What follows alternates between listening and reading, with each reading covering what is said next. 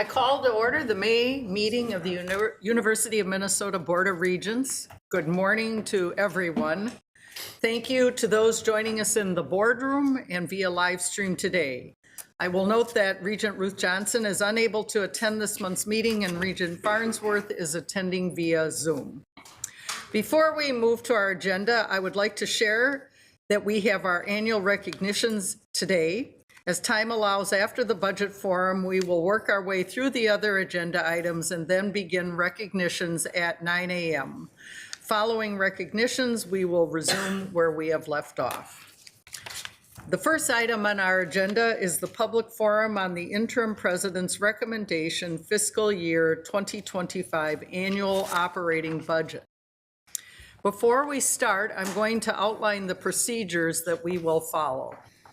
Today's forum is an opportunity for the university community and members of the public to voice their comments on the proposed fiscal year 2025 operating budget. We welcome and we look forward to these comments, but it will not be a dialogue. If you pose a question, please do not expect an answer or response. The purpose of this is for us to listen.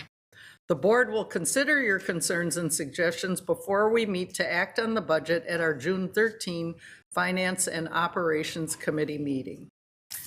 How many speakers do we have? 18. Okay. We have 18 speakers, and they will be called on in the order in which they signed up. Mr. Steves will call on each speaker. When it is your turn, please come to the presenter's table. State your full name for the record. Each speaker will be allowed up to 3 minutes to speak. Mr. Steves will keep time and will alert speakers when they have 1 minute remaining and when their time has expired. With that, Mr. Steves, would you call the first speaker? Robert McMaster.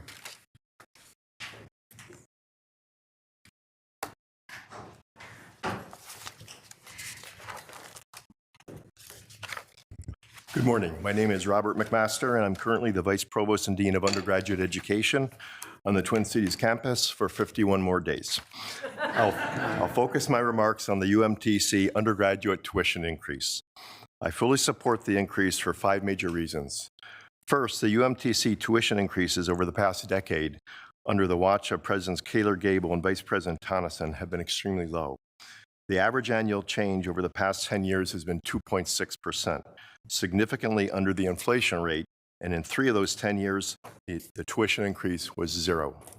Second, the increase in financial aid support is as important as changes in tuition. Over the past 10 years, the total gift aid distributed to undergraduates has increased by nearly $90 million. As a result of this increase, the net price is currently under $10,000 for families making less than $75,000 per year, at the very low end of all Minnesota institutions. In terms of enhanced financial support, the newly established Minnesota North Star Promise, created by the legislature, will provide for families making less than $80,000 free tuition and fees for Minnesota students enrolling in any public university. The program starts this fall. Third, we watch student debt very carefully. Since 2013, the average student debt, loan debt on the Twin Cities campus has decreased by over $1,000. This places the Twin Cities campus at the low end of the Big Ten. The percent who do not borrow at all has increased from 39 to 53%. The average student loan debt at graduation remains well below the Minnesota average. Fourth, when recruiting students to the university, we describe ourselves as a world-class institution.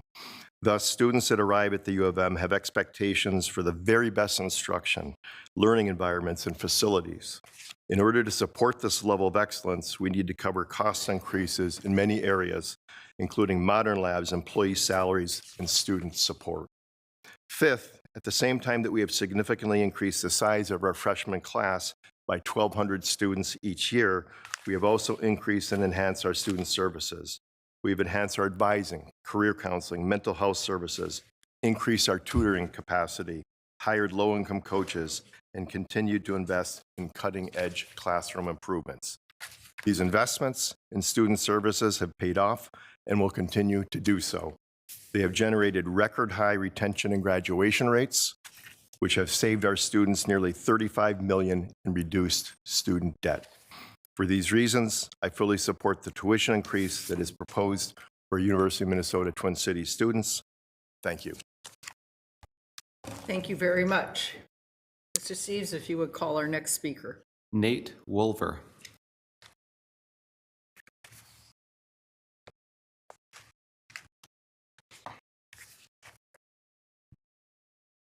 Hello, my name is Nate Wolver. I am a student here at the University of Minnesota, currently working on a Bachelor of Individualized Studies. That particular program has made the University of Minnesota a wonderful educational home for me, offering a lot of flexibility in what I've wanted to do. But I am here to speak today because it doesn't feel like educational priorities are being represented here at the university, even though, as I have said, there are things about it that I appreciate. I am here to urge the University of Minnesota to divest from any Israeli companies, any United States companies that are currently operating in the incredible violence that is happening in Palestine. It feels like none of this aligns with the university values that I have come to believe that this school would best hold. I am really concerned by the fact that it feels like the money that I am paying as a student for tuition is currently going towards human suffering as opposed to bettering the world. I am also aghast at the fact that this money could be being used for other things that better support the university's mission. Art, medicine, music, these are all things we could be investing in instead of what is very, very horrible.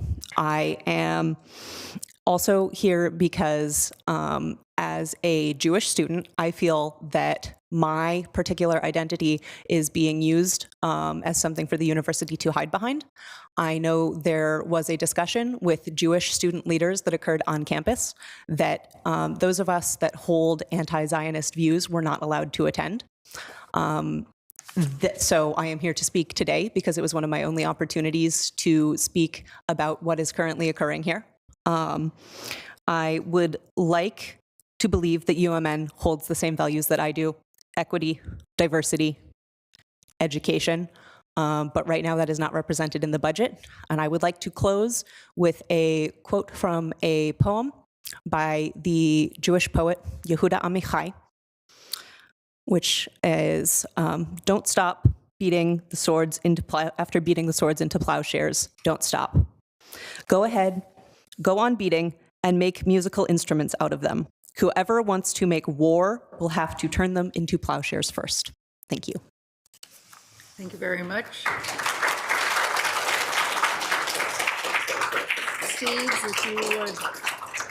Steves, if you would call our next speaker. Jack Molnar.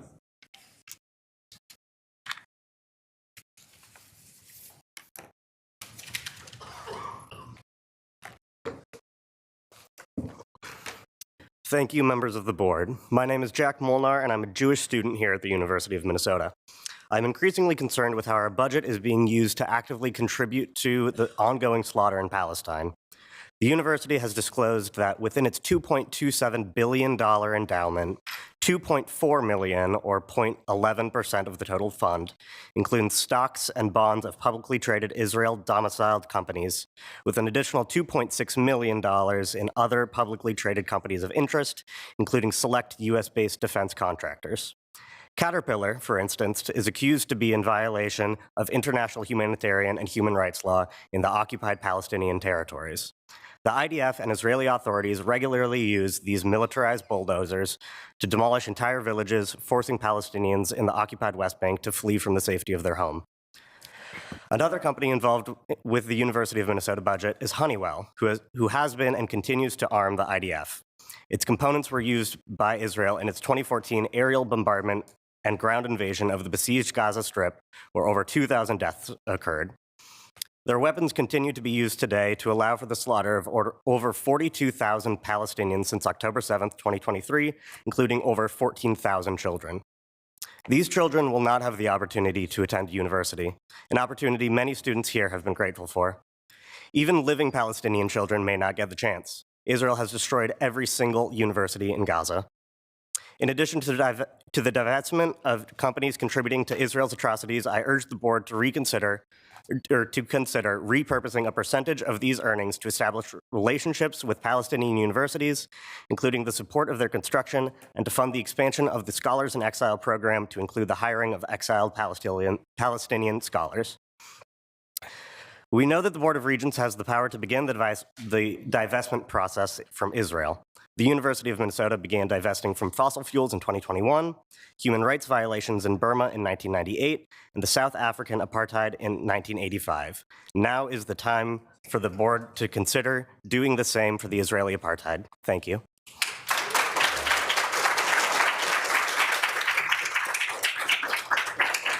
Thank you very much. Executive Director Steves, if you could call the next speaker. Jasper Norden.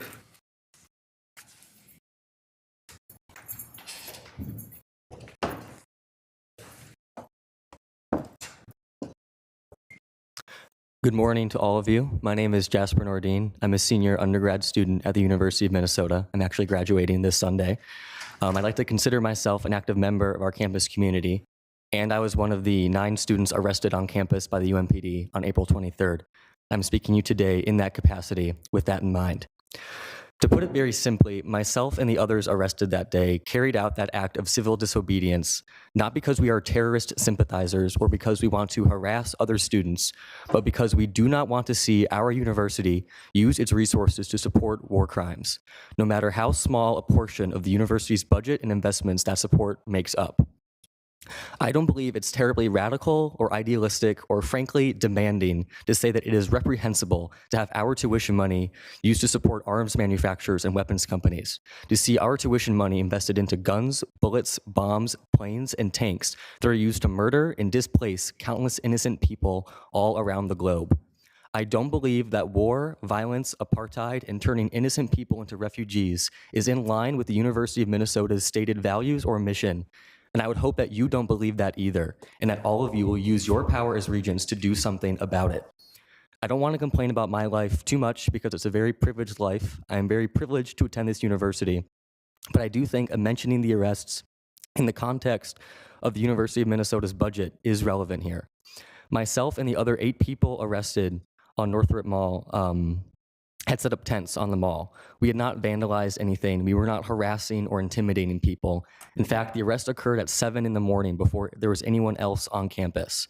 We understand that pitching tents is a violation of school policy, but I again want to ask you personally if you really believe that sending out police officers to arrest your own students and send them to Hennepin County Jail is an appropriate, proportionate response to pitching tents. Is that an effective use of this university's resources? Is using the university's resources in this way, again, in line with the university's stated values, mission, and goals? Can you not imagine any other response to that situation other than sending out UMPD to arrest, again, your own students? My only comment on the 2025 annual operating budget is that I would like to see, and I know that many others in our university community would like to see, a budget that keeps in mind the values that this institution claims to uphold and attempts to utilize the resources of that budget in a way that is consistent with those values. Thank you. Thank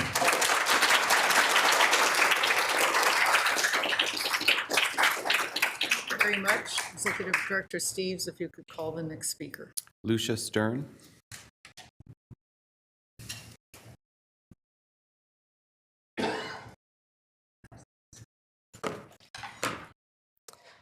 Hello, Board of Regents. I come to you today to speak on the campaign of the Divest Coalition and the discrepancies of your commitments to diversity, equity, accessibility, and inclusion. My name is Lucia Santos Stern. I'm a sophomore studying graphic design here at the University of Minnesota, and I'm the multimedia director for YDSA, a part of the UMN Divest Coalition. As an Afro-Caribbean Jewish student, I see clearly that the issue of our current budgeting situation, which is currently investing money into war-profiting companies and weapon manufacturers, directly goes against the core beliefs of the University of Minnesota. If you believe in accountability, which, quote, evaluating and assessing progress towards realization of the university's vision for equity and diversity, as you state on your website, then share in our vision of liberation, of progression, and protecting our students and listening to our demands. The students and faculty of this university would not be showing up today in the numbers that we have. The students and faculty of this university would not be standing up together and organizing as we have if this budgeting issue was something passive. This is a matter of the very values of this university is failing to uphold. This is a matter of representing the student body. And as a university which proudly claims a commitment to social justice, which drives and grounds your work, you have a responsibility to invest in things that support morality and decency. Not war, not weapons, and definitely not funding the creation of weapons that are contributing to the death of over 40,000 civilians. You say you center underrepresented populations who face systemic barriers that impact their experiences on campus, then you must strongly stand with our Palestinian student body, my friends among us in the room today. How much louder must we declare that our tuition money must not aid in the funding of the death of students' families in Gaza?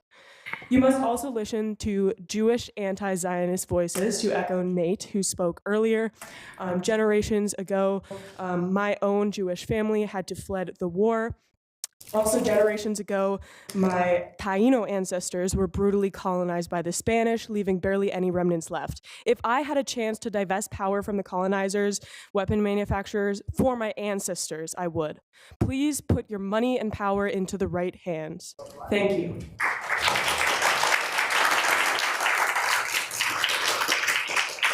Thank you very much. Executive Director Steves, if you could call our next speaker. Kauzatada LG. I may be pronouncing that incorrectly. Okay.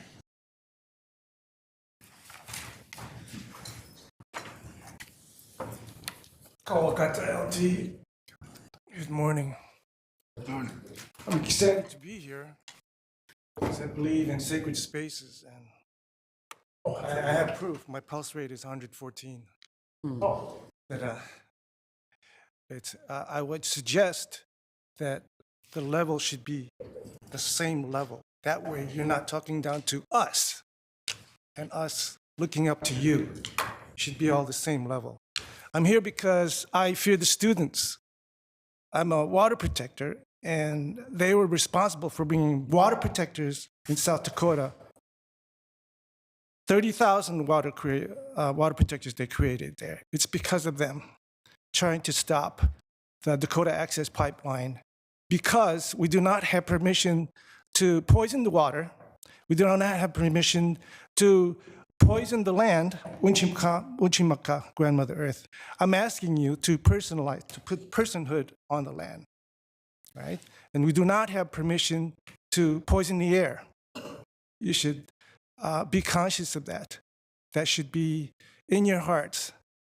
And you should know that it's very difficult for many indigenous relatives, all 574 federally recognized indigenous nations, to take you seriously, because your universities are a foreign and alien European concept.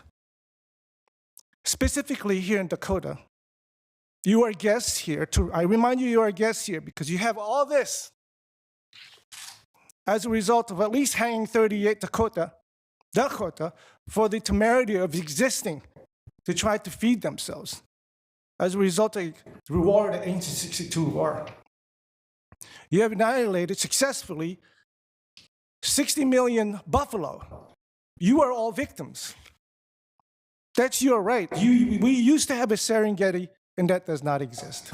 I bring you back to our students because they did not ask for permission to shut down the city and burn it because of your heavy-handed cops. They have a legacy of oppressing many people, vulnerable people, and poor people, throwing natives into cars, making them disappear in the railroad tracks. You've got to do better. And I know you're very clever. I know you're very smart. Because bombs don't make themselves. You know how to figure out who's funding the Israelis and who's giving them the bombs and who's dropping them. And by giving personhood to Grandmother Earth, if you have that fundamental knowledge that you must not bomb the Earth, who's to keep you from murdering civilians? The number is up by 40,000. There's 100,000 people who have died over there. There's a murder spree in Gaza, and now they've entered Rafah.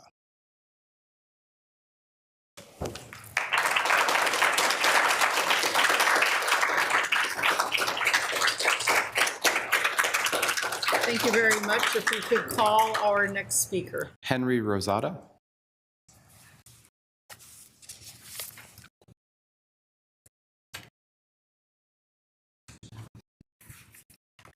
Hello, my name is Henry Rosado, and I am an undergraduate student here at the University of Minnesota. I am extensively involved in our campus community through various student organizations, and I prioritize advocating for my fellow undergraduates here at the University of Minnesota. Today, of course, I'm here to talk about the budget, and I'd like to remind you all that a budget is not a neutral document. A budget presents itself as something that is politically neutral. However, in what a budget says and what it does not say, it has enormous political import. And I am very disappointed with the way that the current proposed budget aligns or does not align with our values as a community. I would like to remind you that earlier this year, the undergraduate student government resolution for divestment from Israel garnered over 70% support. The students here are speaking. The students behind me are among those who signed that resolution. However, you have not listened to us as students. Your actions so far have not reflected our values. And as a public university, you have an obligation to reflect the values of the student body and to uplift our voices and to do what is best for us as students. And as students, we are asking you to work to support Palestinians and to divest from genocidal countries such as Israel. I'm kind of having a hard time speaking here because this is just very emotional for me because I love being a student here at the University of Minnesota. I have loved all the opportunities I've had here. It's been an amazing experience these past few years here. At the same time, this university is simply no longer a place I feel proud to be a part of because this university is supporting, through its investments, the genocide of thousands upon thousands upon thousands of innocent civilians. And I know, again, many of my fellow students feel the same way. And I hope that you will consider what I am saying and what all of my wonderful peers have been saying this morning in this room when you revise and approve the 2025 budget. Again, we request that the budget supports divestment from companies that are supporting the genocide in Gaza and the West Bank. And we also ask that the 2025 budget support Palestinian students and scholars who have been displaced by the war in Gaza. Thank you very much.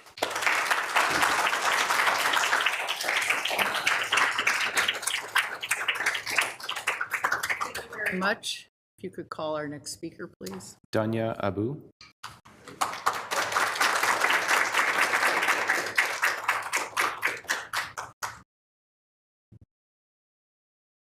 Hello, my name is Dunya. I am a student here at the University of Minnesota. I'm graduating on Sunday, and I am a Palestinian with family in Gaza. And I am disgusted that this university's budget is being used to fund the genocide and killing of my family and people in Palestine.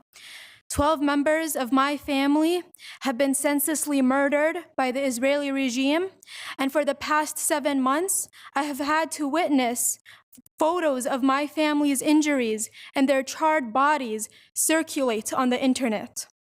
The weapons and machinery used to burn and dismember my family's bodies are made by Lockheed Martin and other weapons manufacturing companies which the University of Minnesota invests in. Thousands of my tuition dollars and other students' tuition dollars are invested in companies that build the bombs and machinery that are being used to kill my family and now over 40,000 Palestinians. As an institution that strives to create an environment that embodies the values of academic freedom, responsibility, integrity, and cooperation, it is in the university's best interest and their obligation to divest from death and to divest from weapons manufacturing companies in order to uphold their values. As students learning at this institution, we have the duty and right to question and challenge how our university is choosing to allocate our tuition dollars. You have used the bodies and identities of students of color to create images of diversity and inclusion for your university. Yet you bully and arrest us when we have the right to demand that the University of Minnesota listen and adhere to our concerns. The companies that we are demanding the university divest from profit from genocide. These companies indiscriminately terrorize and massacre our people and communities, and we will not allow our university to use us and our identities as an excuse to not divest from genocide. Additionally, the next generation of students entering and applying to this institution are young, educated, and fearless leaders who are now more knowledgeable than ever of the ways our institution is complicit in global injustices. I know that the new students who will apply to this institution will not attend or contribute to this university if their concerns and demands are not met. My family members have been killed, not by accident, but by your support for companies complicit in genocide. You can choose to ignore the urgency of the situation and genocide in Gaza, but I hope you will find urgency in addressing students' concerns about divesting from these companies, because the next generation of students to enter this university will be more brave, determined, and courageous than the university and administration are prepared for. As a Palestinian, I urge that the university's budget adheres to social and ethical values that the university claims to uphold. Thank you.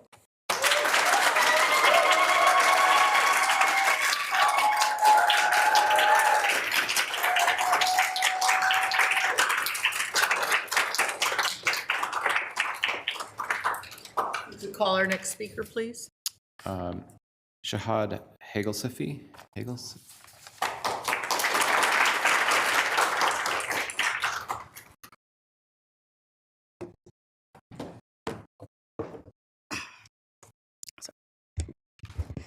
Hello, Board of Regents. My name is Shahd Hajasafi. I'm an undergraduate student here at the UMN.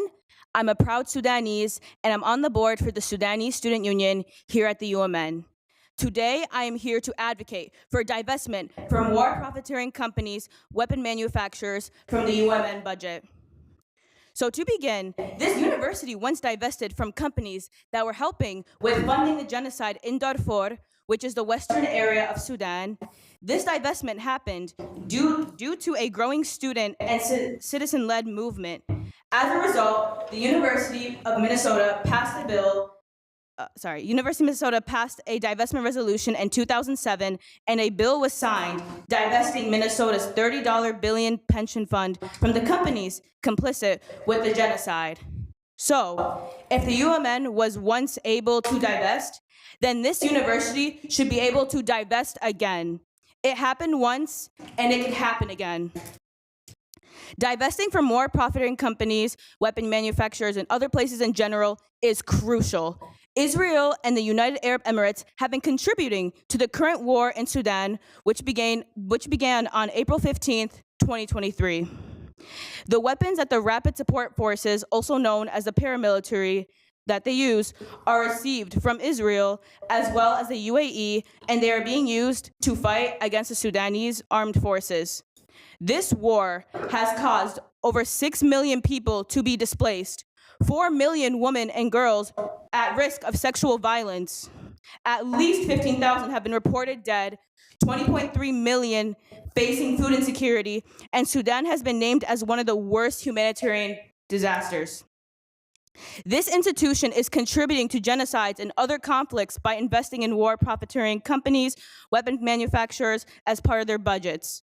As a Sudanese, this affects me and my people because my home country, Sudan, has been suffering for over a year, which is connected to the UMN's investments. So, if the UMN wants to be on the right side of history, then divestment is necessary and needs to start now. Disclose, divest. We will not stop. We will not rest. Thank you.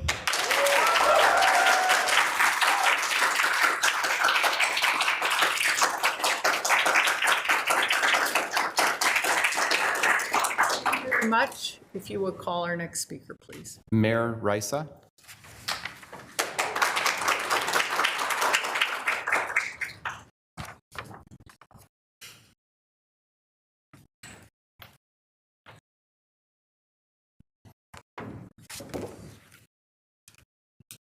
Hello, Board of Regents. My name is Mare. A little about me. I am a junior here at the University of Minnesota, Twin Cities. I am in the College of Biological Sciences on the pre-med track. I grew up here in the Twin Cities, and I really truly believe that Minnesota is my home. One of the reasons I came to this university is because I felt like it had an especially strong connection with its community. I love this community, and that's why it is so disappointing to hear that the money that I pay to this institution is going to something so morally abhorrent. After the ongoing genocide in Gaza escalated in October, I started learning more about the connections my school has to the violence happening in Palestine and all over the world. The reason I am at this university, the reason I am in the College of Biological Sciences, is to learn what I need to help people in the future. My strong value of human life has been reinforced by what I have learned here in my coursework and from my peers. However, I find it shameful that it is not my administration taking a stand to not be complicit in genocide, but instead only the students who voted in a 3/4 majority to divest from companies complicit in war crimes.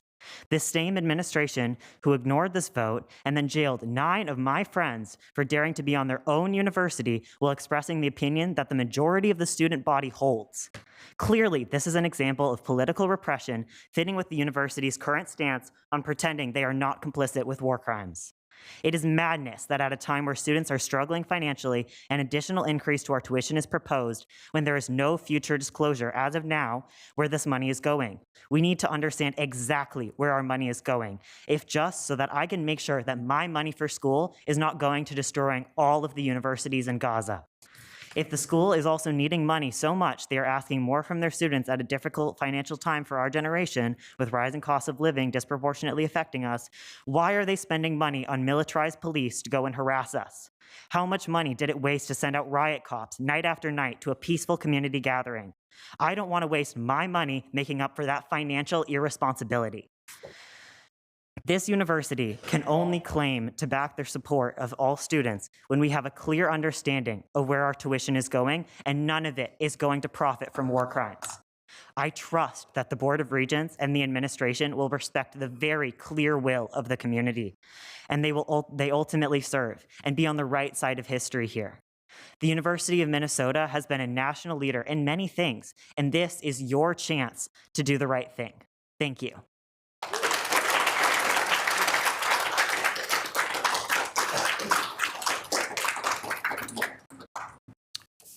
Do we have more speakers? Or then if you would call our next speaker, please. John Schwetman.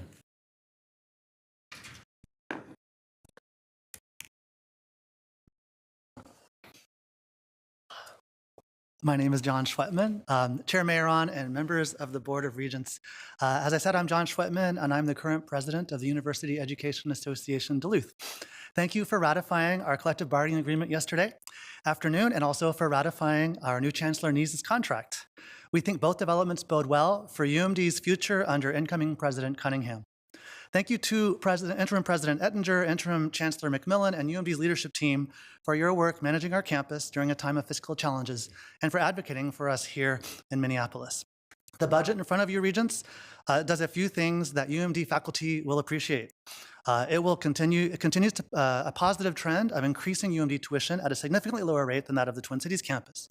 Some of us in Duluth still remember when UMD was actually charging higher tuition than the Twin Cities campus, and we do think that lower tuition for UMD students makes sense for many reasons.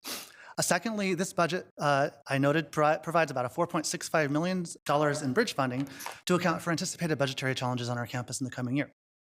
My members and UMD faculty will also notice that second detail does anticipate future actions that will balance, that UMD will balance their budget on a recurring basis.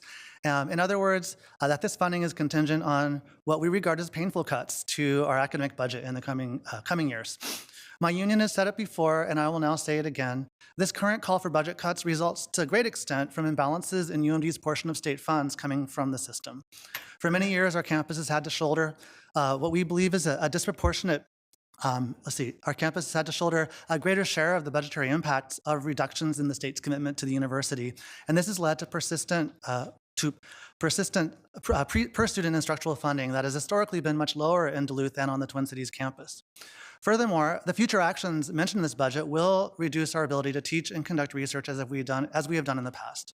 The resulting upward pressure on instructional workloads from my members, it risks changing the UMD experience by providing less time for research and for attention to individual students in our classrooms. In a more competitive recruiting environment, I would add it may become increasingly difficult for potential students to differentiate between what UMD has to offer and what its competitors in other systems, such as the Minnesota State University system, can offer at their significantly lower tuition level.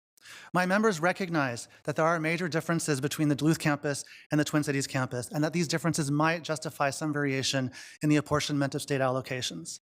However, we think the current imbalances are a legacy of past financing decisions that merit reconsideration moving forward. With this in mind, the UEA Duluth encourages campus leaders, including the Board of Regents, to have an extensive conversation about the University of Minnesota as a cohesive system, one in which the Duluth campus plays a vital role and can continue to play a vital role with appropriate investments. Thank you for your time, and go Bulldogs. Thank you. If you could call our next speaker. Mira Altabel Resendez.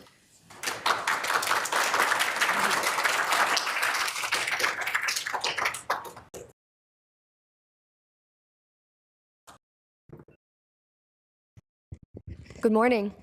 My name is Mira Altabel Resendez, and I am an access specialist in the Disability Resource Center that is housed in this very building. I am represented by AFSCME 3800. I'm a proud union member, and I am the staff member of the Minnesota 9 who was arrested on the morning of April 23rd on the Northrop Mall. I'm here to say that I do not increase supporting the tuition at the proposed percentage for the operating budget in the next year. How much of this money will be spent on bringing riot cops to campus multiple times? The DRC, as well as the Greater Office of Equity and Diversity, do not have enough money to run fully functionally as it is. The Disability Resource Center saved $80,000 per year this year by switching from using the Graduate Hotel to Falwell Hall to have auxiliary space for our finals capacity. This money did not go back into the DRC budget. This went into the more underfunded OED offices. This is happening while exam volumes are surpassing 2019 numbers, those from before the pandemic, while we're in the fourth year of the pandemic now. And we have less testing coordinators and less undergrad staff, and we are not being paid livable wages. The ban on 7 out of the 9 of us arrested on the 23rd was only dropped because the union president of AFSCME 3800, Max Vast, advocated for us. It was not because you all have a conscience.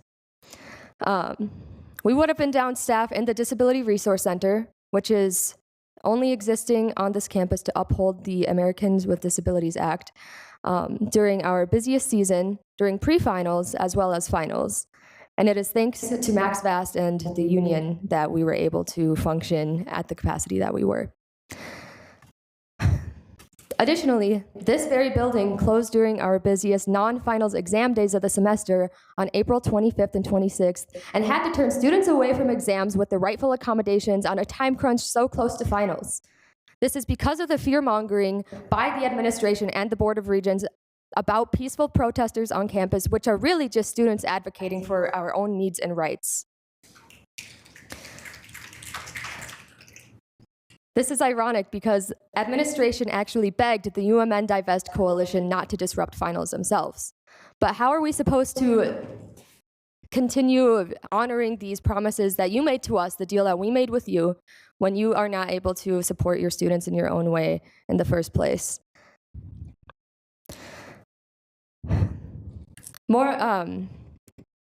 I would also like to add, with the fear-mongering of protesters near this building, that there is a student downstairs right now who was threatened with arrest for trying to enter this public meeting. I'm not sure if you all are aware of that, but that is what our money is going towards, and you need to be listening to your students when they tell you what they need from the budget. Thank you.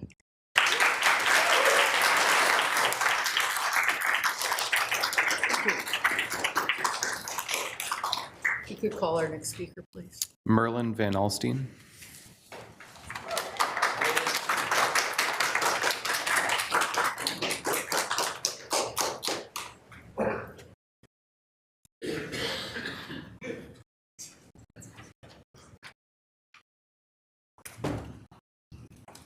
Good morning. My name is Merlin Van Alstine, and I am a graduating senior. Today, I hope to talk to you about the proposed budget, but what after occurred this morning, I think that this is more pertinent.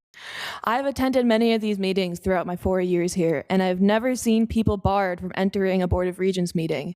This is a public meeting where the public and university community members can listen in and make comment on how our university runs. Instead, McNamara is covered in security and police, while students, staff, and faculty are being turned away. The way that this meeting is conducted is violating the rules which we were handed when we signed up to speak here by not allowing free access to this public meeting.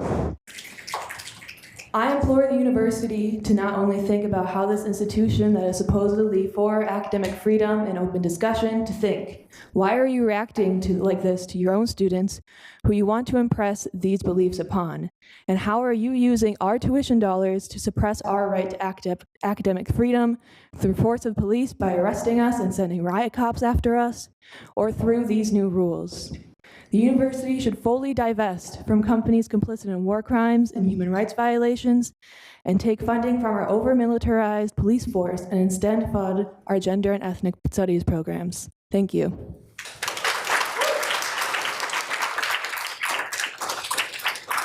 Thank you very much. You could call our next speaker, please. Kaz Lane.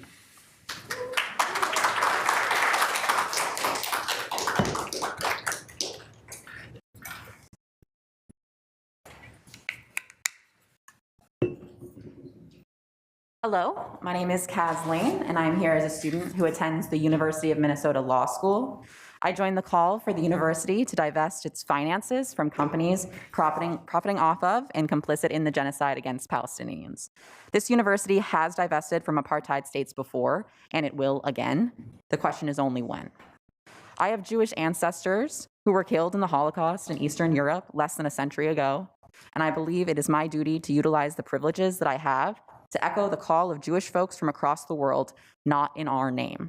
No genocide in our name, not in Gaza, not anywhere.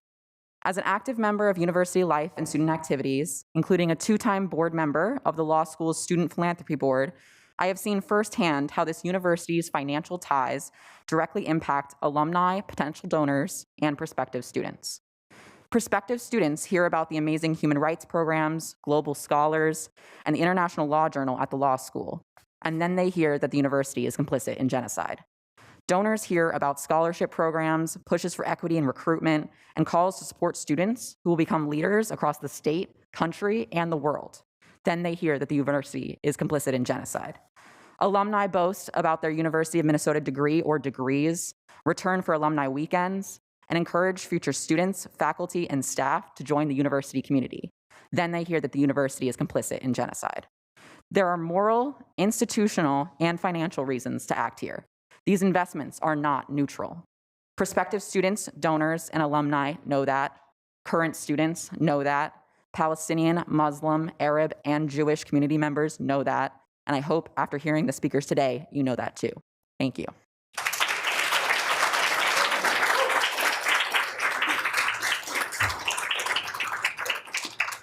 Call our next speaker, please.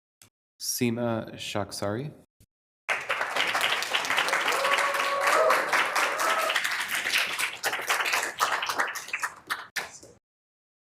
Good morning, Board of Regents. My name is Seema Shakhsari, and I'm an associate professor in the Department of Gender, Women, and Sexuality Studies, and a member of Educators for Justice in Palestine. I assume you have heard my name because you received hundreds, if not around 1,000 emails during a smear campaign that demonized me as a dangerous supporter of terrorism and an anti-Semitic scum. That was after my talk as a finalist candidate for the Associate Dean of DEI at CLA, a search that was canceled because of outside pressure, but that's not why I'm here. I grew up in Iran, and as a child, I lived through an 8-year war that killed my neighbors and classmates. I know too well the sound of F-14s roaring in the sky and dropping bombs, the same bombs that companies in which UMN invests made then to kill innocent people in Iran and Iraq and are making now to bomb the people of Gaza.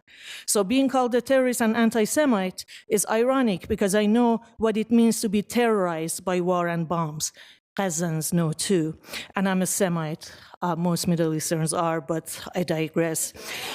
I'm here inspired by these brave students whom you heard, and the words of Bisan Auda, a young journalist from Gaza who, in one of her recent videos after receiving the Peabody Journalist Award said, and I quote, "A terrorist is one who commits genocide, stands by genocides, remains silent during a genocide, and rejoices in genocide."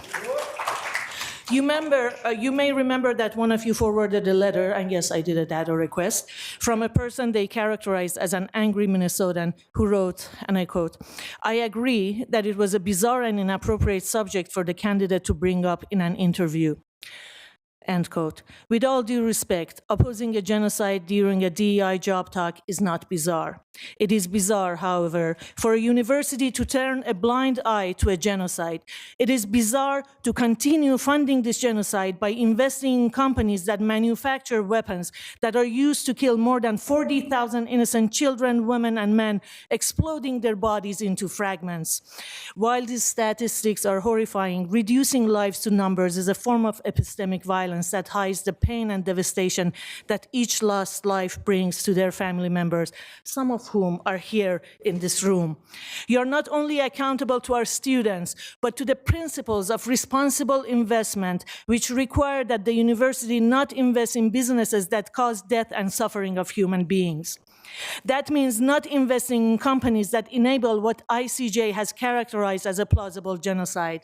That means not investing in a state that many human rights organizations, including Jewish ones in Israel, such as Beit Salam, have characterized as an apartheid state. Loyalty to these entities to profit violate UMN's values for human rights, non-discrimination, and academic freedom. Let me remind you that we live in Minnesota, where in 2016, the state announced its college sports teams would not travel to North Carolina to protest anti-transgender legislation passed by North Carolina. As a non-binary trans person, I ask you, if it's okay to boycott another American state for transphobia, why should we refrain from boycotting the state of Israel that is committing a genocide? And if the investments in Israel-related businesses are as insignificant as what has been disclosed to the students, then it should not put a financial burden on the university to divest. It is a small price to pay to abide by the university's values, such as respect for human rights and responsible investment. You don't have to stand against genocide. You don't have to accept what many scholars have argued over and over, that there are no two equal sides. If you're truly neutral, you should not invest in either side, period. Human Rights Watch warned long before the genocide in Gaza that it is impossible to do business in the settlements without contributing to or benefiting from human rights abuse. I urge you to stop investing in a state that commits gross human rights violations. I urge you to stop investing in a genocide. Yesterday, 26 universities in Spain divested from Israeli apartheid and genocide, I read. So have 3 in the US. Stand on the right side of history. This Regents has done that before. Divest from Israeli genocide.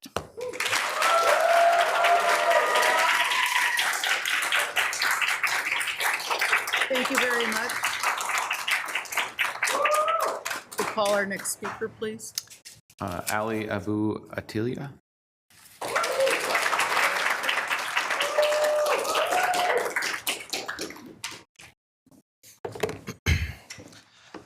Hello, Board of Regents. I'm a third-year student here at the University of Minnesota pursuing a bachelor's in biology. So I want to start by saying that we're absolutely aware that your investments tied to Israel and other countries complicit in human rights violations are much, much larger than $5 million. Looking at the Consolidated Endowment Fund, for example, there's nearly $300 million invested by BlackRock, which is likely the most immoral investment company in the entire world. Nearly $50 million in JP Morgan and other Zionist-owned investment banking institutions. Does that sound like a university that's committed to inclusion? And in total, nearly 70 to 80% of the entire fund and investments are either directly tied to Israel or other countries with human rights violations, or indirectly tied through their investment portfolios. Does that sound like a university that prides itself in diversity? The Permanent University Fund is a nearly $1 billion fund, and every single penny of that fund is from stolen native land that was granted to you by treaties in the 1800s. You bought the land for 2 cents an acre and made a nearly 25,000% return on investment. Does that sound like a university that's committed to equity? The university prides itself in being a beacon of light for research, for community, for students and educators, yet you directly fund millions of dollars into companies and countries that kill families of your very students, that kill educators and staff, that bomb every hospital, every school in the vicinity. The University of Minnesota has the blood of multiple nations on its hands: Yemen, Somalia, and now Palestine. The only way you can begin to wash away the stains is by supporting your students in divesting completely from countries that have numerous human rights violations. And the last thing I want to make very clear is that for all of you is that we students are not like the rest of the world. You threaten us, we multiply in numbers. You arrested 9 of us, and 900 of us came out that same day. The movement in solidarity for us. The moral of the story is that students will either fight, the students will either get their way, or they will keep fighting until they get their way. It's not a matter of if, it's a matter of when. So I present you with 2 options. Number 1 is continue to try and suppress us, only making it worse for you and your image. Or 2, abiding by every single one of our demands and listening to the very students that pay for you to be here, Mr. President. When I say disclose, divest, we will not stop, we will not rest, that chant isn't a bluff. Those hundreds of students linking arms, risking the threat of arrest, that isn't a bluff. When students want something, and I'm sure you know this very well, they will absolutely get it by any means necessary. And we will truly not stop, and we will truly not rest until this university divests.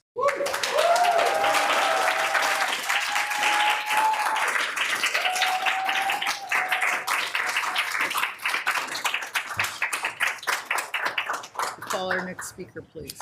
Salah Aldin.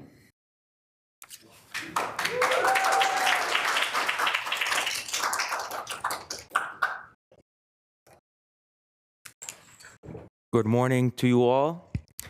I'm here to say that raising the tuition will not be the solution. I am not a U of M student, but I do plan on coming to the U.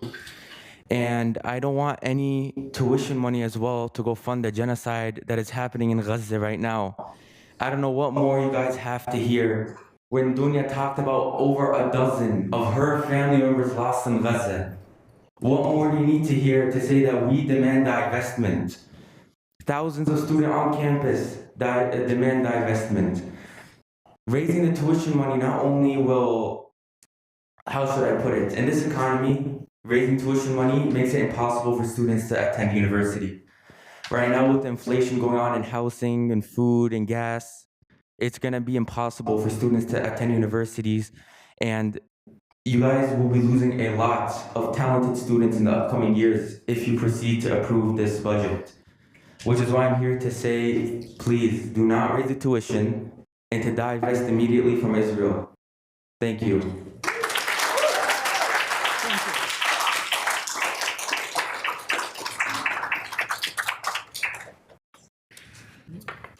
You could call our last speaker, please. Stuart McLean.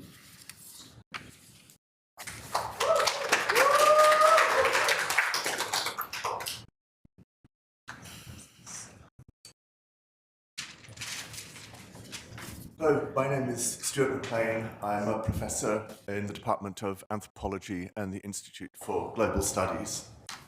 I should say also that I'm not a scholarly expert on the Middle East. I'm speaking not as an expert, but as a concerned citizen, a concerned member of the public who has been increasingly horrified and dismayed by the scenes emerging from Gaza.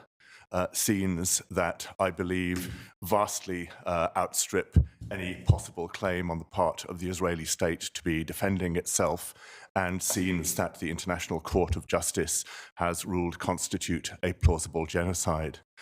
I'm also here because, as a long-standing member of the University of Minnesota community, I'm equally disturbed by the fact that the institution that I've been proud to be affiliated with for almost 20 years is invested in companies that are supporting this genocide that is unfolding in Gaza. And I believe the right thing to do for the University of Minnesota on behalf of all members of its community is to divest.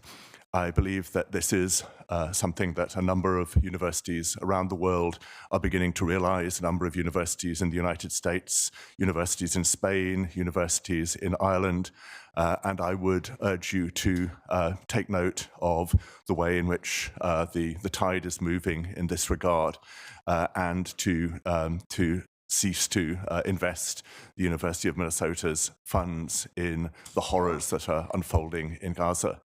I would also remind you that the students at the University of Minnesota voted recently by an absolutely overwhelming and decisive majority in favor of divestment.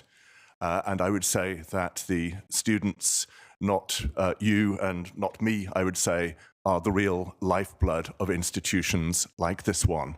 And they've made it absolutely abundantly clear that they do not wish their tuition dollars to be invested in supporting a genocide. So I would urge you to listen to their voices. Thank you.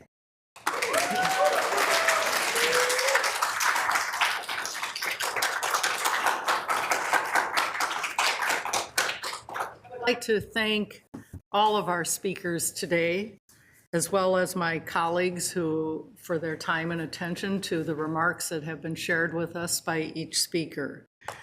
As a reminder to the University Committee, in addition to the input received this morning, we are accepting feedback on the budget and, as you know, on other items that you wish to share with us as well, whether it relates to the budget or not, on our virtual forum on our website, regents.umn.edu. The Board of Finance and Operations Committee meets on June 13 and will act on the fiscal year of 2025 annual operating budget. With that, at this point, we are going to take a short recess, and then we will resume with the next item on our agenda, which will be addressing our minutes and then moving on to the recognition ceremony of some incredibly talented individuals. With that, we will take a recess.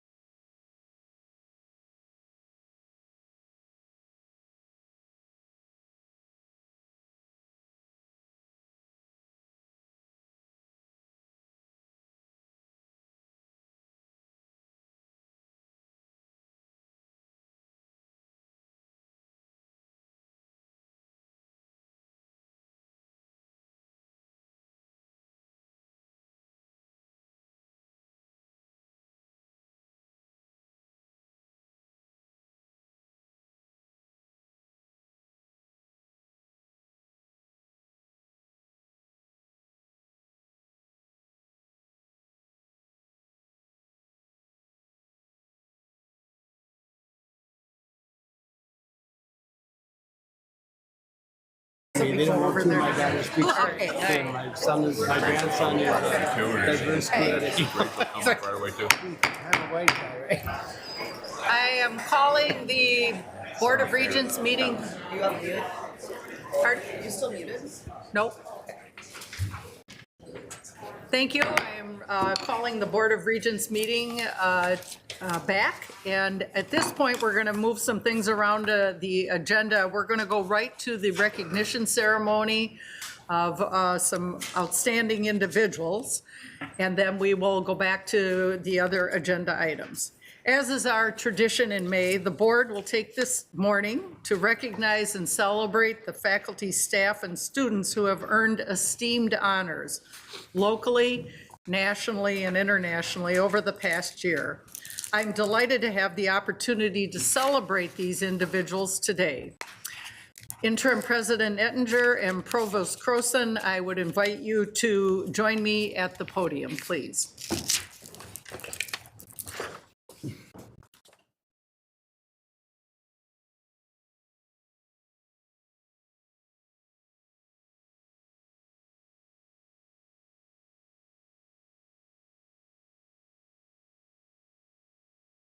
First recognition is for Senior Vice President for Finance and Operations, Myron Franz, to express our gratitude for your service to the University of Minnesota.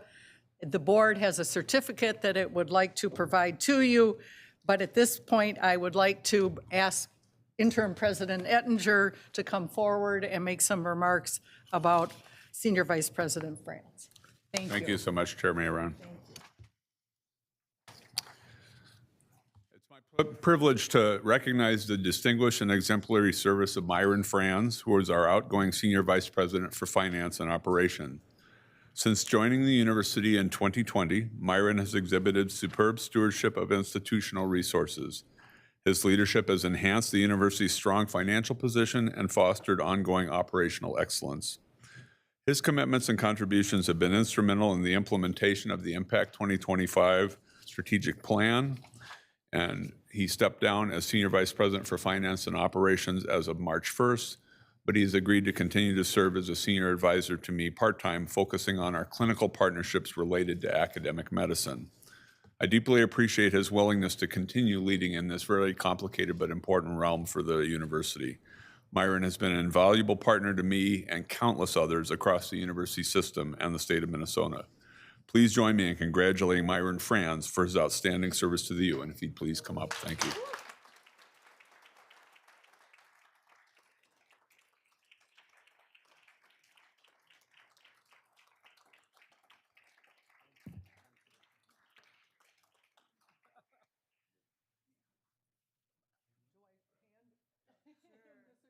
All right.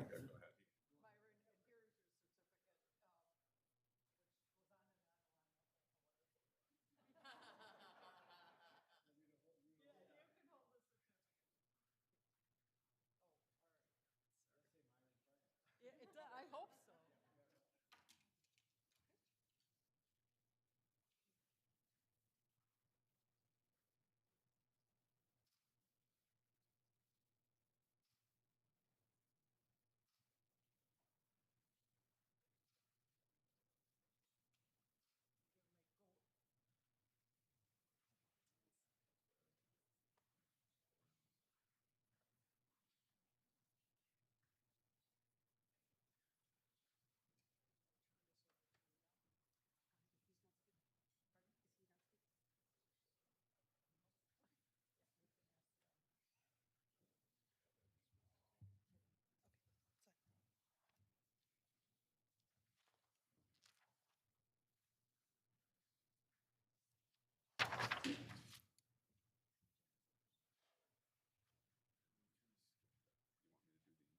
The general, okay.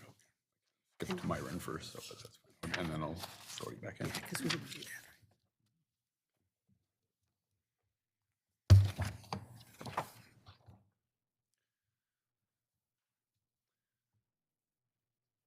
Again, thank you for your attention this morning, and thank you all for coming and being part of this recognition. It's really a pleasure to be able to honor this remarkable group of university faculty, students, and staff who have all achieved high honors.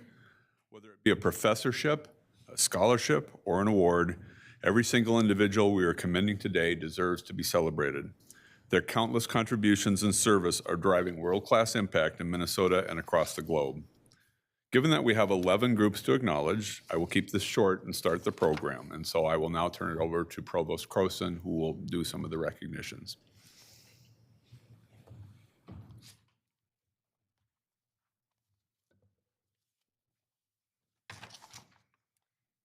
Good morning and welcome, everyone. I'm delighted to be here today with Interim President Ettinger, Chair Mayron, and the Board of Regents, and members of our university community to recognize a number of outstanding faculty, staff, and students who made particularly important contributions to the university this past year. A description of each award and a list of all the award recipients who will be recognized are provided in the docket. I'll ask each recipient to wait in the audience until your name is announced, and then to please join Chair Mayron and Interim President Ettinger in front of the seal, for a photo. After the photo, we'll ask you to step to your right to wait for the rest of the recipients of your award to be recognized. Finally, we'll ask you to pose for a group photo before walking around the horseshoe to greet the regents and then returning to your seat. I'm going to ask the audience to hold their applause until each of the awardee categories is completed.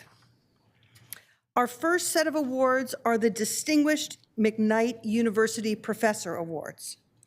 These awards recognize and reward our most outstanding mid-career faculty. The winners were chosen on the basis of their scholarly achievements and their potential for greater distinction in their field. The extent to which their achievements have brought distinction to the University of Minnesota, the quality of their teaching and advising, and their contributions to the wider community. There are 12 recipients this year in alphabetical order. Our first recipient is Peter Bergeman, Mechanical Engineering, College of Science and Engineering, Twin Cities campus. Is Peter here? There we go.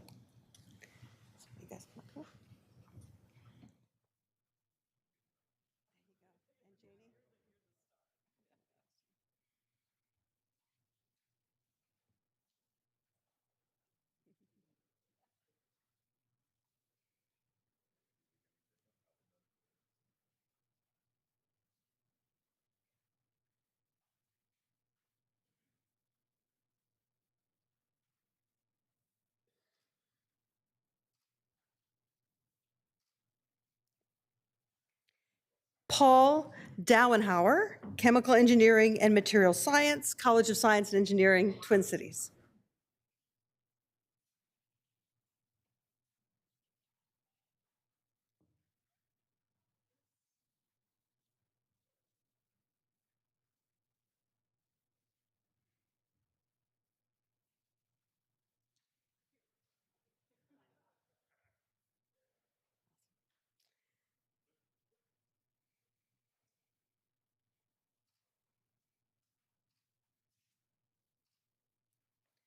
Joshua Feinberg, Earth and Environmental Sciences, College of Science and Engineering at the Twin Cities.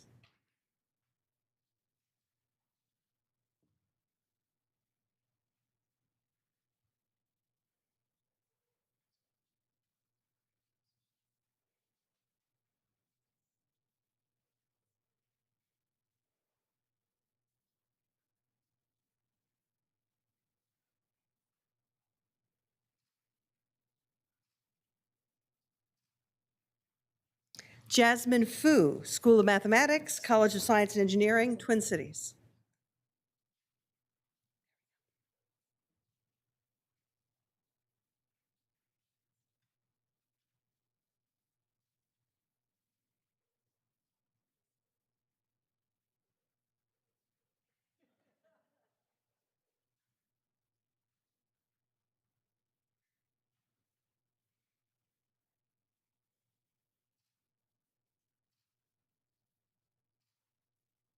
Jason Hill, Bioproducts and Biosystems Engineering, College of Food, Agriculture, and Natural Resource Sciences, Twin Cities.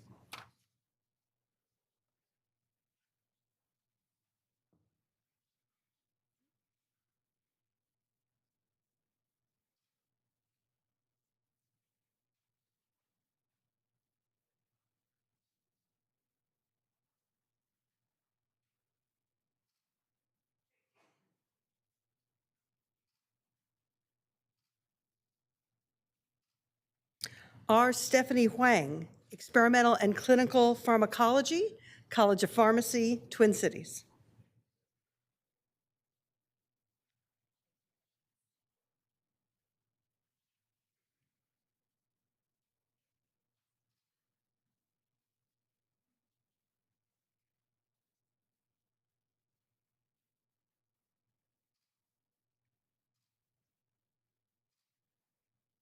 Nathan Kunsel, Psychology, College of Liberal Arts, Twin Cities.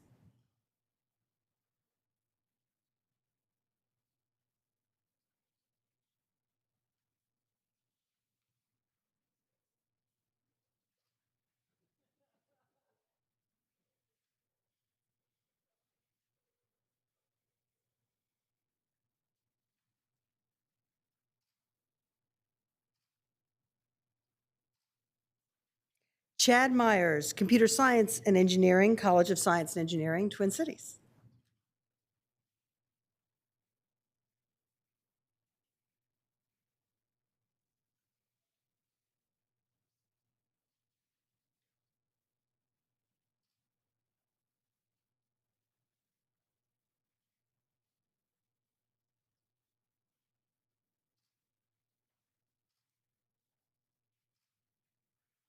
Eric Seablum, Ecology, Evolution, and Behavior, College of Biological Sciences, Twin Cities.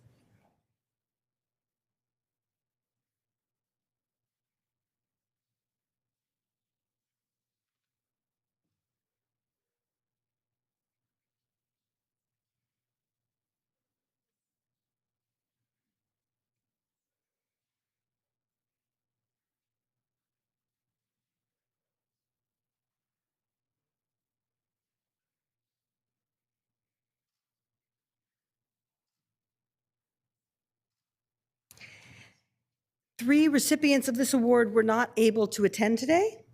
David Bolware, Infectious Diseases and International Medicine, the Medical School, Twin Cities. Ronald Krebs, Department of Political Science, College of Arts, Liberal Arts in the Twin Cities. And Calvin Sun, Pharmaceutics, College of Pharmacy in the Twin Cities. Please join me in congratulating these distinguished McKnight University professors.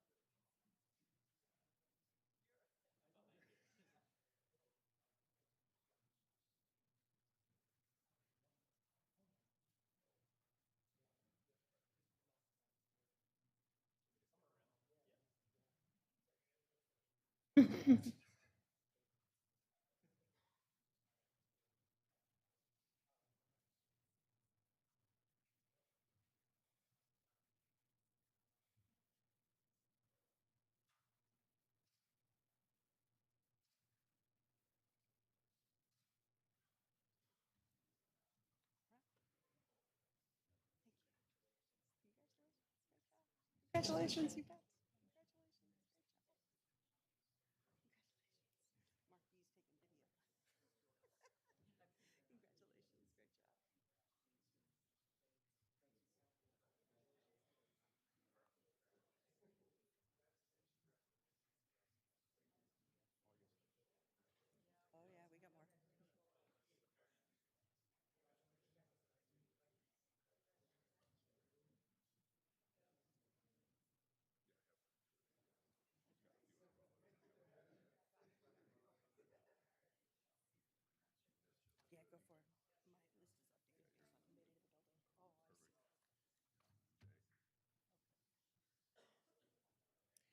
And now the McKnight Land Grant Professorship, which recognizes untenured faculty on the tenure track who have significant accomplishments and great promise. There are 12 recipients this year. Madeline Kawas, Chemical Engineering, Computer Science, College of Science and Engineering, Twin Cities campus. Madeline here? Okay. Ryan Caverly, Aerospace Engineering and Mechanics, College of Science and Engineering, Twin Cities campus.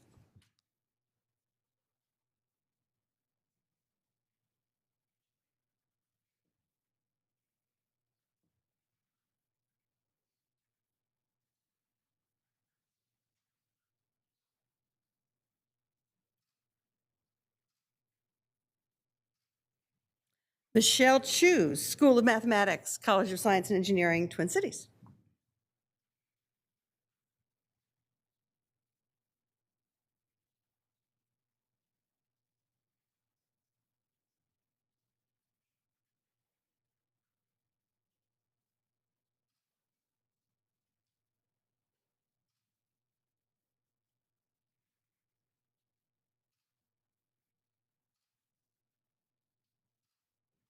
Michael Coughlin, Physics and Astronomy, College of Science and Engineering, Twin Cities.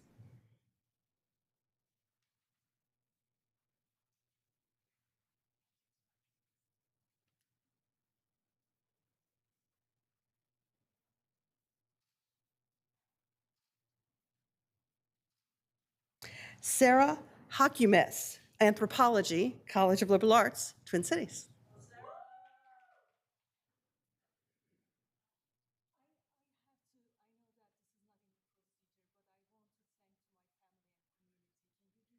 I'm sorry, we can't let the awardees speak. We have a lot of them to get through. Okay, then I want to thank all the students and faculty who spoke up against colonialism and the war.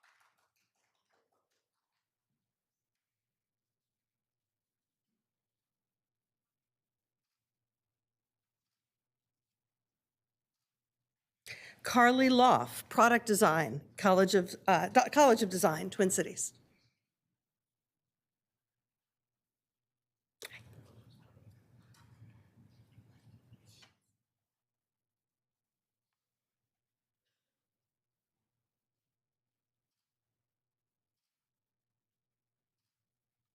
Heidi Roop, Soil, Water, and Climate, College of Food, Agriculture, and Natural Resources, Twin Cities.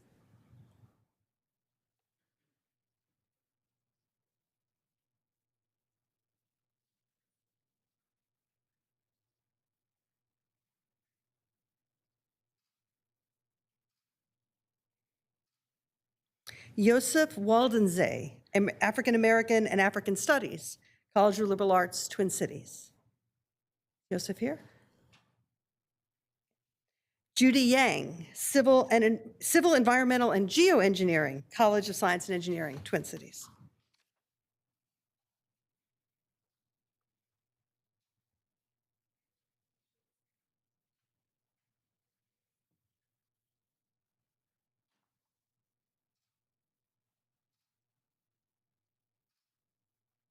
Four recipients of this award were not able to attend today.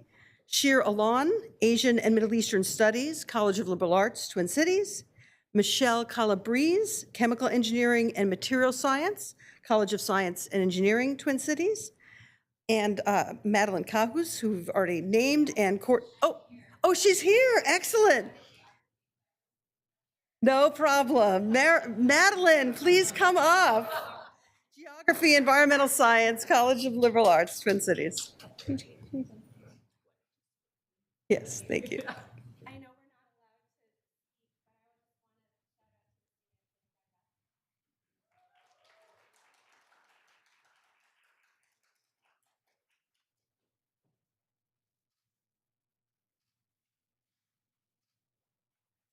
And we think Courtney Roberts, Chemistry, College of Science and Engineering, is also not able to join us.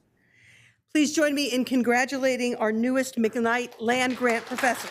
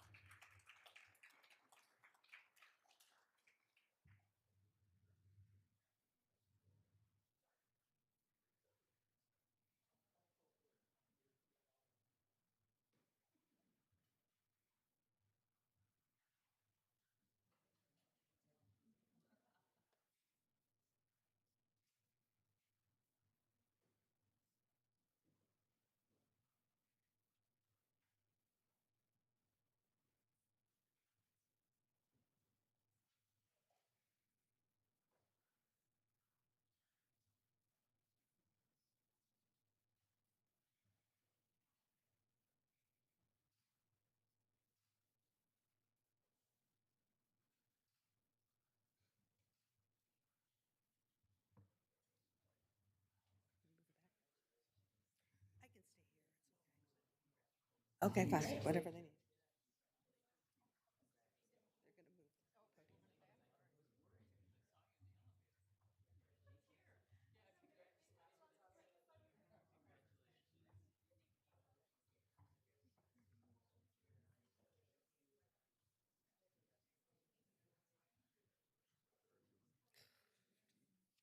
Got a while.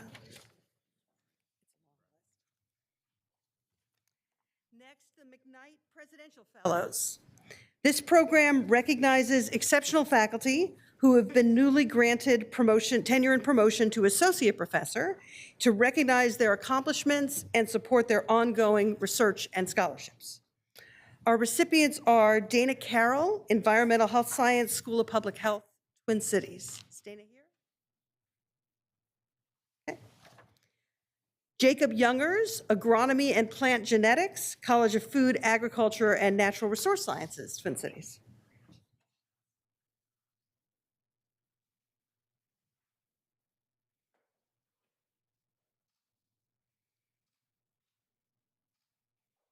Peter Larson, Veterinary and Biomedical Sciences, College of Veterinary Medicine, Twin Cities.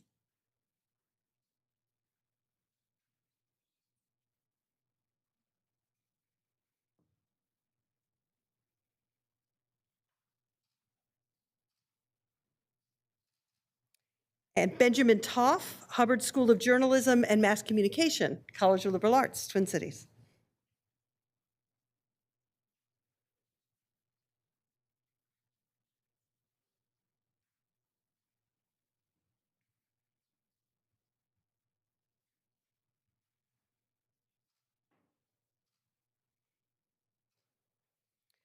5 recipients of the award were not able to attend today, unless you tell me you're here.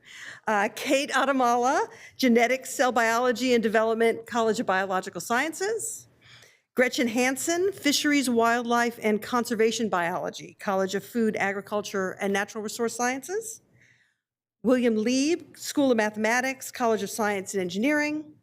Teresa Moses, Graphic Design, Apparel Design, Retail Merchandising, and Product Design, College of Design. And Hannah Niprosh, Health Policy and Management, School of Public Health, Twin Cities. Seeing no hands, please join me in congratulating our newest McKnight Presidential Fellows.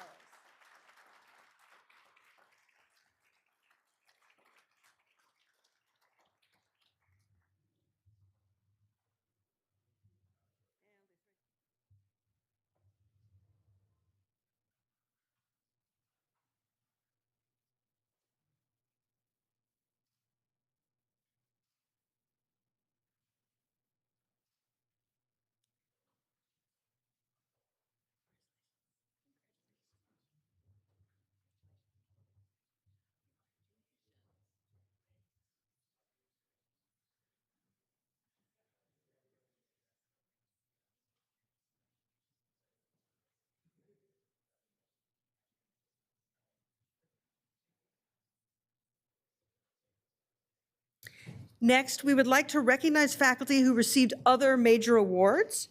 As a reminder, please hold your applause for these next 4 awardees.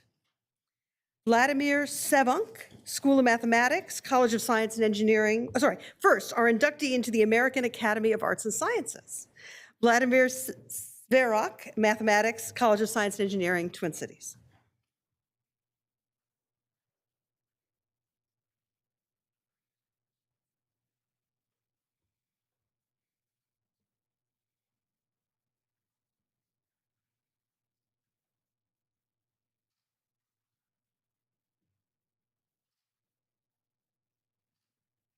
Next, we have 2 inductees into the National Academy of Engineering. Catherine Wolfgram French, Civil, Environmental, and Geoengineering, College of Science and Engineering.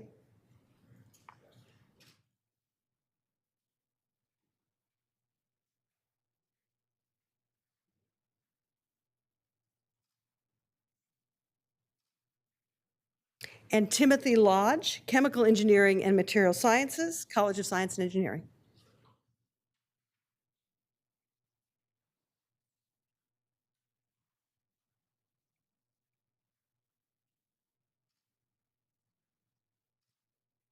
Finally, we have 1 new Guggenheim Fellow, Lamar Peterson, Department of Art, College of Liberal Arts.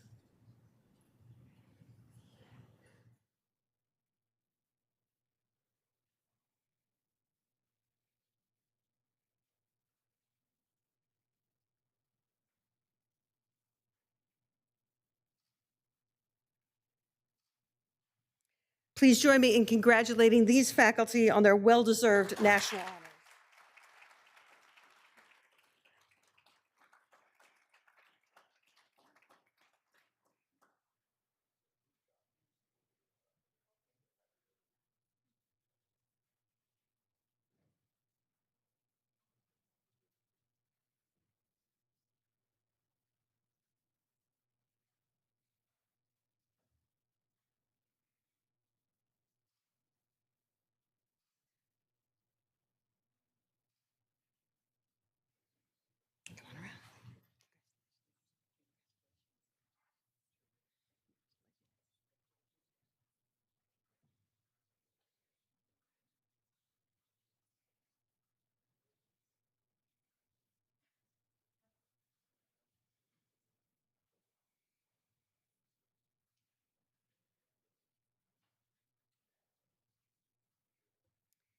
Now, we would like to honor those who've been named to the university's Academy of Distinguished Teachers. Individuals are chosen in recognition of their outstanding contributions to education. First, we recognize the recipients of the Horace T. Morse University of Minnesota Alumni Association Award for outstanding contributions to undergraduate education. Randall Barnes, Civil, Environmental, and Geoengineering, College of Science and Engineering.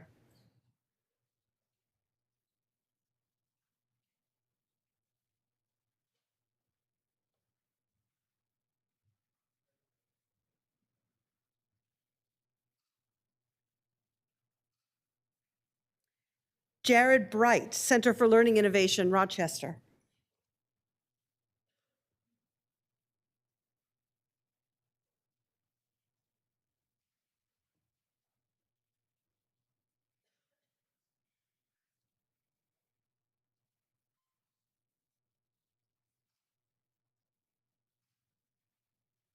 Jerry Luckhart, School of Music, College of Liberal Arts.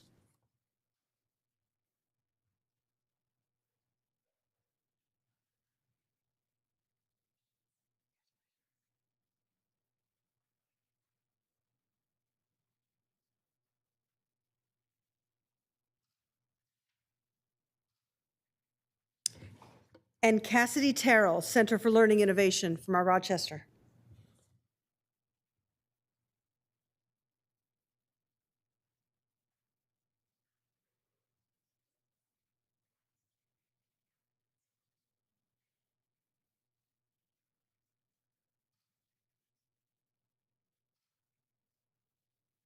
Six recipients of this award were not able to attend today. Michael Boland, Applied Economics in the College of Food, Agriculture, and Natural Resource Sciences. Laura Carr, Mathematics and Statistics in the Swenson College of Science and Engineering at Duluth. Siobhan Craig, the Department of English in the College of Liberal Arts in the Twin Cities. William Pomerantz in the Chemistry Department in the College of Science and Engineering. Elliot Powell, American Studies in the College of Liberal Arts, Twin Cities. And David Searing, Studies in Justice, Culture, and Social Change, College of Arts, Humanities, and Sciences in Duluth. Please join me in congratulating the recipients of this year's Horace T. Morse Alumni Award for outstanding contributions in undergraduate education.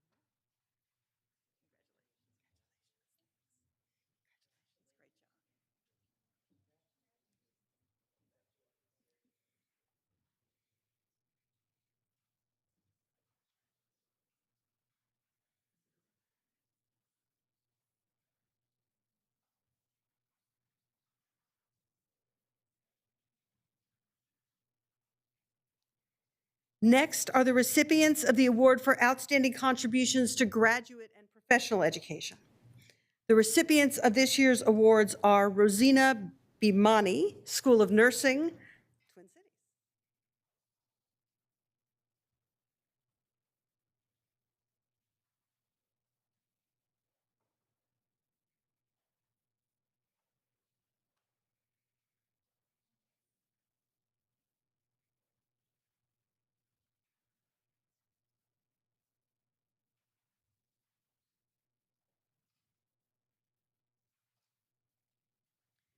Pedro Fernandez Funes, Biomedical Sciences from the Medical School in Duluth.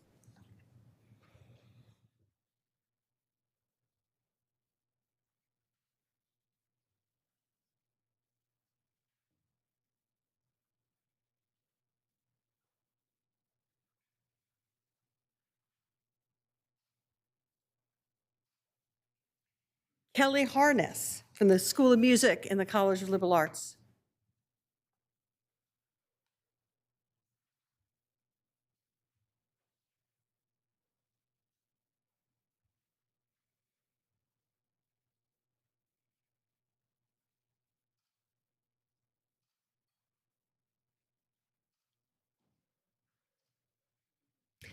Chad Myers, Computer Science and Engineering from the College of Science and Engineering.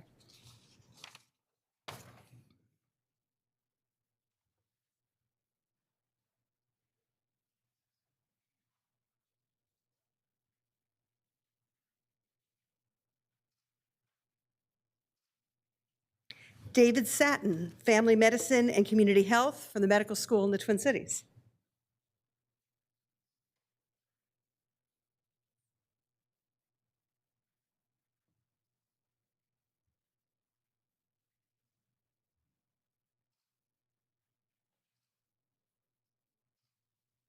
And Malini Srivastava from the School of Architecture and the College of Design, Twin Cities.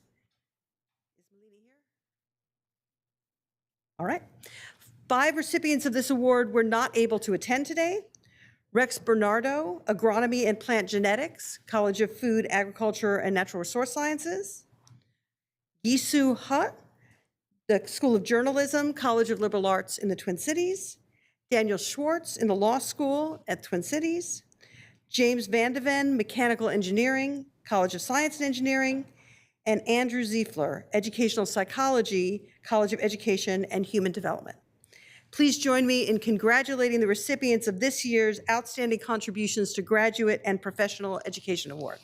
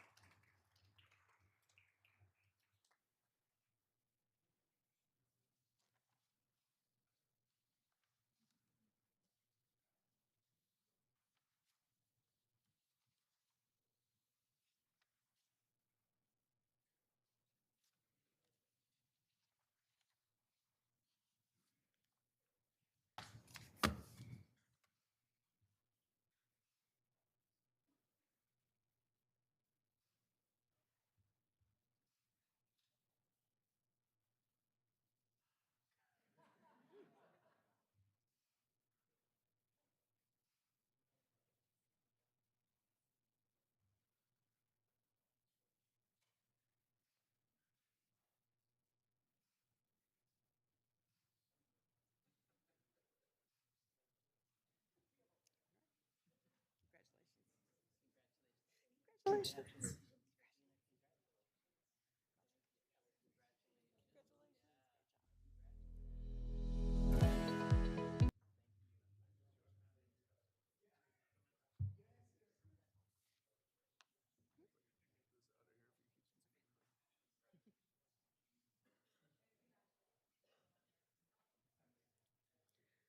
Our next award is the John Tate Award for Excellence in Undergraduate Advising. Tate Awards recognize and reward high-quality academic advising and call attention to the contributions that academic advising makes to help students formulate and achieve intellectual, career, and personal goals. Unfortunately, none of the 4 recipients of this award can join us this morning.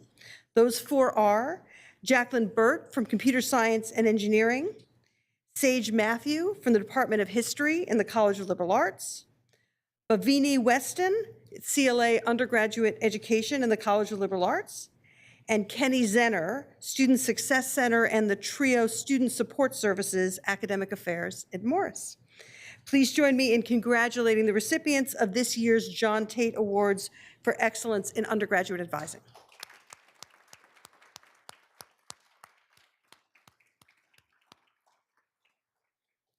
Our next award is the Outstanding Community Service Award, which recognizes contributions and accomplishments of faculty, staff, or university-affiliated community members who have devoted their time and talent to make substantial, enduring contributions to the broader community and to improve public life and the well-being of society. The recipient of the Community Partner Award is Michelle Gross, founder and president of Communities United Against Police Brutality. Is Michelle here? Oh, yay, we got her.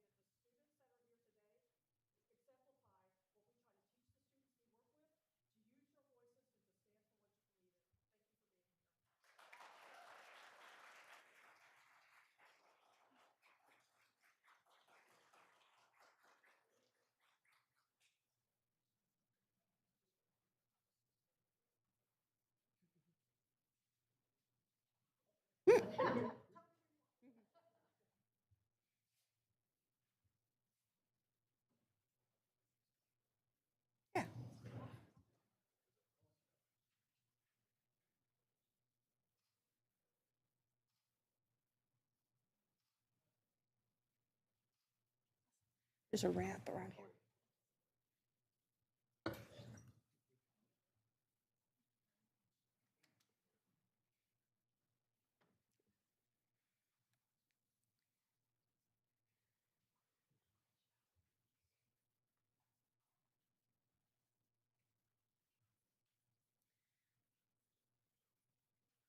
The recipient of the Student Award is Roger Faust, graduate student in Conservation Sciences, College of Food, Agriculture, and Natural Resource Sciences in the Twin Cities.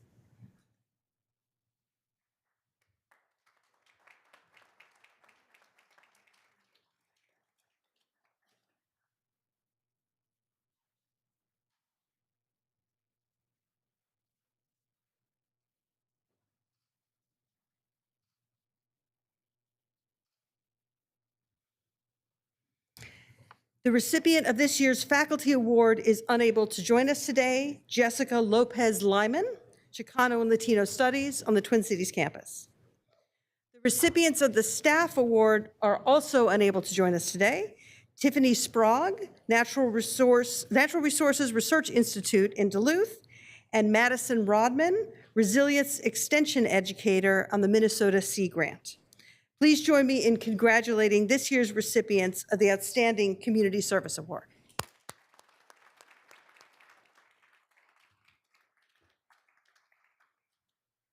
Now, the National Scholarship recipients. First, the recipients of the Fulbright Award. Beatrice Handlin in the Department of English, College of Liberal Arts. Beatrice here. Eva Hubert, teaching, College of Education and Human Development in the Twin Cities.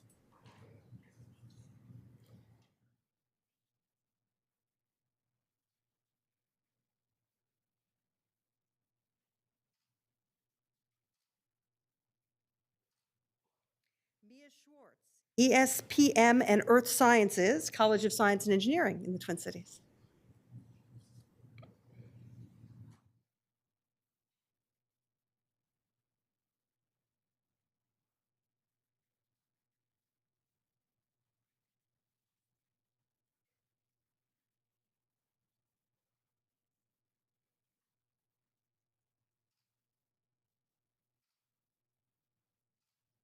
Abigail Stokes, Data Science, College of Science and Engineering, Twin Cities. Do we have Abigail? Oh, maybe that's her.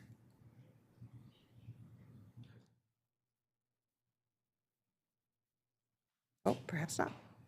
All right. We have 4 recipients of the award who were not able to join us today. Jenna Mell, Asian and Middle Eastern Studies in the College of Liberal Arts. Ellie Nickel, Sociology and Linguistics in the College of Liberal Arts. Gretchen North, ESPM and Fish, Wildlife, and Conservation Biology in the College of Food, Agriculture, and Natural Resource Sciences. And Hermela Solomon, Elementary Education in the College of Education and Human Development. And next, the recipients of the Goldwater Scholarship.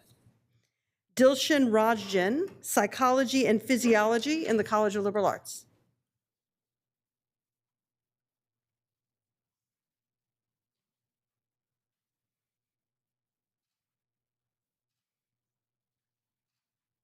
And Advet Shriter, Biochemistry, College of Biological Sciences in the Twin Cities.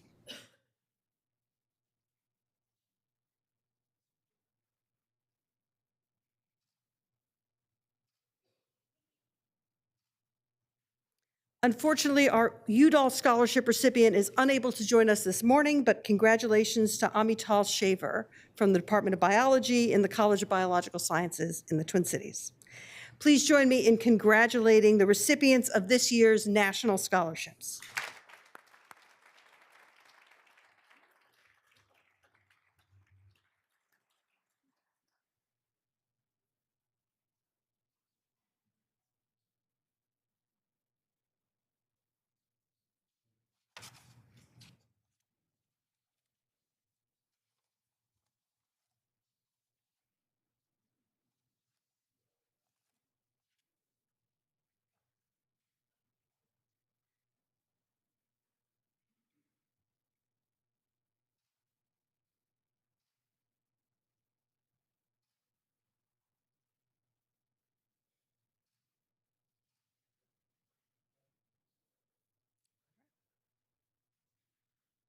Congratulations.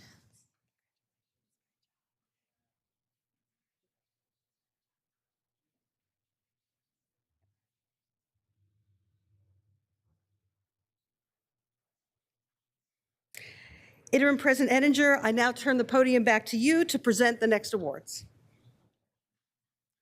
Thank you, Provost Croson. Next up, we have the President's Community Engaged Scholar Award. This award recognizes one faculty or P&A individual annually for commendable engaged scholarship in their field of inquiry. Recipients have established an indelible academic career that embodies the University of Minnesota's definition of public engagement.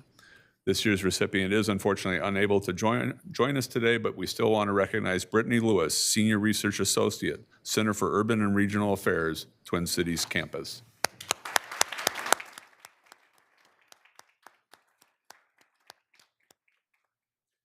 I'm now happy to share with you the recipients of the 2024 President's Award for Outstanding Service.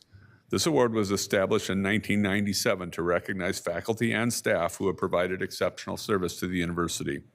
It honors active or retired faculty or staff members who have gone well beyond their regular duties, exhibited dedication, and contributed excellence to the university community. I'd like to invite the recipients to join us at the front of the room as I call their names. David R. Brown, Professor, Department of Veterinary and Biomedical Sciences, College of Veterinary Medicine. We'll just do one group shot once you're all up here. Good to see you again. Phil Buhlman, Professor, Department of Chemistry, College of Science and Engineering, Twin Cities. Jody Dworkin, Professor, Extension Specialist and Associate Department Head, Department of Family Social Sciences, College of Education and Human Development, Twin Cities. Sarah Eliason, Graduate Program Coordinator, Plant and Microbiological Biology, Graduate Program, College of Biological Sciences, Twin Cities. David Lawrence Feinberg, Associate Professor Emeritus, Department of Art, College of Liberal Arts, Twin Cities. Jerome Knudsen, Associate Professor Emeritus, Arts and Sciences, Crookston. Trevor Miller, Assistant Dean of Strategy and Advancement, College of Design, Twin Cities. Karen Nicholas, Associate Director, Center for the Regional and Tribal Child Welfare Studies Group, Department of Social Work, College of Education and Human Services in Duluth. David Papone, Assistant Dean for Operations and Chief Financial Officer, College of Science and Engineering, Twin Cities. Carolyn Prevette Chesterman, Administrative Associate of Academic Programs, Center for Learning Innovation in Rochester. And then there are two more recipients of the award who are not able to be with us today. Karen Z. Ho, professor from the Department of Anthropology, the College of Liberal Arts in the Twin Cities. And Jennifer Menzel, Associate Vice Chancellor, Academic Affairs, University of Minnesota Duluth. Please join me in congratulating the 2024 recipients of the President's Award for Outstanding Service.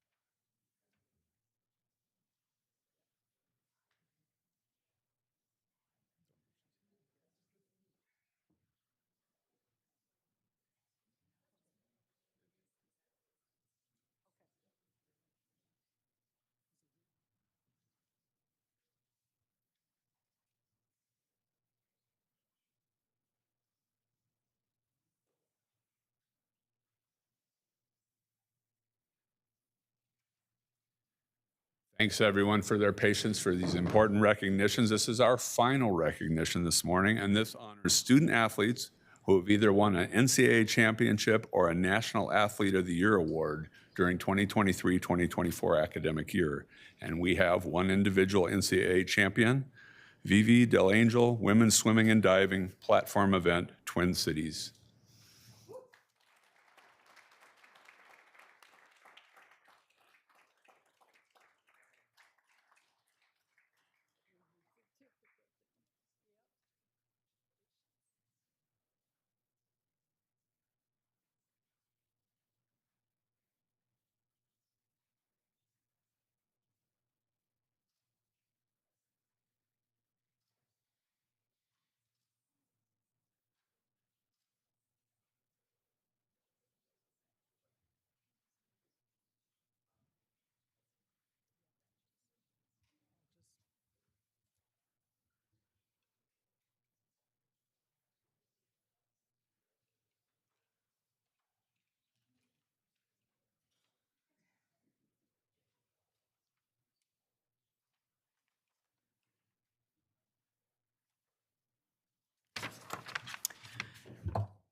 Congratulations to all the recipients, and thank you, everyone, for joining us in today's recognitions. At this point, the board will take a 15-minute recess, and then we will resume with our agenda. Thank you.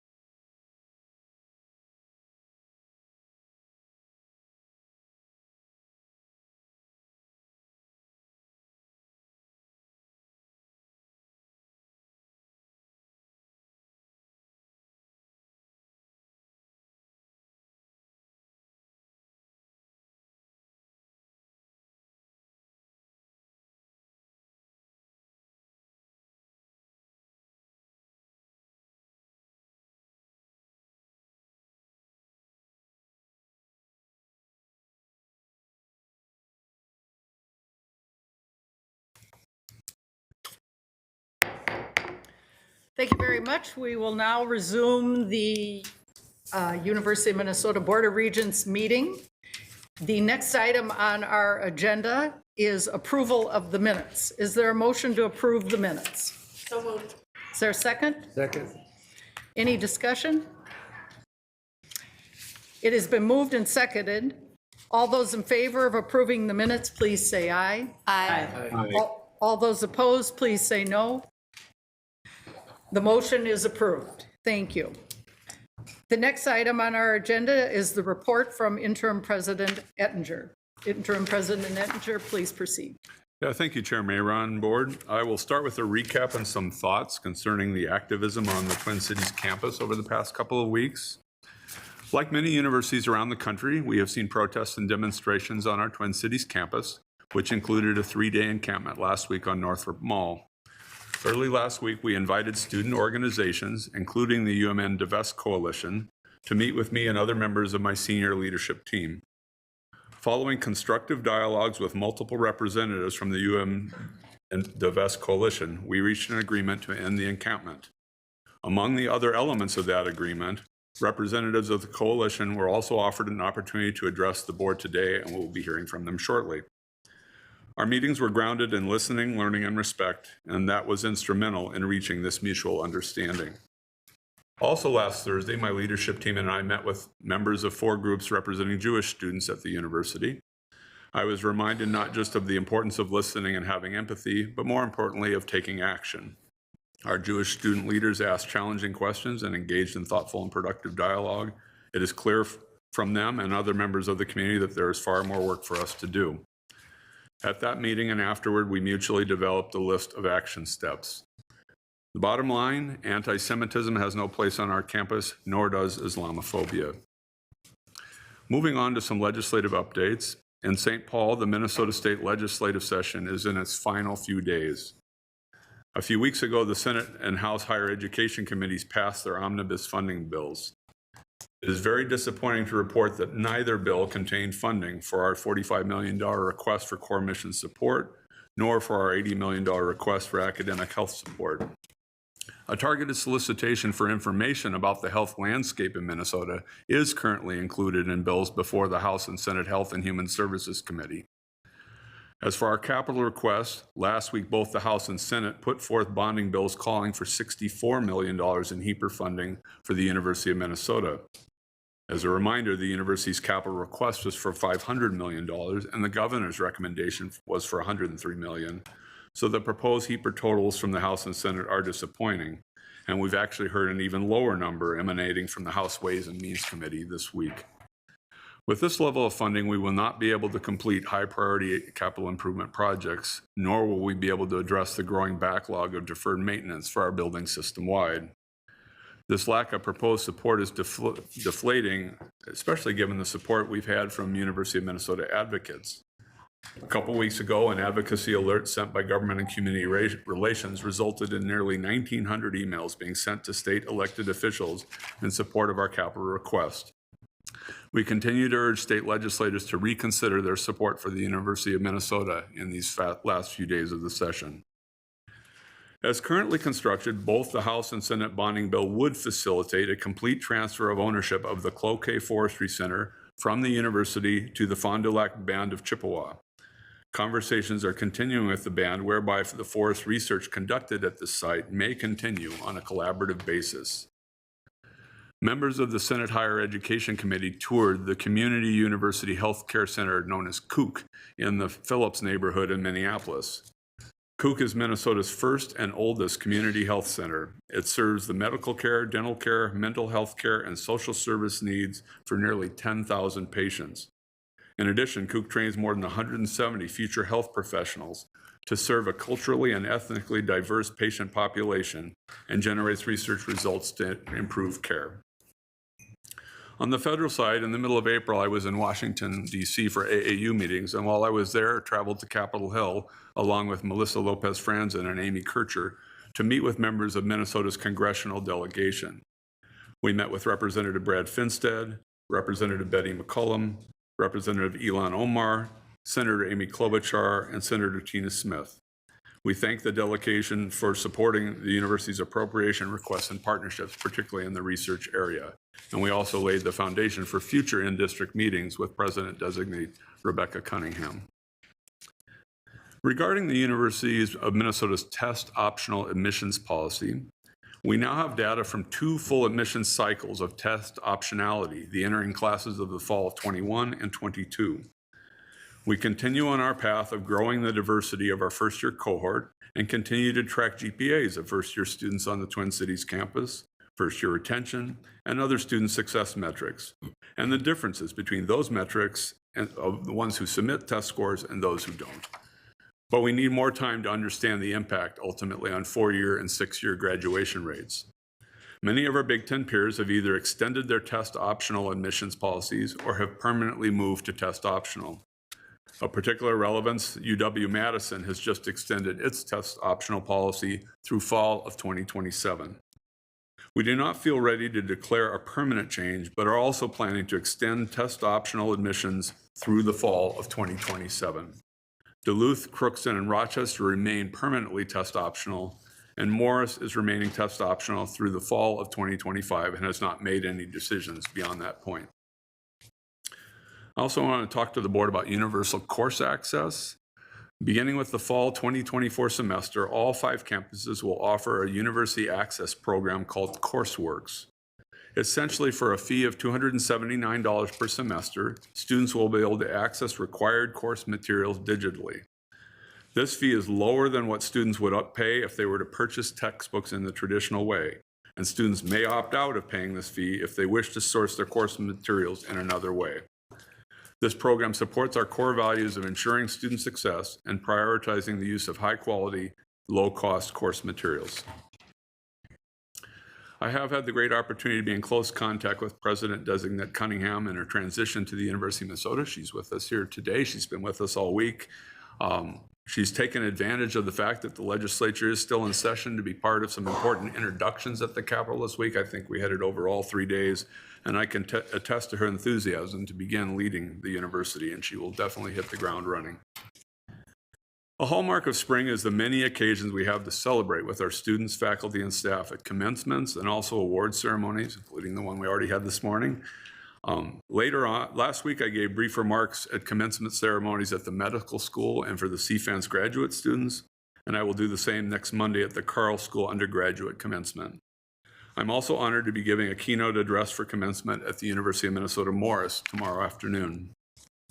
Earlier this spring, I had the opportunity to partake in the Distinguished Teaching Awards ceremony, the Shakopee Medwakatan Sioux Community Graduation event, and the ceremony for recipients of the President's Student Leadership and Service Awards. These are wonderful, uplifting occasions honoring some of our very finest on the campus. At next month's meeting, I'll share more of my reflections on my year as interim president of the university, and I can assure you they will be positive remarks. It's been really a joy. But that concludes my report today, Chair Mayron. Thank you, Interim President Ettinger. Turning to my report, the end of the academic year is always a time to look back on the past year and to celebrate accomplishments. The May meeting traditionally includes the recognitions of our talented faculty, staff, and students. And as you saw today, we did that and highlighted some of the university community's most notable accomplishments. With the end of the academic year also comes graduation. Commencement ceremonies have already begun across the university. In the next few weeks, my colleagues and I will participate in over 20 commencements, conferring degrees to graduates on all 5 campuses. While many of this year's seniors were not afforded a high school graduation due to the global pandemic, we look forward to celebrating their achievements with their families and friends in the coming days and weeks. Additionally, I would like to share an update on the presidential transition. The transition of President-designate Cunningham is well underway, and Interim President Ettinger acknowledged her presence here in the audience. So, in fact, she's here. If you could give a wave there in the audience to listen and learn. She is starting to engage with members of the university community, and this engagement will be wrapping up as her first official day on July 1 approaches. I want to thank Interim President Ettinger and his team for their support in ensuring a smooth transition this summer. Turning to a different topic, recent robberies in Dinkytown are a stark reminder of the need for the university to remain diligent and vigilant in its collective public safety efforts. The university is committed to our students' safety and well-being. To that end, the university has invested many resources on campus and neighborhoods where many of our students, faculty, staff live, work, and socialize. As we have heard from Chief Clark, in partnership with the Minneapolis Police Department, the University of Minnesota Police Department has increased mutual aid to all public safety responses and calls for assistance in the Dinkytown area, spanning from University Avenue to 4th Street Southeast and from 35W to Oak Street. This pilot was launched last month and will continue through next spring. And finally, I want to address the recent events on our Twin Cities campus. Our role as a university is to educate, support, and create forums for constructive dialogue and mutual understanding. It is a very tall order in times where the divisions run so deep. We have much work ahead of us, but I appreciate the channels of communication that have been opened and remained optimistic that together we will continue to navigate these tumultuous times by keeping our focus on student support and open and genuine dialogue. And with that, that concludes my comments, and we will continue with the agenda. Next, we will consider the consent report. The consent report includes gifts, the reporting of the naming committee, and the report of all University Honors Committee. I will note that Interim President Ettinger has recused himself from the portion of the gifts item related to the Hormel Foundation, so I bring that item forward with my recommendation. Is there anyone here who would like to comment or ask a question or separate out an item from the report to be voted on separately before I invite a motion to recommend approval of the consent report? Seeing, hearing none, is there a motion to approve the consent report? So moved. Is there a second? Second. It has been moved and seconded. Any discussion? Seeing no interest in questions or comments or discussions, all those in favor, please say aye. Aye. Aye. All those opposed, please say no. The motion is approved. Item 7 on our agenda is the receive and file reports. Please note that these items are reported in the docket's material. Today's receive and file also includes hearing from 2 student groups, the UMN Divest Coalition regarding their advocacy priorities, as well as student representatives from Minnesota Hillel. I approve these requests to address the board because we value input from our students and the broader university committee. I also want to demonstrate that we can approach issues passionately, but we can do it with respect and civility. My board colleagues and I expect the ability to listen and to hear from speakers without interruptions as we move to these presentations. These requests were approved with a good faith understanding that we will use this time to respect one another as human beings and not use this as a means to inflame an already incredibly challenging situation. What this means is if we do have a disruption in the boardroom while these presentations are taking place, I will call the room to order. And I will hope that this will suffice and we can proceed with the presentations. If not, we will recess the meeting, and I will express to my colleagues my preference that they leave the horseshoe until we can resume a respectful forum. If we are unable to conduct a respectful forum, which will allow us to hear the views of these different groups, then we will not proceed with the forum, and we will move on with our agenda.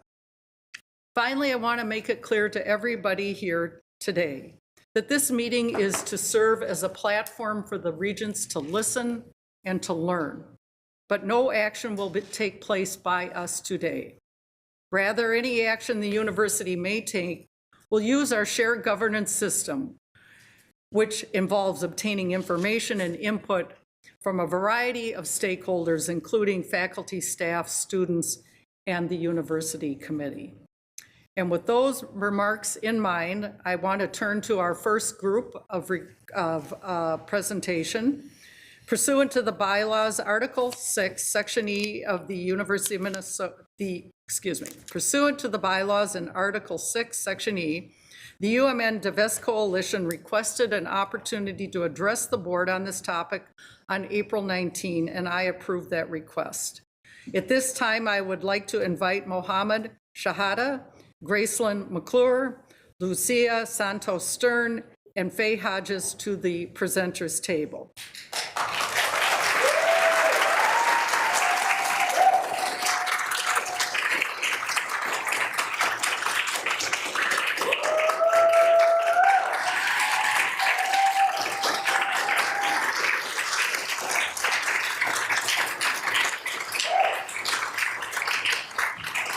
Welcome. You have up to 5 minutes for your remarks, which along with the docket materials you submitted will serve as input to the board and the administration. If you would like to proceed at this time. Hello, Chair Mayron and members of the board. We are here representing the University of Minnesota Divest Coalition, each representing one of the student groups within the Divest Coalition. I'm Mohammed. I am a graduating senior. I'm Egyptian, and I am part of Students for Justice in Palestine. My name is Gracelyn McClure. I am a graduating senior and member of Students for Climate Justice. My name is Faye Hodges. I'm a sophomore in the College of Food, Agriculture, and Natural Resources, and I'm a proud member of Students for a Democratic Society. My name is Lucia Stern. I'm a Jewish anti-Zionist student, sophomore, and member of Young Democratic Socialists of America. We are here today to bring before the board our moral concerns about the University of Minnesota's investments. The university's lack of transparency in regards to their investments, as well as their known ties to weapons companies, has raised well-founded concerns. Such investments imply the university's finances amount to direct complicity in war crimes and human rights violations worldwide. These investments are clearly not in line with the university's guiding principles, which claim to create an environment that, quote, embodies the values of academic freedom, responsibility, integrity, and cooperation. The time to address these concerns is now. Over the last 216 days, one of the most brutal military campaigns in recent history has been waged on Gaza. This has killed at least 42,000 people and left more than 100,000 injured. Of those murdered, 15,000 people have been children, 900 have been medical workers, and 140 have been journalists. Gazans were made to evacuate to Rafah, the last safe zone for civilians. Half the size of San Francisco, with over 3 times the population, Rafah is now being bombed relentlessly, and a ground invasion has begun. Every day, more people are being murdered with impunity while this university sits idly by. Chair Mayron, my colleague Gracelyn will present the next section. Thank you. The same companies that provide munition for the assault on Gaza are also involved in armed conflict around the world.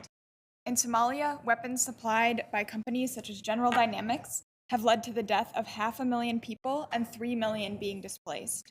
In Yemen, according to Amnesty International, BAE Systems, Boeing, Lockheed Martin, and Raytheon, among others, have been integral to the arming of combat aircrafts that have repeatedly struck civilian objects, including homes, schools, hospitals, and marketplaces. The global nature of these corporations and the harm they are complicit in means that a wide range of students are impacted. No student should have to grapple with the fact that the university they attend is invested in the suffering of their own people. Our student body agrees. They have already declared their support for divestment from these companies. In the 2024 campus-wide elections, 74% of students voted in favor of severing ties with companies complicit in war crimes and human rights violations. The Board of Regents must honor the wishes of the student body. Chair Mayron, my colleague Mohammed will present the next section. Thank you. All right, so we demand that a vote be taken by the Board of Regents to direct the Office of Investments and Banking to divest the University of Minnesota endowments from all companies that consistently, knowingly, and directly facilitate and enable human rights violations, war crimes, and violations of international law. The process and progress of divestment should be clearly communicated through a regularly scheduled meetings with Students for Justice in Palestine and UMN Divest Coalition leadership. as a part of the university showing accountability and rebuilding the trust with the student body. We also request that the University of Minnesota publicly discloses the percentages of its holdings that are invested in these companies annually during the divestment process. We demand that all documents be published annually in a similar manner to the Endowment Fund ESG dashboard, and include a publicly available criteria for human rights violations and war crimes that the University of Minnesota consults when deciding upon these investments and these investment portfolios. And due to the urgency of this issue, we demand that the process of divestment begins immediately after an affirmative vote, with immediate divestment from all publicly disclosed funds and divestment from private funds with the goal of completion extending no more than 2 years. Chair Meron, my colleague Lucia, will present the next section. Thank you. Our proposal echoes many of the board's previous actions. After the invasion of Ukraine by Russia, the board voted to follow the U.S. Department of Commerce's regulations to avoid support of Russia's actions. In April 2007, the board voted to divest from companies that aided in perpetrators of the genocide in Sudan. In 1982, the board voted to divest from South Africa due to the apartheid regime. And in 2021, the board committed to phasing out its fossil fuel investments. Clearly, divesting from companies complicit in human rights violations is both possible, necessary, and aligns with the university's past decisions and current values. An educational institution should not be funding crimes against humanity. The demands of UMN students have been implemented around the country and world, where schools like Middlebury College, Brown University, Evergreen College, University of California, Riverside, and Rutgers University have passed resolutions, taken votes, or released statements in support of divestment. Universities across Spain and Ireland have voted for a full divestment. As we speak, children, doctors, reporters, human beings are being starved, displaced, trapped, and murdered. The University of Minnesota invests in the bombs, weapons, and tanks used to do this. This shameful fact we must rectify. That starts with the immediate divestment from the companies that cause this global destruction. It is your responsibility to listen to students and faculty. As your goals state, you are continuously inviting and welcoming people to an environment where all have the opportunity to thrive at the university. This must include the voices of Palestinian student leaders, anti-Zionist Jewish student leaders, Syrian and Iranian and Arab students, and all Indigenous students. We would now like to invite the chair and members of the board to ask any questions they have regarding our policy proposal. Thank you.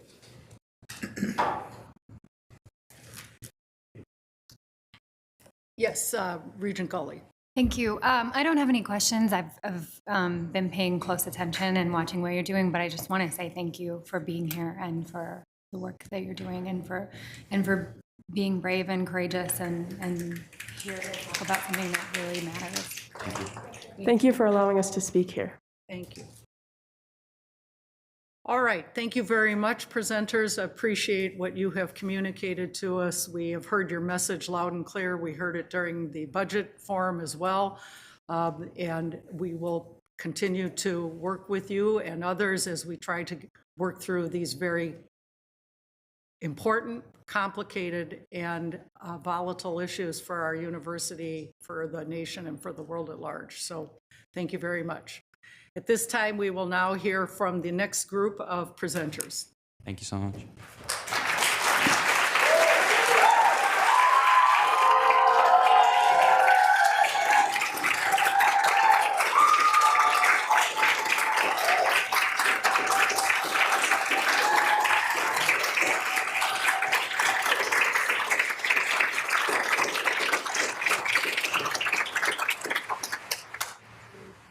Thank you. We now turn to our next request. Pursuant to the board's bylaws, as mentioned earlier, 2 representatives from Minnesota Hillel have requested an opportunity to address the board on May 5, and I approve that request as well.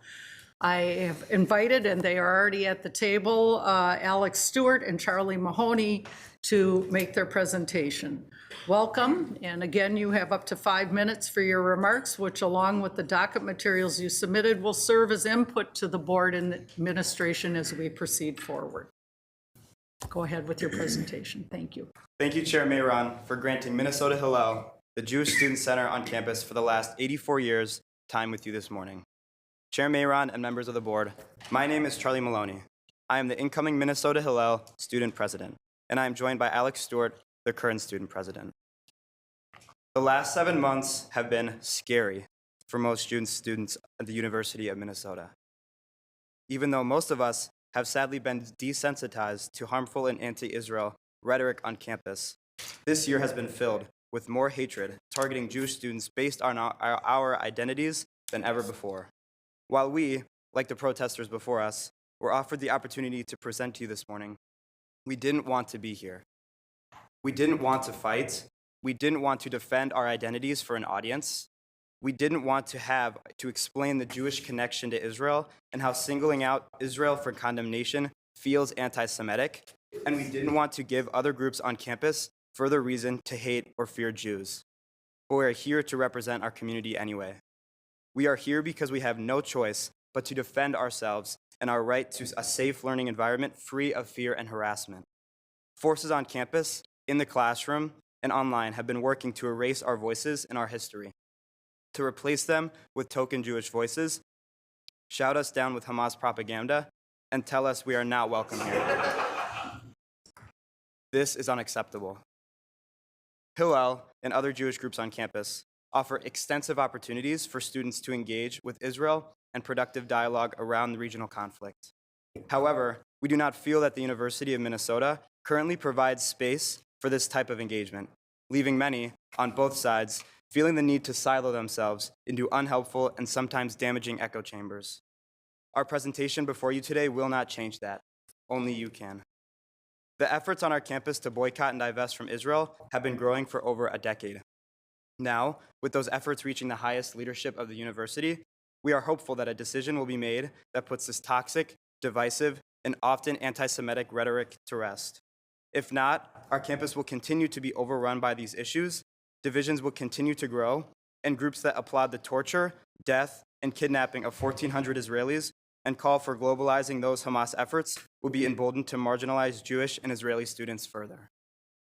Chair Mayron and members of the board, it is not too late to teach the University of Minnesota community that you believe that peace is possible, that Zionism isn't a dirty word, that investing in Israelis and Palestinians can be more potent than divesting, that knowledge, empathy, and understanding can still be more powerful than fear and rhetoric, and that silence in the face of hate is not an option.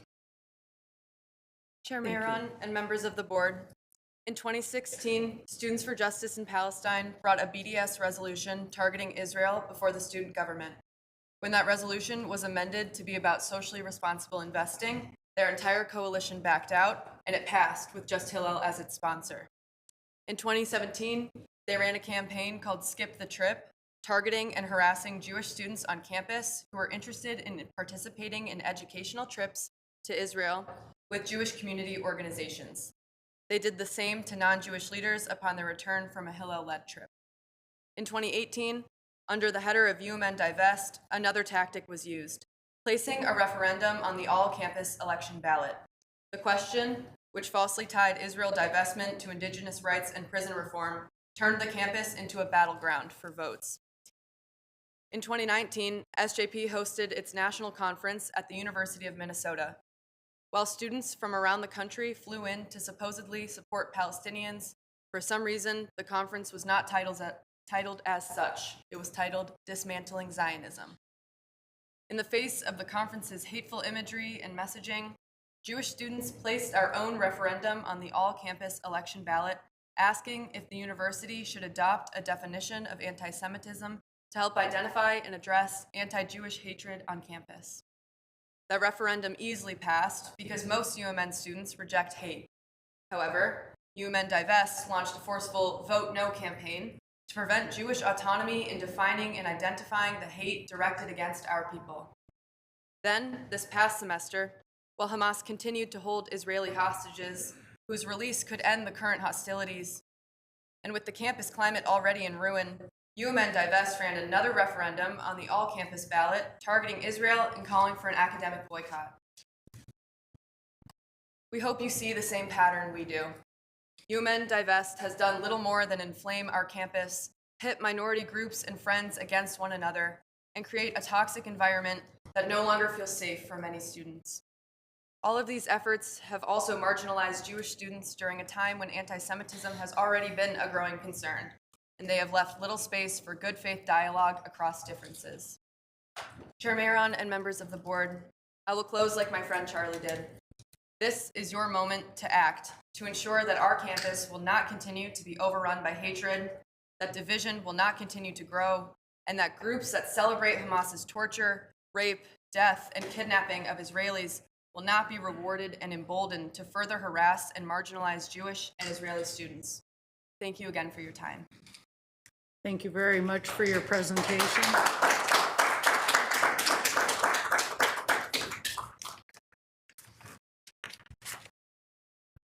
Thank you very much. To both sides, thank you very much for your presentations. Thank you very much for coming forward to us and having a very civil and respectful presentation and arguing and presenting your various viewpoints, which you passionately believe and which we all can resonate to. We have hard work before us, and we will proceed with that hard work.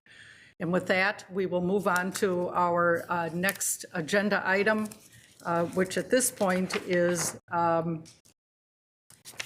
let me get to it here, a resolution related to the renaming of Nicholson Hall on the Twin Cities campus. However, before we do that, we will take a short 5-minute recess, and then we will proceed with that item.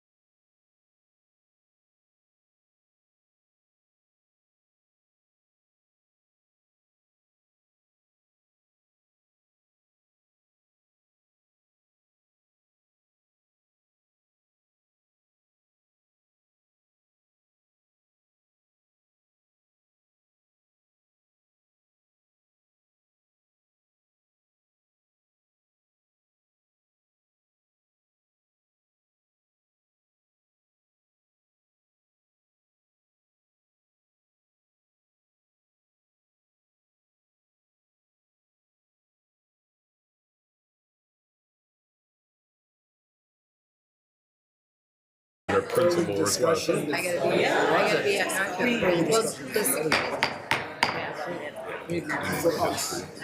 I now call the Board of Regents meeting back to order. At this time, we will address the 8th item on the agenda, which is the resolution related to the revocation of the honorary naming of Nicholson Hall on the Twin Cities campus. Interim President Nettinger will be presenting the resolution. While he can walk us through the process today, any questions going to the details and substance of the report will be captured and responded to before this item returns for action at a future meeting. Interim President Nettinger.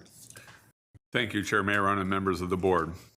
Today I come before you to recommend the revocation of the name of Nicholson Hall on the Twin Cities campus in accordance with the Board of Regents policy, namings and renamings. This item is before you for review only, and we will plan to seek board action in June. Before I discuss my rationale for the recommendation, let me first provide some background information on how we arrived at this moment. In the fall of 2017, the Elmer Anderson Library hosted a historical exhibition entitled A Campus Divided, Progressive Anti-Communist and Anti-Semitism at the University of Minnesota, 1930 to 1942. This exhibit examined issues of segregation and discrimination at the U of M during this time period and identified actions of university administrators associated with these issues. This exhibit and resulting campus dialogue led then President Eric Kaler and then Provost Karen Hansen to charge a task force on building names and institutional history in the fall of 2018 to recommend actions regarding the specific buildings mentioned in the library exhibit: Kaufman Memorial Union, Coffee Hall, Middlebrook Hall, and Nicholson Hall, all on the Twin Cities campus. After several months of work, the task force ultimately recommended the revocation of all 4 building names. President Kaler concurred with the recommendation and proceeded to recommend the naming revocations to the Board of Regents. In April of 2019, the board declined the president's recommendation to rename the 4 buildings. In addition, by unanimous vote, the board approved a resolution instructing the president to develop commemorations of the university's complex institutional history and to recommend comprehensive revisions to the board's naming policy. In February of 2022, the board adopted revisions to the naming policy, including a name change to now calling it namings and renamings. This policy provides the guidelines for naming university significant assets, including buildings, for either honorary or philanthropic purposes. And it also outlines 2 primary pathways for honorary names to come off of university buildings. The first pathway provides a consideration of the indefinite retention of an honorary naming once it has reached 75 years since it was granted. There are currently 28 buildings across the university system that now meet this criteria, including Nicholson Hall, though no building names have been either indefinitely retained nor removed under this provision of the policy at this time. The second pathway for consideration of an honorary building name is Section 7, Subdivision 2, which specifies that a well-considered written request for a naming or revocation may be submitted to the president's office. And if determined that the process shall proceed, then the All-University Honors Committee is tasked with assessing the revocation request and responding with a report detailing the committee's findings.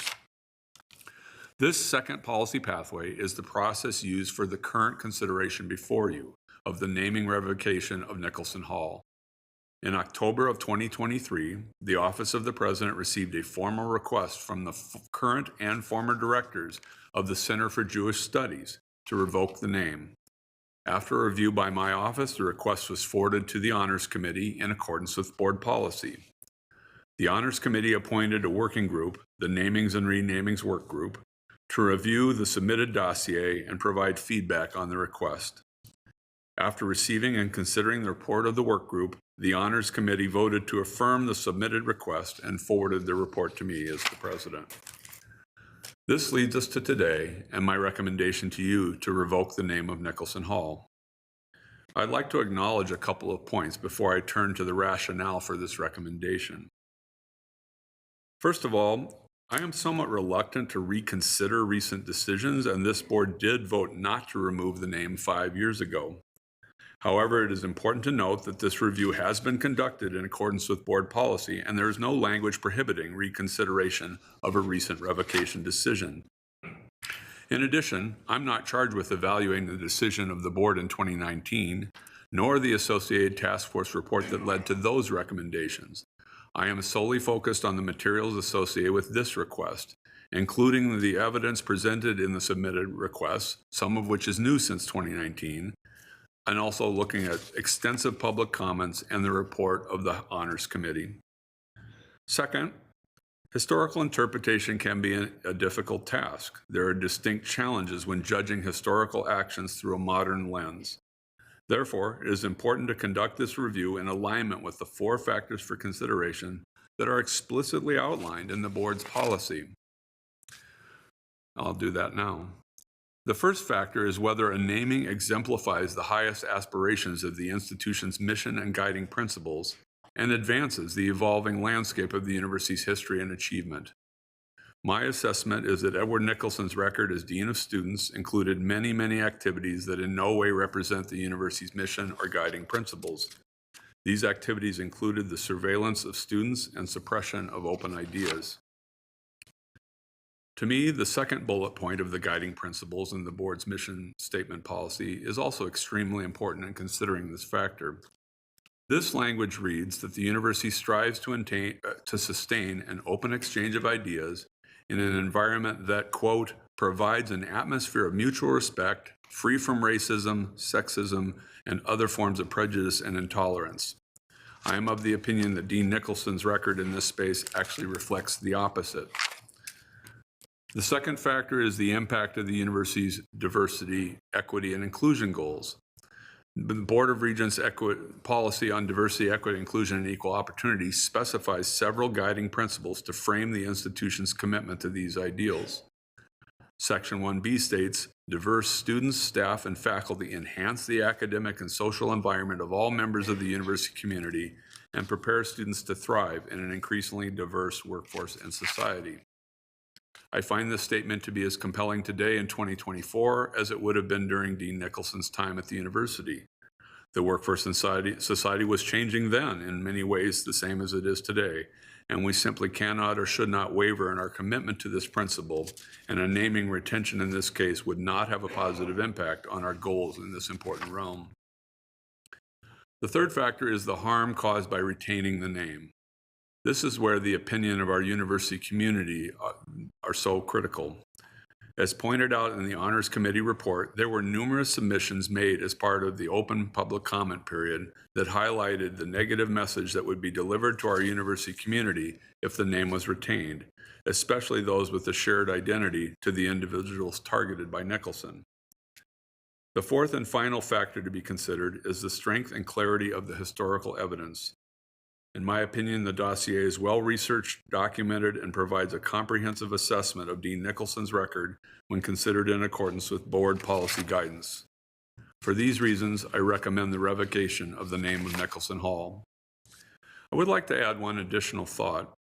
The request and subsequent assessment has been done completely in accordance with Section 7 of the board policy on namings and renamings, and my recommendation is entirely within that frame of reference.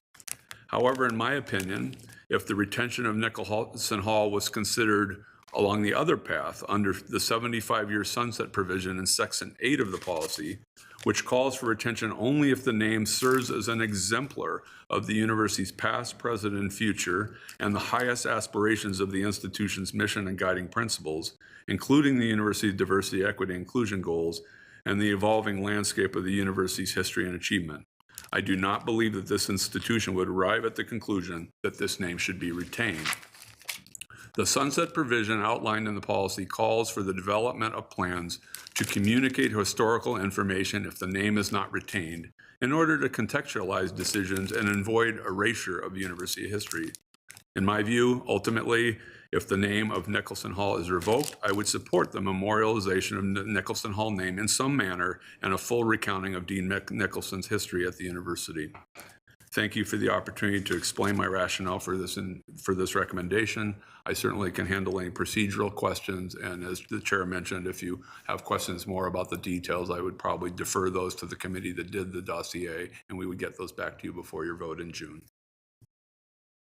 All right, thank you very much, Interim President Ettinger. Colleagues, at this time, I will open the matter up for discussion. Any comments, questions that you may have? Yes, Regent Verhalen. Thank you, Chair Miron. Really just wanted to echo what President Ettinger said.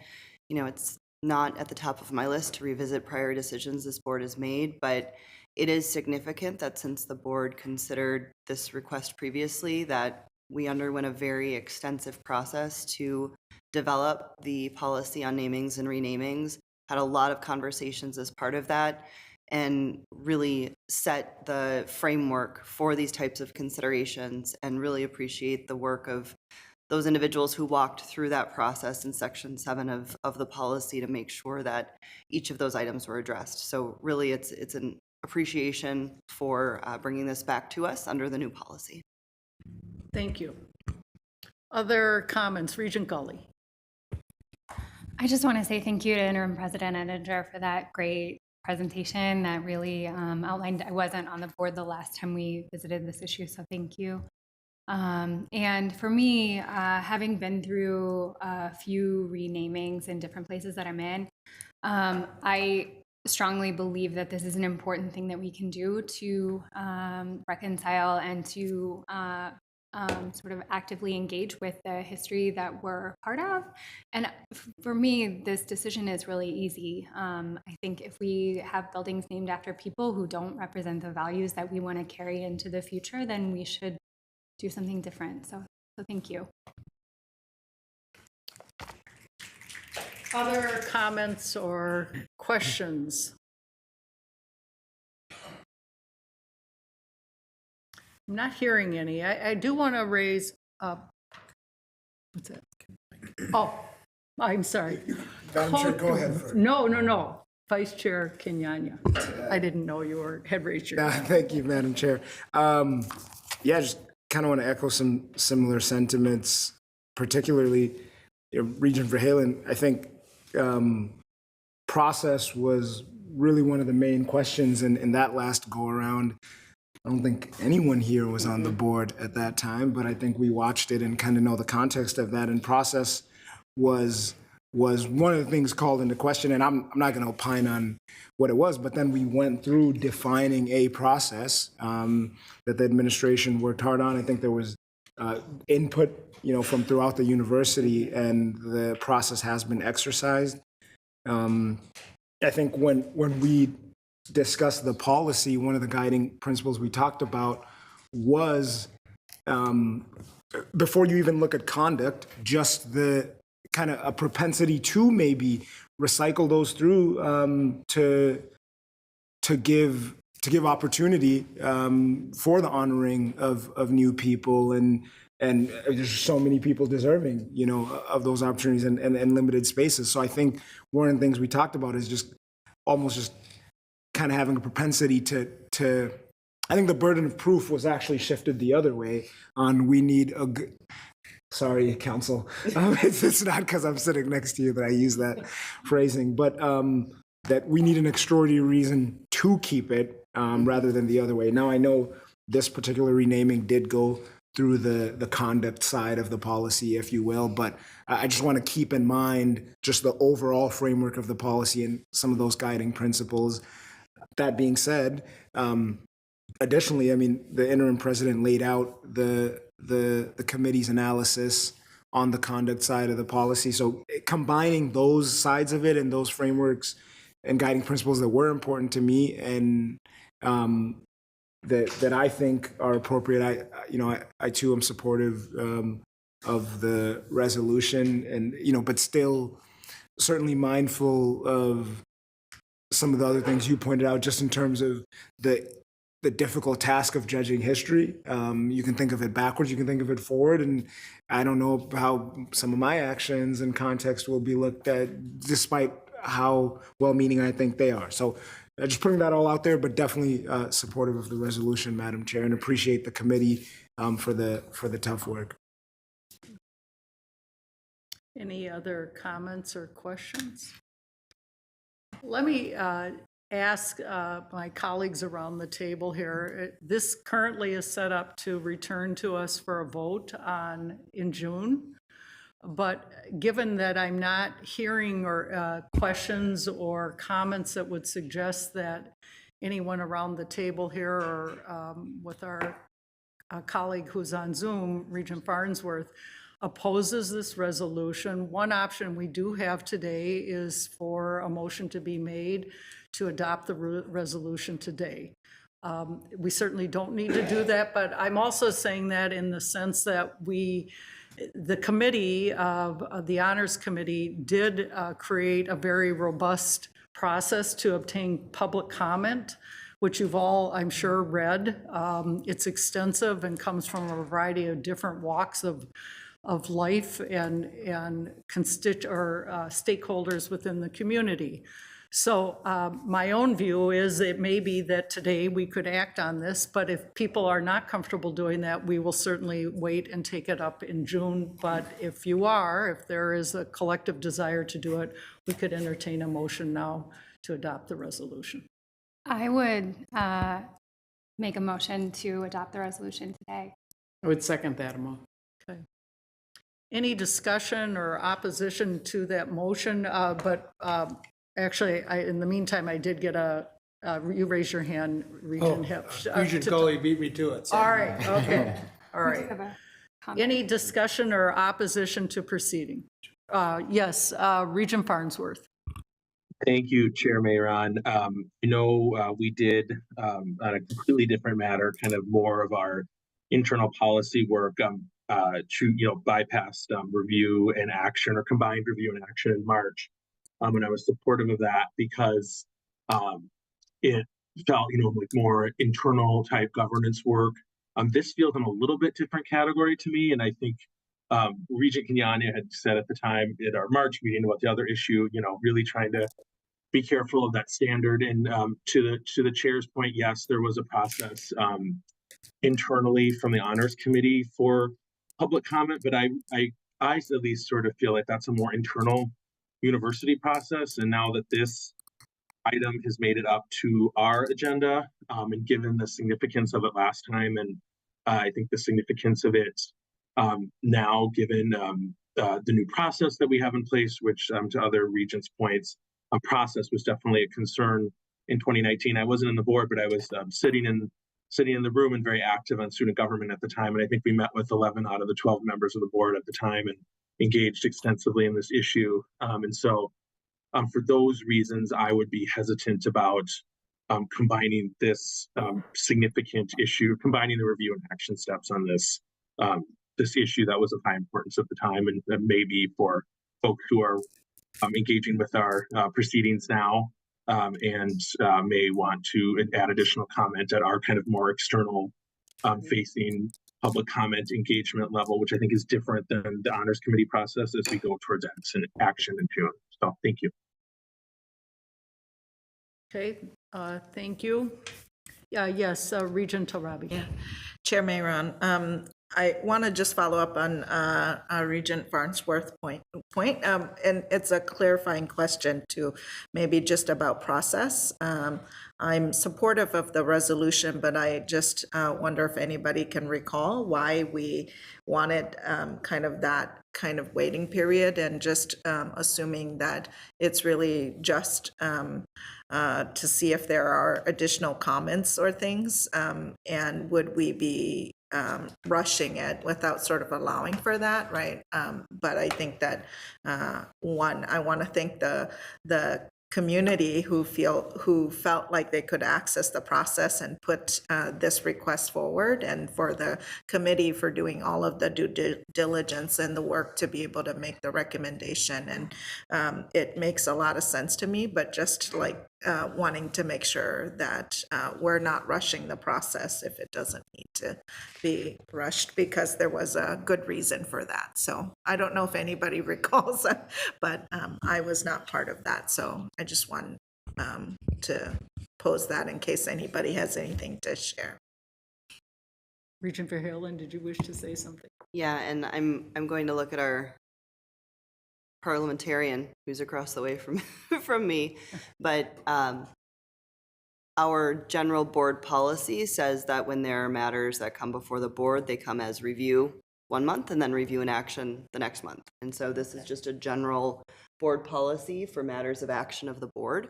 And so it's not specific to this policy. It is just a board policy that has that process set out and then says, however, this board, upon no objection, can move an item from review to review and action at the same meeting. Okay, thank you. Yep. Any other comments? Yes, Regent Gully.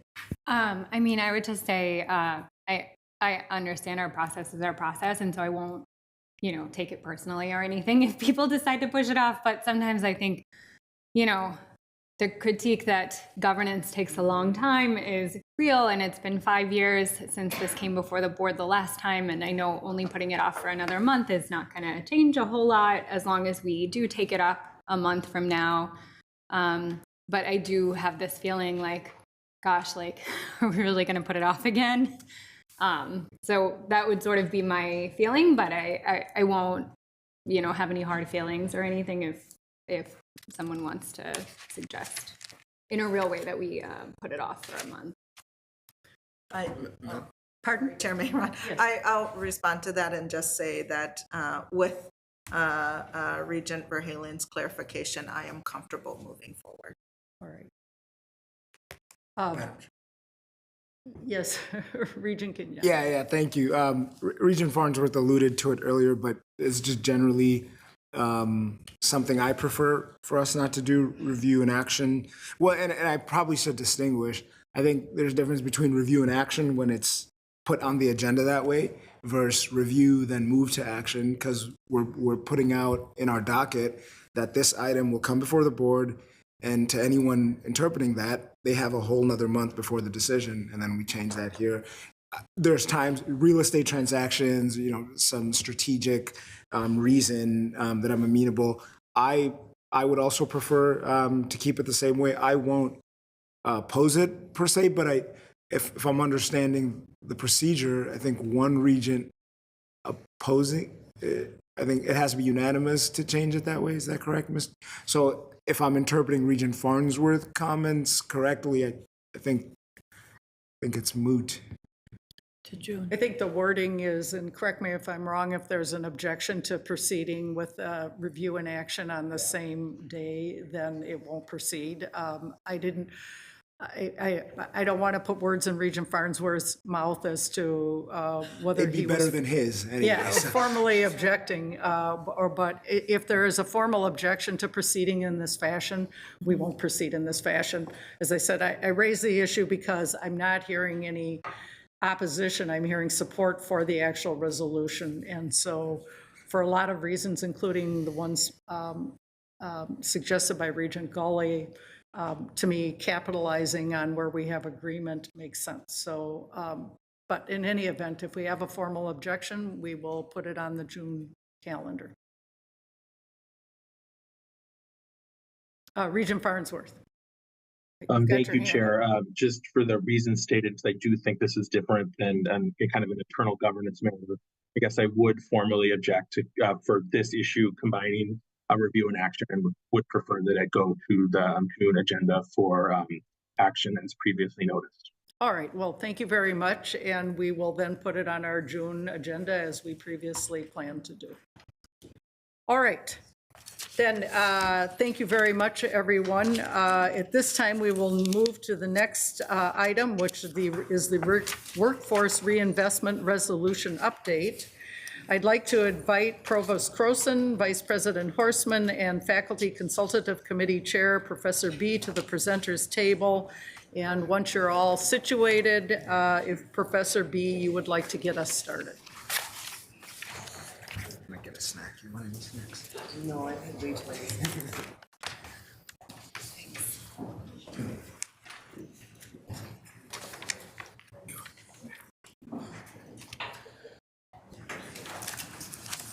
till Chair Miron, members of the board, I want to first thank you for making time on a very important and consequential agenda to discuss this item. Thank you very much.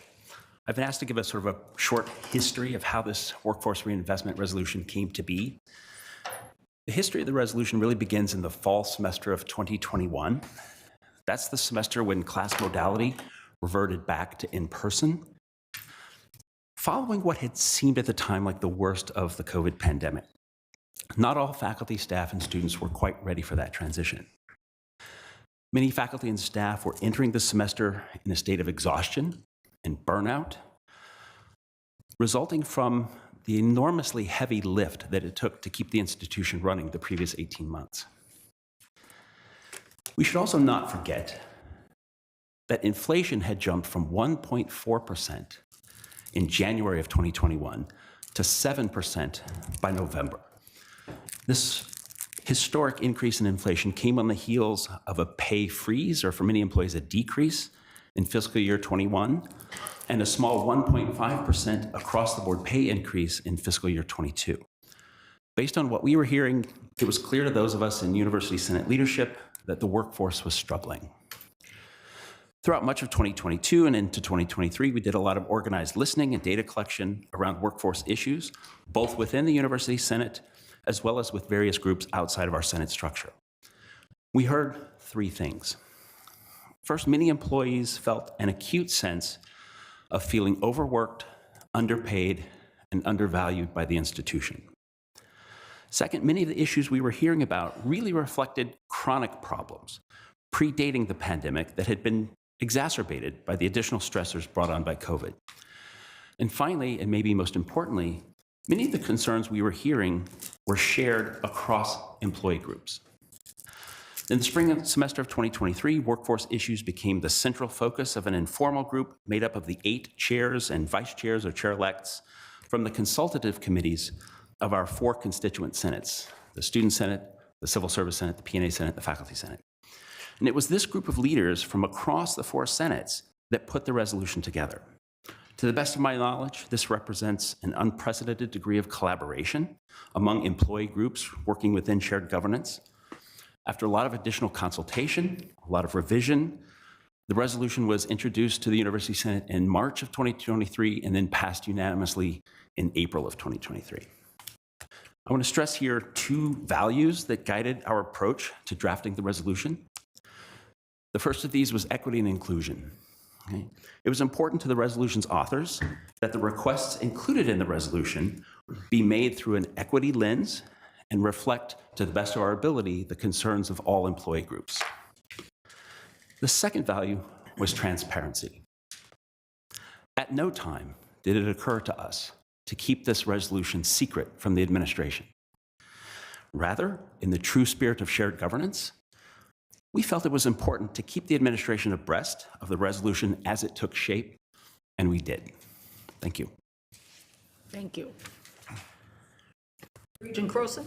I'm sorry. I don't know if I don't think I elevated you. So in any event. I actually have some introductory comments first, if I could. All right. Well, then let me get my titles correct, and we'll move to Interim President Ettinger. Thank you. So as I mentioned at the start of my year as interim president, after having the opportunity to have comprehensive listening rounds with the faculty group, with the University Senate, with so many in leadership, addressing this University Senate Workforce Reinvestment Resolution was clearly a top priority for this year. It was an example of, hey, the request is out there and we need to move it forward as best we can in a year. There was also a backdrop of that many of these issues, as Mark just outlined, have been building up for a long time, and that some of the solutions may take a little while as well. And so we certainly need to at least be making progress. I've been committed to making that progress and delivering a comprehensive response, which I believe we've done. The university does clearly benefit from a strong partnership with shared governance leaders. The University Senate's Workforce Reinvestment Resolution is a great example of the power of shared governments, sharing a collective voice with the administration. I want to reiterate a comment that Vice President Hortzman made in his remarks before the Finance and Operations Committee yesterday, that we actually have far more points of view in common than not. The importance of competitive pay, comprehensive benefits, meaningful work, and a flexible work environment, to name just a few. While we may have differences of opinion on some matters, our collective strength comes from listening authentically to one another, respecting each other's viewpoints, and trying to find a common ground for moving the university forward. I will now turn it over to Executive Vice President and Provost Rachel Croson and Vice President for Human Resources Ken Horstman to provide an overview on the work of a representative task force that helped inform the administration's response. Thank you. Thank you, Interim President Ettinger, Madam Chair, and members of the board. As Interim President Ettinger mentioned, he asked the two of us, plus Senior Vice President Myron Franz, to charge a task force to provide an item-by-item response to the 23 numbered and lettered suggestions included in the resolution, including an explanation for any of the priorities named that were deemed to be off the table. The task force was also asked to include an expected time horizon for addressing the priorities, to create a multi-year plan with commitments and goals, and to develop and identify metrics to assess the plan's success in achieving its goals. The task force was chaired by Vice Provost for Faculty and Academic Affairs, Beth Lewis, and Senior Director of Total Rewards, Mary Roman Cool. It included representation from the President's Office, from Faculty and Academic Affairs, from the Office of Human Resources, from the Office of Equity and Diversity, from the Senior Vice President for Finance and Operations Office, and from University of Minnesota Duluth Human Resources. In addition to the task force, an advisory panel was formed, which included our Shared Governance Committee past chairs, who were directly involved in drafting the resolution. Professor Colleen Flaherty Manchester of the Faculty Consultative Committee, Adolfo Carrillo Cabello of the P&A Civil Service Senate, and co-chair of the the P&A Consultative Committee, and Charles Rank, a member of the Civil Service Senate and co-chair for the Civil Service Employment Rules Subcommittee. I'll now turn to my colleague to my left to continue the presentation. Thank you, Provost Croson, Madam Chair, members of the committee. The task force held 9 90-minute meetings and methodically walked through each topic to understand what was intended by each item. They dedicated a half or full meeting to each topic, discussing strategies to address each of the items that informed our advisory report. They then grouped the items into the 7 key categories you see now in the report. Each of the 23 requests were prioritized over the course of a 3-year time frame, including a few items identified as being off the table. The task force, along with our 3 governance partners, reviewed the written report and was given the chance to correct any inaccurate statements. One of the biggest issues outlined in the resolution were issues related to compensation, and we acknowledge that there is significant amount of work that needs to be done in this area. The report was produced and delivered before the outcome of this legislative session was known. Thus, it is written from the perspective of having uncertainty regarding the amount of resources available for compensation adjustments.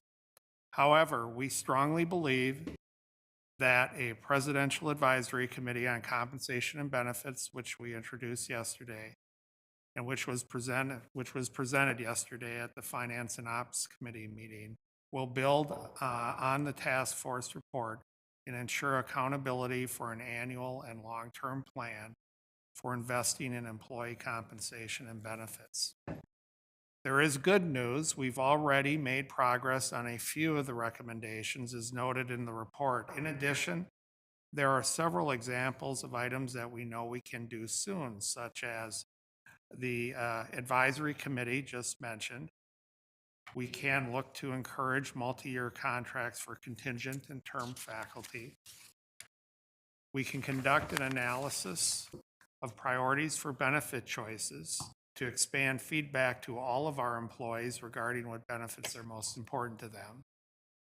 The university has made investments in our employees in recent years, yet we also acknowledge that there is more work to do. We want to keep moving forward together as a community to find ways to meet the most important needs for our employees. That concludes our remarks, and I'll turn it over now to Professor Mark B. of the Faculty Consultative Committee. Thank you.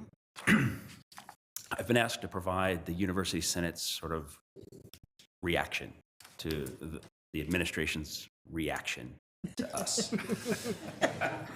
And I want to begin by thanking President Ettinger, and Provost Crowson, and Vice President Horstman, all members of the task force, and especially the task force co-chairs, Mary Roman Kuhl and Beth Lewis, for taking the resolution seriously.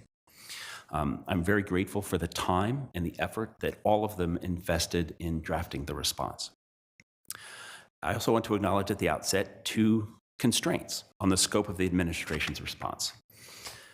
First, we recognize that it would be inappropriate for an interim president to promise something their successor may not be able to deliver or choose to deliver.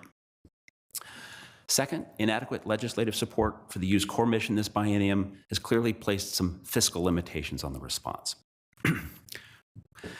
If I had to summarize the University Senate's views on the response in a single sentence, it would be this: the University Senate is ambivalent and leaning toward dissatisfied. Overall, I think that many senators would concede that the administration's response has gone as far as it could go at this particular time. But the Senate is also clearly saying the response does not go far enough. And so let me offer some data in support of this assessment. The administration presented its response to the University Senate on April 25th. Prior to the meeting, senators were asked to read the resolution, the response, so that we could have an engaging discussion, and we did. Following the presentation, senators were invited to complete a 3-question survey, which closed on April 30th and received 140 responses. The response rates were 100% for both civil service and P&A senators, and 70% for faculty senators. The survey elicited very few responses from student senators. The first survey item was an open-ended question inviting senators to provide feedback on the administration's response. We received 65 written responses, and those are included in your docket materials. A second survey item asked senators to answer the following question on a 5-point scale. That is, how satisfied are you with the administration's response to the workforce reinvestment resolution? With 1 indicating very dissatisfied and 5 indicating very satisfied. And here are the results, shown as the percentage of respondents that chose each rating broken out by employee groups. And as you can see, many employees were in the middle. They were neither satisfied nor dissatisfied. They were ambivalent. However, the distributions are shifted toward somewhat lower values, indicating greater dissatisfaction than satisfaction. Overall, just 21% of respondents were satisfied or very satisfied. Nearly twice as many were dissatisfied or very dissatisfied. Now, I firmly believe that senators see some very positive things in this response, as do I. But they also see some significant shortcomings, and I can illustrate this duality of opinion by quoting from some of the written responses. So on the positive side, we heard things like the following, quote, "It was admirable that the administration took the issue seriously, and I'm realistic about what can reasonably be done in the very short term," end quote. Or quote, "I am impressed with the initiative itself and also with the administration's response. By and large, it is a good and much needed effort." On the negative side, we received numerous written comments about specific elements of the response, many of those pertaining to pay or benefits. More broadly, there were a number of responses that mentioned something about the response itself lacking concrete actions or remedies. And here are some examples of those. Quote, "It's disappointing that the administration's response mostly involves more study and discussion of the issues rather than concrete actions or implementation of remedies," end quote. Quote, "The administration's responses were not always substantive or offering remediation," end quote. Another senator wrote, quote, I'm concerned the discussion will go on forever without any concrete action," end quote. And finally, quote, "Investment seems to be missing from the response," end quote. The second survey item was more forward-looking and asked senators to answer the following question on a 5-point scale. How important is it to you to see greater investment in the workforce as part of the university's next strategic vision and plan? With 1 indicating not important and 5 indicating very important. As you can see, an overwhelming majority of senators believe it is very important that the U's next strategic vision include greater investment in the workforce. And I could put some context around this result by again quoting from some of the written responses. Quote, I appreciate the task force's engagement with the report, but many of the responses feel like small fixes or band-aids. Full engagement will require strategic decisions, and I hope to see the new president center employee compensation as part of the university's strategic plan, end quote. Quote, I do a lot of hiring, and it's become increasingly difficult to hire anyone decent due to our low salaries. This has to change, or we will lose our ability to be innovative and even really to function. Our students deserve better. This one may hit close to home. Quote, the Regents need to start showing that they value their employees.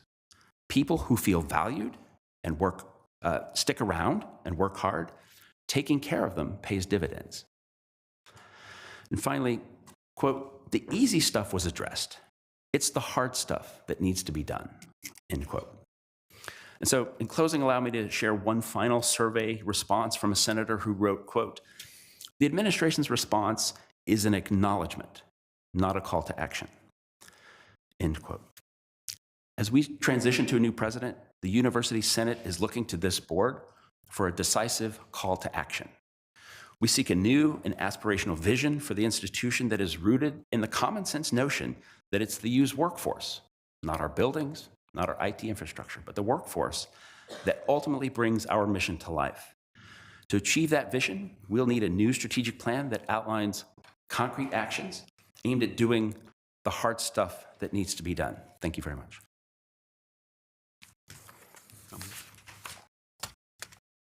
Anything further than to the presentation, or open it up for discussion at this time? All right, then. I just have yes, a couple, President just quick Ettinger. Yep. concluding remarks if I could. I want to thank Professor B for your leadership and your engagement on this topic and really lots of things we've had a chance to share this year. I want to thank our shared governance partner in general for their inclusive efforts to collaborate with faculty and staff in drafting the resolution. Thank you to Provost Croson and Vice President Hortzman for their leadership and the task force for the hard work. We do consider the response to be a roadmap that clearly will need to be modified over time as we obtain input from others and we transition to the new president.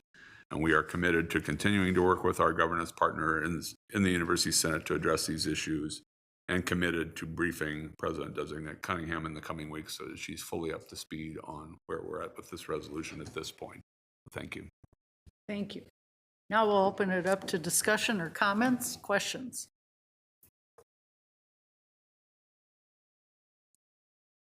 Yes, Regent Gully.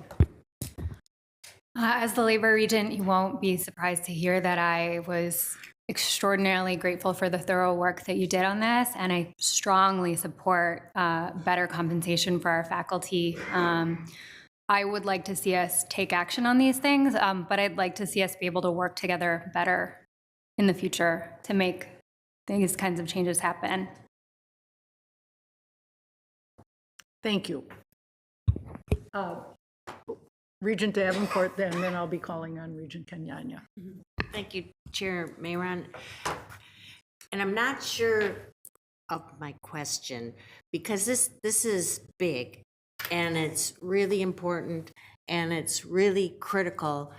And I would say, especially as we look to our next strategic plan, which is in the near term.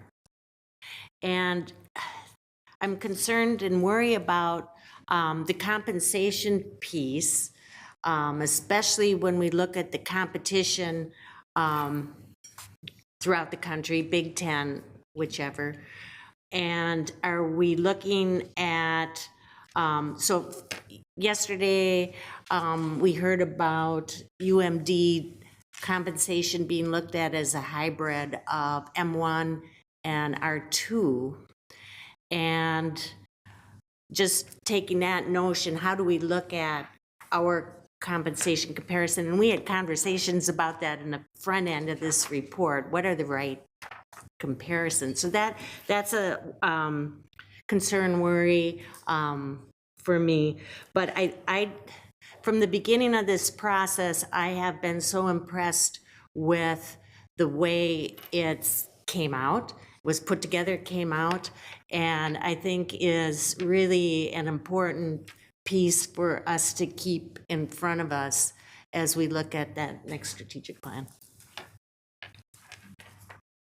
And let me just comment before we move to Regent Kenyanya, that was part of the message that that I took away from the materials that you submitted, is that the desire that this be up front and center in the strategic plan as we go forward. Thank you. Yes, Regent Kenyanya. Thank you, Madam Chair, Professor B, for the presentation, the administration for the work and responsiveness. And, what I'm hearing is, the reaction is, okay, this is not quite where the Senate's expecting it to land, but there's acknowledgement that it's being taken seriously and that there's definitely a spirit of collaboration. So I appreciate hearing that. This question, maybe for VP Horstman, can you help me understand how this initiative would interact with labor represented employees? And I ask that because, so, the unions have their contracts and bargain on different items, but it's I imagine that an initiative this big, when we're talking strategically about our workforce and different initiatives, some of which we talked about yesterday, really great ones, that it's hard to imagine they won't have impacts across. So how do we, how are they involved in this, particularly because that representation isn't in Senate per se? And an answer could be that, they're actually totally separate, but I imagine some of the initiatives we may introduce may, kind of be system-wide and kind of cut across classes and units and whatnot. So maybe not a super definitive answer, but, how would we approach something like this in that context? Madam Chair, Vice Chair Kenyatta. I mean, that is a loaded question. And you're welcome. What I would say is this resolution came out of the University Senate, which is the governance body for our non-union faculty, P&A, civil service. So that is the lane it is in. But to your point, there are benefits considered that could change as a result of this that are negotiated in labor agreements. So that brings in collective bargaining into the process, and likely meet and confers in advance to strategize what is an acceptable change that people would support. So there is a network across both labor represented groups and the University Senate groups to take this forward in some areas. Other areas, possibly not. For instance, the P&A and civil service floor is going to $20 an hour. That we would work directly with them. And I think the other piece is, and the reason the initial thought was a 3-year plan, which I am sure was not met with excitement by those who brought forward the resolution, and that's understandable, is the cost factor of doing all these things, along with other pressures that are out there that aren't on this list that are coming forward. And so how we navigate what resources we have to support this work, I think, is an overall question for all of our faculty and staff, regardless of how they're represented. Madam Chair. Yes, Regent Kenyanya. Thank you, VP Horstman. That was very helpful. And again, I imagine that's complicated, and it's not every item. There's just probably the subset that that is involved in both. So appreciate you providing that context. Definitely supportive of this work. supportive of the Senate for bringing it forward. I mean, it reminds me of our conversation yesterday in Mission.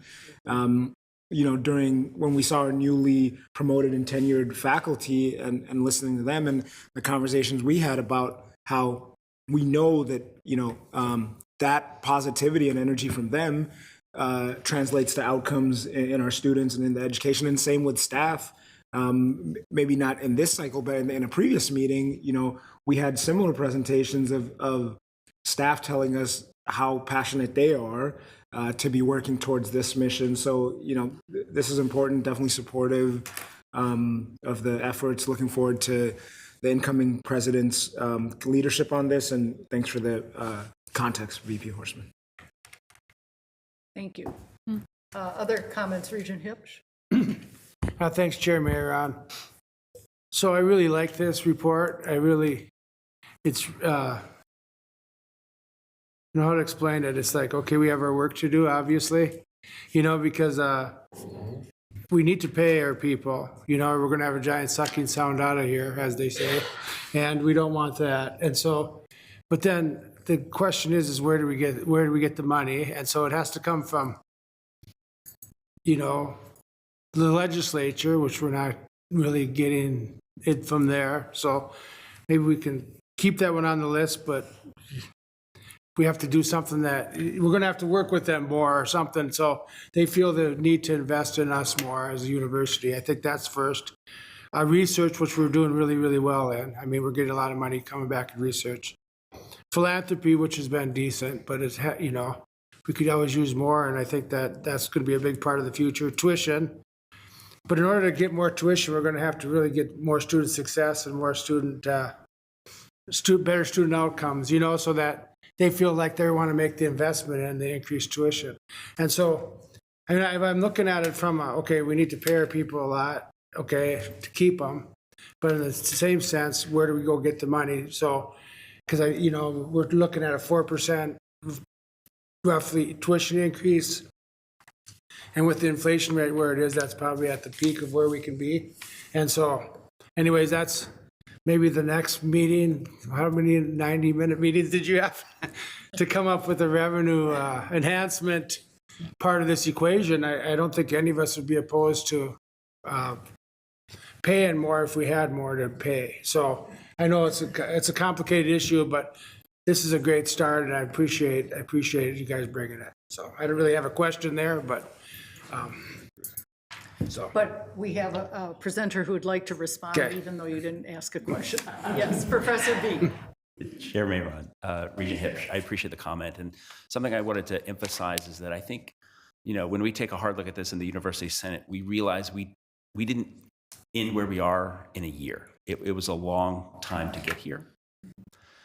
And I think that's acknowledged very clearly in the report itself from the administration. And I don't think any of us reasonably think we'll get out of the hole in a year. And I think what we're looking for is a commitment and an acknowledgement and a call to action maybe that says, yeah, this isn't going to be fixed in a year. It's a bigger problem than that, but we're going to fix it. And we're going to, chip away at it as much as we can over the coming years. Thank you. Quick follow-up. Yes, Regent. Yes, I love that. So change the trajectory, I can get on board with that right now. Can we do this in 1 year? No, but it might take a generation, but we know, we've been around a while, so that's the way it goes, But we need to change the trajectory of this. I think I can really buy into that right now, so. Yes, Regent Turner. Am I allowed to be honest? Never. Well, we prefer that. What's our choice? So I actually realized that today is like my first year in the world of my first full year in the world of higher ed, which I really knew nothing about. I've been wallowing in healthcare all these decades. And the one thing that was really foreign to me was this whole shared governance thing, which a couple staff yesterday helped to educate me more. So totally new to it. When, Mr. Bees, when you sent, what title are you? That's my biggest problem. Whatever you want. It's Okay. when you sent me like the list of 23 demands, I didn't just see pay. You know what my first reaction was? This is a union contract, okay, from my world. Okay, that's what that was. And it's like, I mean, there was also like recently a petition that was signed by 2,150 people that were in support of a different way of doing things other than the shared governance. So I'm just throwing these things out in the sense of, in my world, from my perspective, guaranteed results might come in a different form. And I don't know how the two worlds meld. But I just wanted to be honest with you as to where my perspective comes from. Granted, you know, we got to get the money that Doug is going to dig up, right? No. But I wanted to be honest about that. That I totally, because I don't just see the pay. I think the 23 things have a lot of things in there that hopefully we can address some of them. And VP Horstman, you're looking at me like, what is she? Madam Chair, Regent Turner, you know, the comment was made that we were doing some of the easy stuff first, and that is true. But to your point, there are things that were low cost or no cost, or we have seen for a while and we're planning to work on. Yep. Such as updating the Regents tuition reimbursement program to make it more accessible, make it more streamlined, get some of the barriers out of the way of employees using it. And we know there are big questions still to answer, but in any project, you usually take those things first as you can, and we have tried to do so. You know, I go to a recent shared governance meeting where I think a former chair mentioned, and I'm sure there are many perspectives. I respect our university senate, and there's a spectrum of perspectives on this topic, I'm sure. But his comment was, it's not a matter of input or representation, it's a matter of budget. And, you know, I think that's a comment worth remembering. You know, I think we can work in any forum, but I think we really have to, we're at a time where we have to be the ultimate stewards of the dollars we have. Follow it. Yes, Regent Turner. We would call that hitting the low-hanging fruit. That would be another term. Out of those 23 things, I would really encourage to get those done ASAP, to give this shared governance group of people some hope that we're taking them seriously. And we are working on those. And I think that is part of the plan that has been shared. And as we can move things forward more quickly, we certainly would. Thank you. Any other comments or questions? Obviously, it's a huge, important topic. I mentioned yesterday at our luncheon, we all are painfully aware what drives this university. It's the people. It's not that, you know, buildings are important, but it's what the people are doing, and having people motivated and appreciated and compensated well is just fundamental to our success. Everybody's going to agree on it. Of course, as we always say, the proof of the pudding's in the eating. Now it's figuring out how to make that shared vision going forward. I do think, so I think we're going to have to terminate our conversation here.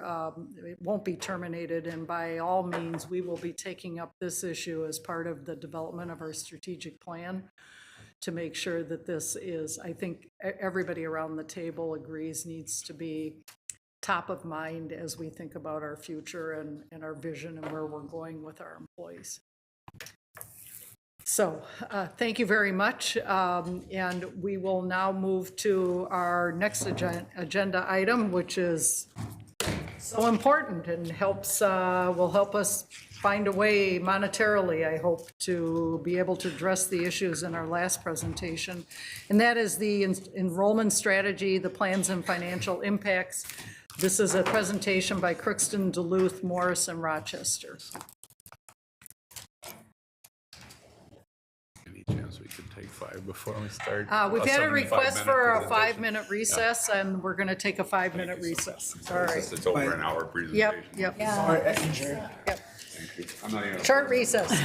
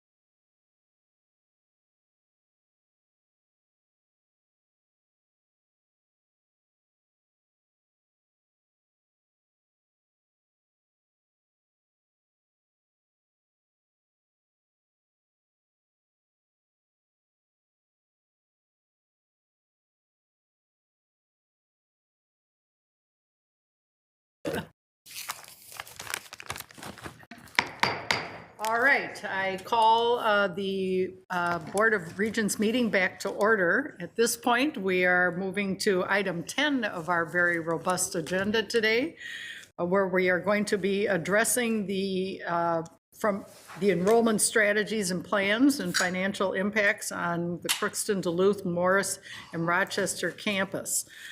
This presentation is aligned with our annual priority and allows the board to perform oversight role in helping to shape the strategies. I'll note that with recent amendments to the Board of Regents policy, reservation and delegation of authority included the addition of a system-wide enrollment plan. Today's conversation moves us toward approval of that plan in the future. With us today are Chancellor Holtz-Claus from the Crookston campus, Interim Chancellor McMillan from the Duluth campus, Chancellor Erickson from the Morris campus, and Chancellor Carroll from the Rochester campus. Interim President Ettinger, would you like to start, please? Oh, thank you very much, Chair Mayron and members of the board. I'm really happy to be part of this critical discussion about enrollment and financial sustainability at our 4 Greater Minnesota campuses of the University of Minnesota system. It's a conversation that has already begun. We've been working on it together all year and will certainly be ongoing for the foreseeable future. And it's one that's no doubt happening at many other college and university systems across the country. Over the next 10 years, we will be facing unprecedented enrollment challenges, which will in turn affect our budgets and potentially our course offerings and staffing levels. This comes in the context of a large number of variables at play. System-wide, across all student levels, our enrollment has been relatively stable over the last decade. We served 68,000 students in our system 10 years ago, and we have just over 68,000 today. But gains and losses have not been distributed evenly among our campuses, which we'll see shortly. System-wide, we've seen about a 7% drop in undergraduate enrollment since 2017. If we look only at the 4 Greater Minnesota campuses, undergraduate enrollment has declined 15.5% since 2019. The COVID-19 pandemic certainly had a great deal to do with that, as many students paused or delayed their higher education plans. But there are equally strong headwinds heading our way. We are nearing an inflection point in higher education broadly and at the University of Minnesota. You've all heard about the enrollment cliff, and it's not hyperbole. We've had the post-World War II baby boom, but now we're facing a shrinking college-age population spurred by the Great Recession of the late 2000s. The number of high school graduates in Minnesota has steadily increased over the past decade and is expected to peak next year at around 72,000. But it is then expected to decrease to approximately 67,000 by 2036. This parallels projected declines in the region and most other parts of the country. Other demographic changes are in play for our prospective student population. While the overall young adult population will dwindle, much of our state's growth is coming from the migration of international citizens. In 1997, students of color made up about 8% of Minnesota high school graduates. Today, students of color make up over 30% of all Minnesota high school graduates. For some of these families, higher education has not been part of their experience, so colleges and universities will have to appeal to and serve many more first-generation students. Concurrently, there is also a growing number of Minnesota high school graduates choosing not to attend any college. That percentage has grown to nearly 42% with the ready availability of jobs in the wake of the pandemic. As recently as 2015, 70% of Minnesota high school graduates enrolled in some sort of post-secondary education immediately after high school. By 2022, that percentage had dropped to 59%. Young males in particular have turned away from college, especially in rural communities. Today, as a system, we serve about the same number of female undergraduate students as we did a decade ago, but 12% fewer male undergraduate students.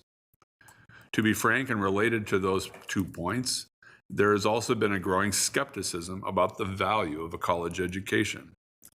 That can be fed by a low unemployment rate and heightened by the very public national discussion on student loan debt.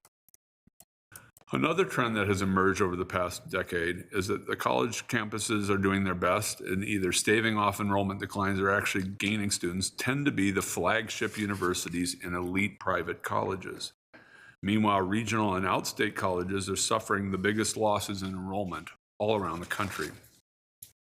In Minnesota, this is certainly the case.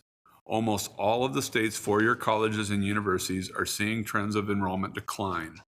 From a decade ago, Minnesota State's four-year universities are down 23% in enrollment, and the Minnesota Private College Council four-year schools are down nearly 12%. Of all the four-year colleges and universities in the state of Minnesota, Macalester, Carleton, and the University of Minnesota Twin Cities campus are the only campuses that have managed to maintain enrollment over the past decade.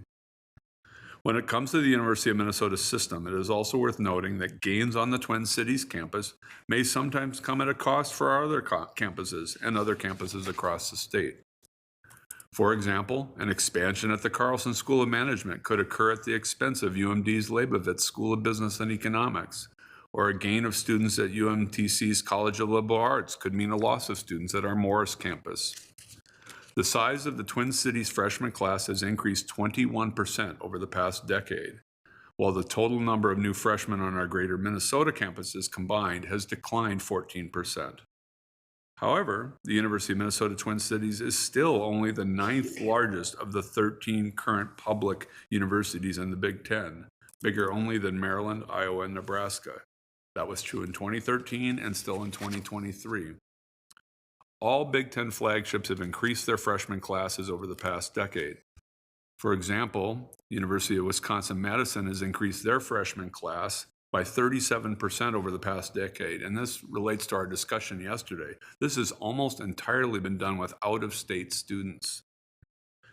You may recall the examples of Illinois, Ohio State, and Michigan as schools that also have had kind of bucked the trend and found other ways to gain resources by having a greater admission of out-of-state students at their flagship campuses. So this certainly could be a focus of further and future Twin Cities growth. Some of the other commentary yesterday also talked about how important it is to fulfill our land grant mission, which is certainly important, but that mission is not limited to the Twin Cities flagship campus. We have excellent University of Minnesota education available at a lower cost and with lower increases at all the four institutions that the chancellors are going to share with you about today. The challenges we face as a University of Minnesota system regarding enrollment are myriad, complex, and intertwined. And as I've mentioned, to some extent, they're due to external forces. But it's important that we're proactive in dealing with this issue because going forward, we're going to need to work collectively and collaboratively as a system. Our 5 campuses are each distinct and strong with offerings to suit the needs of diverse students in differing environments. We need to continue to tailor marketing efforts to reach prospective students in different parts of the state and region and even outside the state. It's important that we stress the value proposition of this University of Minnesota education. Those of us in the room know it, but we need to continue to spread that word more broadly, especially to underserved populations. We also need to highlight and continue to enhance new and existing financial aid offerings, programs such as Promise Plus, the North Star Promise, the Native American Promise Program, the Benson Scholarship Match, and more. I'm confident that by working together, we can help the next generation of students find their educational home and flourish. In the past, these presentations by our Greater Minnesota campuses have occurred during the Mission Fulfillment Committee and have focused mainly on enrollment. Today's presentations are deliberately being made in the Friday board meeting and are intended to be grounded upon realistic enrollment projections and the financial and mission implications of continuing to deliver a top quality academic experience at these realistic enrollment levels. The goal is for each campus to describe to you how it can survive and thrive on a non-deficit basis in the coming year. They'll describe their key inflection points as they look to the future.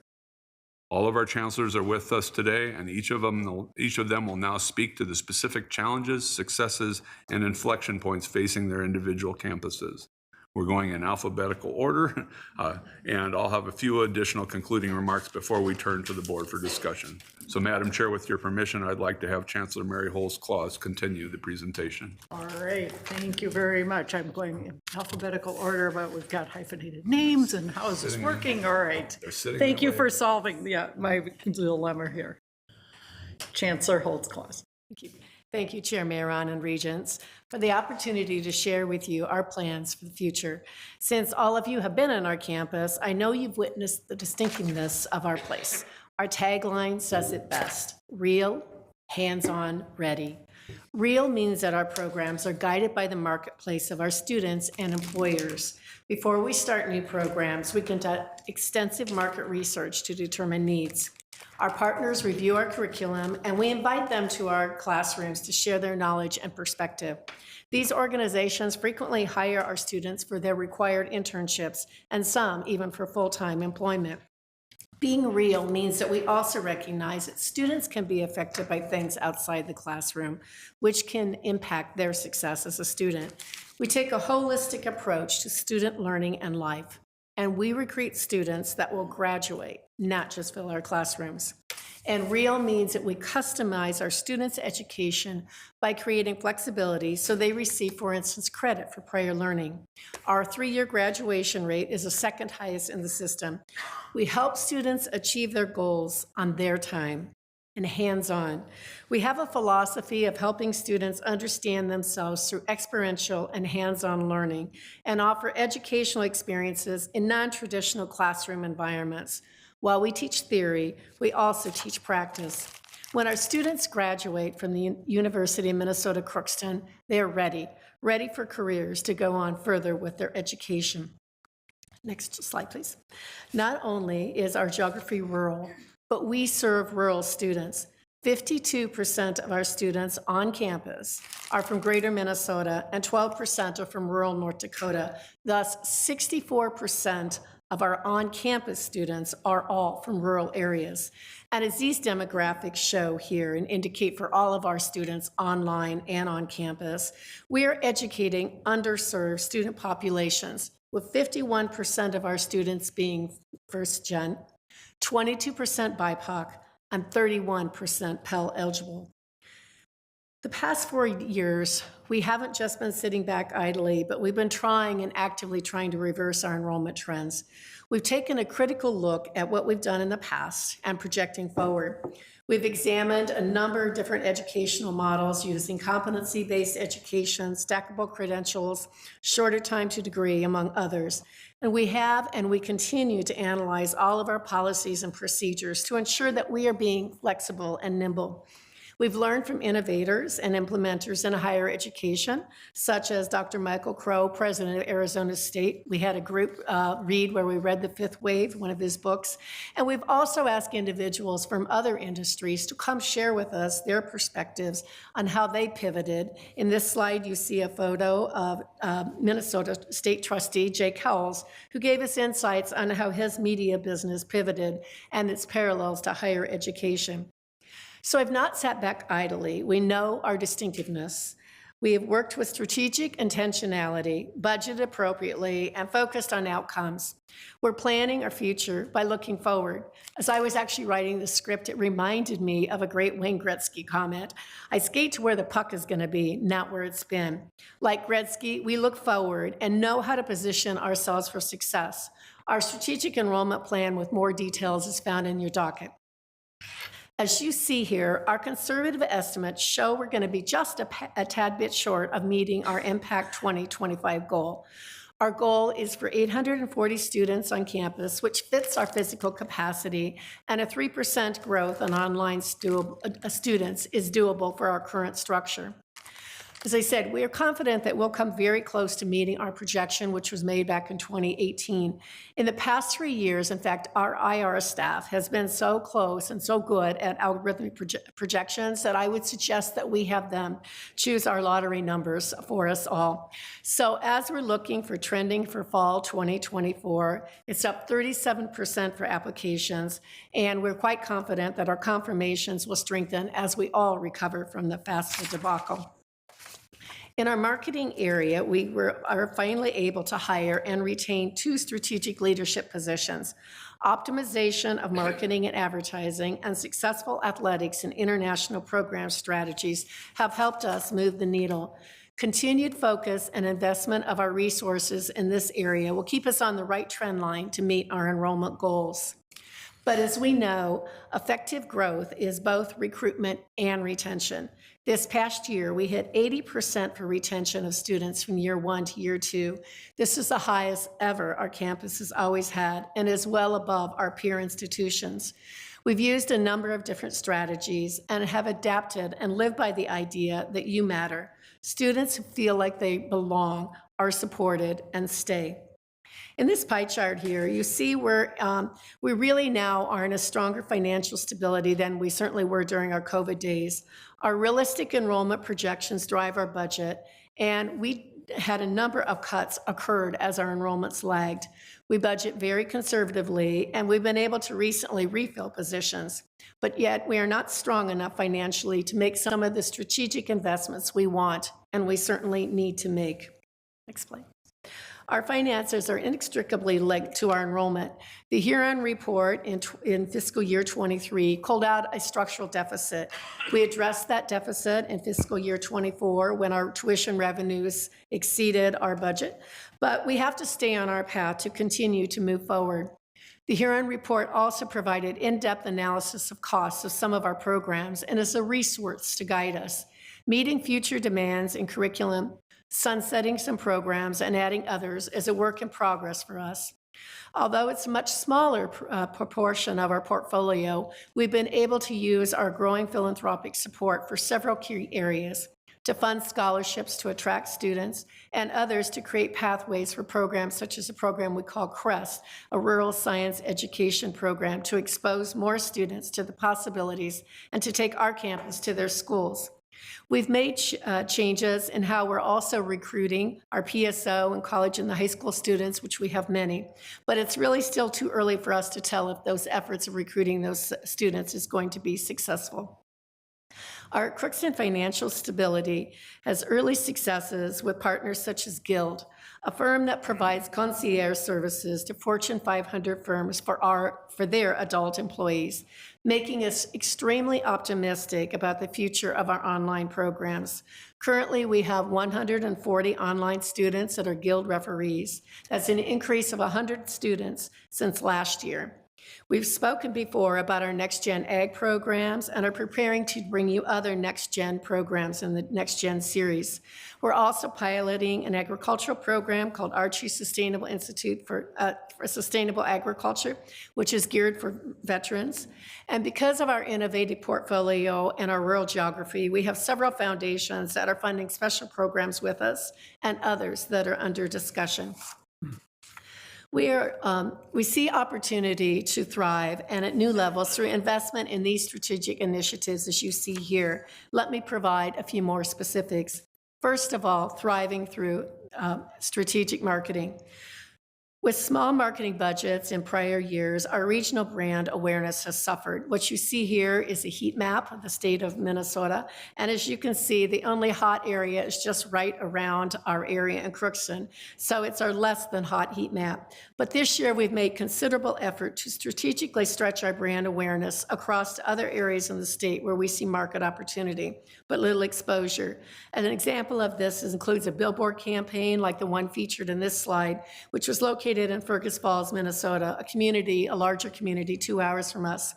With additional investments in our marketing budget, we can continue to increase our awareness, making the University of Minnesota Crookston a household name in greater proportion across the state.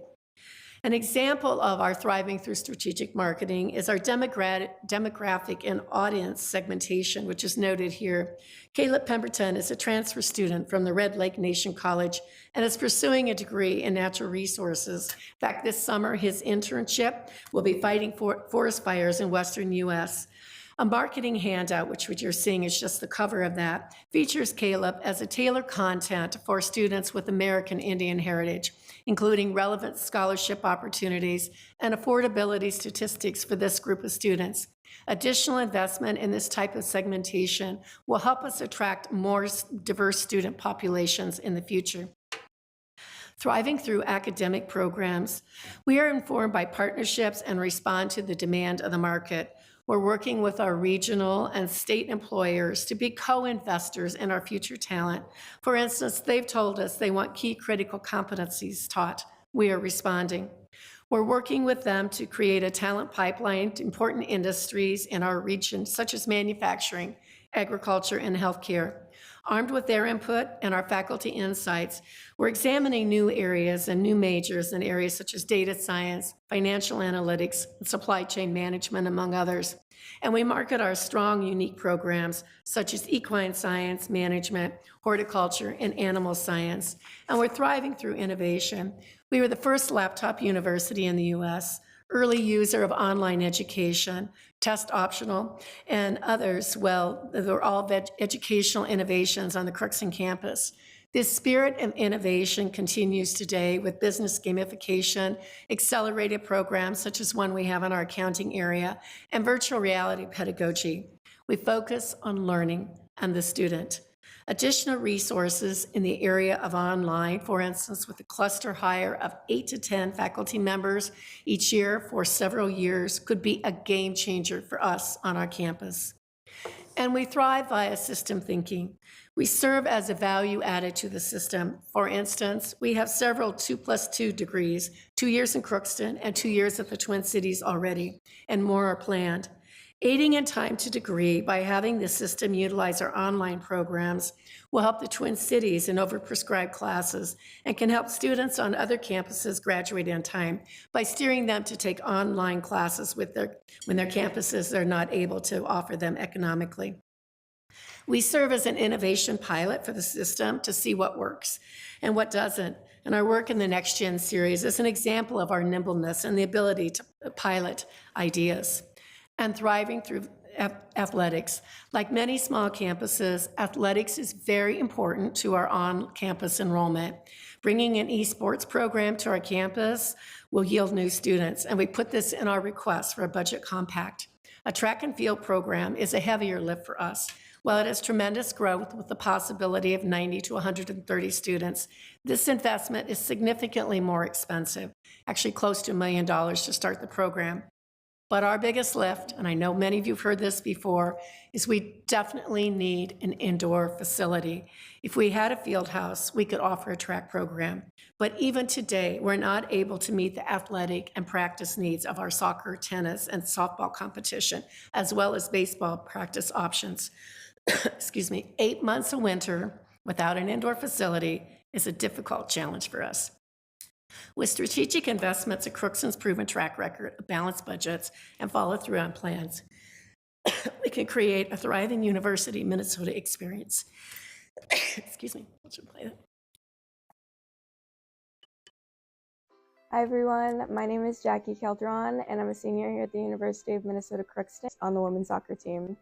I currently hold 4 on-campus jobs, including 1 work-study internship in the University Relations Department. I'm also the student representative on the Campus Advancement and Advisory Board, and I'm a first-generation student. My grandparents immigrated to the United States from Mexico. My grandpa came when he was, I think he was around 9 years old, and he came with only his brother her grandparents who came here from Mexico. And she is a part of our soccer team, and is an example of an individual who has come to the University of Minnesota Crookston and thrived because of the opportunity that was given to her. And she talks about that, and we will send you that link so that you can hear it later. So in conclusion, we've had some bumps. We acknowledge that. Out of all our cousins, we have recovered. Out of all the grandkids, we have a plan, to attend college, and we will deliver. I knew I wanted Thank you. to go to a smaller and now campus. I turn the conversation, since I have no voice left, over to my colleague David McMillian from the Duluth campus.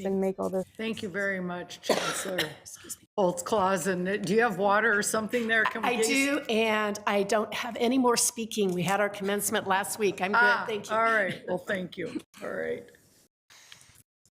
Good afternoon, Chair Mayron and members of the board. As President Ettinger highlighted, the challenges facing regional campuses nationwide are certainly affecting UMD, where undergraduate enrollment has steadily declined in the face of overcapacity in our sector, challenging demographics, UMD's relatively high price point, and partly from competition within our own system. So here's enrollment, and there's 3 key takeaways from the graphic before you. First, the Impact 2025 undergraduate enrollment targets have not aligned to the reality of our enrollment experiences. We're unable to reach 9,100 undergraduate students within the next year. That's noted up in the corner of the slide there. But, and here's the second point, we do believe that there is a path to stabilizing undergraduate enrollment.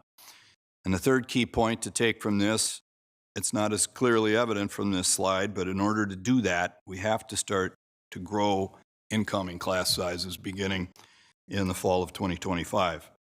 So page 290 of your materials has a bunch of additional historical total UMD enrollments that get at graduate, professional, non-degree as well. I didn't choose to highlight those here, but I would note, you should note that our graduate program enrollments, as you'll see in the back of the materials, have been considerably more stable than undergraduate. So how are we going to tackle this enrollment challenge? We have several key initiatives underway tied to enrollment and how we position ourselves in the marketplace. Today, we'll highlight a few of those, including a new financial aid strategy that primarily consists of a multi-year, multi-million-dollar investment into scholarships. Working with an external consultant, we revised our financial aid strategies, which I note had not been updated since 2016. While enrollment management initiatives are multi-year efforts, these efforts could immediately impact our yield rates. For example, compared to last year, we have offered 19% more scholarships to this fall's incoming class. We expect this strategy to solidify in FY26 and beyond to enhance our commitment to student success, retention, graduation, and overall support for the institution's revenue expectations. Our enrollment management initiatives also closely intersect with the campus-level branding work that I will highlight in a few minutes.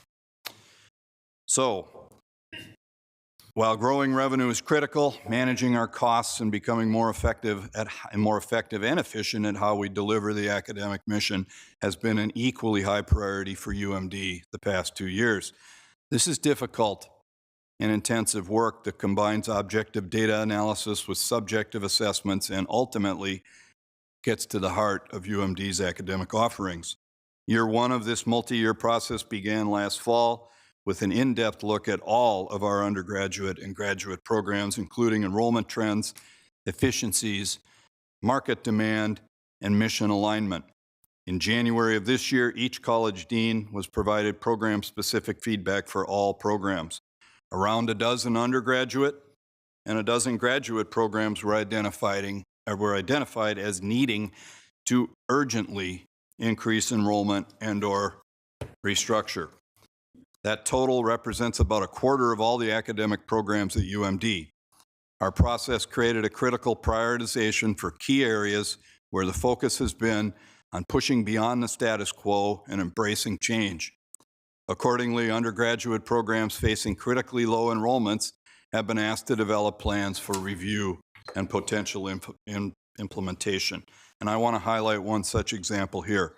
UMD's music department has proposed an idea to shift 2 very small standalone majors to become subplans under one existing but completely redesigned major. This change, effective in the fall of 2024, will streamline curriculum and result in shorter time degree for our students.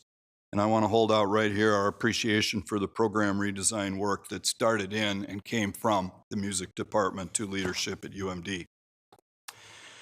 In addition to reviewing our academic program array, we're very focused on assuring that we are deploying our limited fiscal resources as optimally as possible. To that end, we've made several key moves relative to how we manage academic resource deployment since 2022, including centralizing tenure and tenure-track faculty hiring decisions, redesigning course access funding for non-regular instructional faculty, and carefully controlling the quantity of courses offered.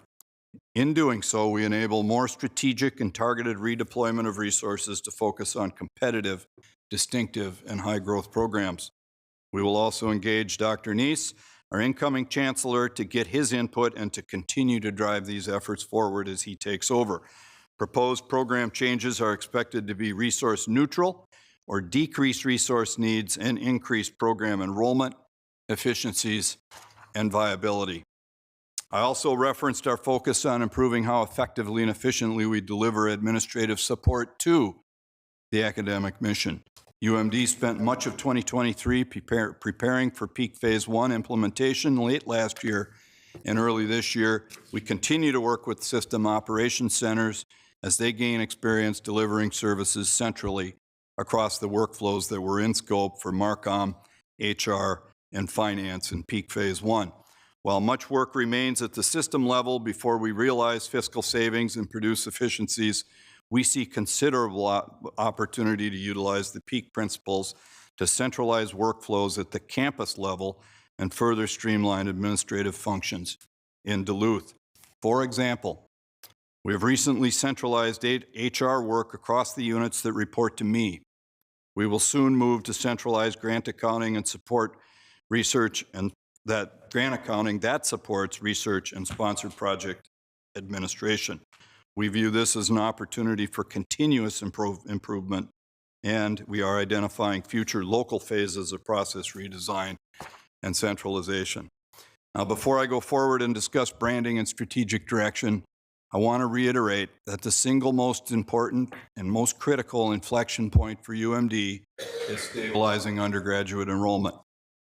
We're overhauling our enrollment management strategies and tactics led by the new scholarship approach. That'll improve yield. We also face a critical need to deliver our academic mission in a more financially sustainable way, aligning our academic and administrative infrastructure with the reality of having 1,600 to 1,800 fewer students on our campus. As crucial as revenue stabilization and cost control are, UMD also needs to secure its long-term identity and set a new long-term course for the campus. This will entail a new strategic plan, and that plan will be built in concert with a system-wide strategic plan. The remainder of my remarks focus on setting that new course.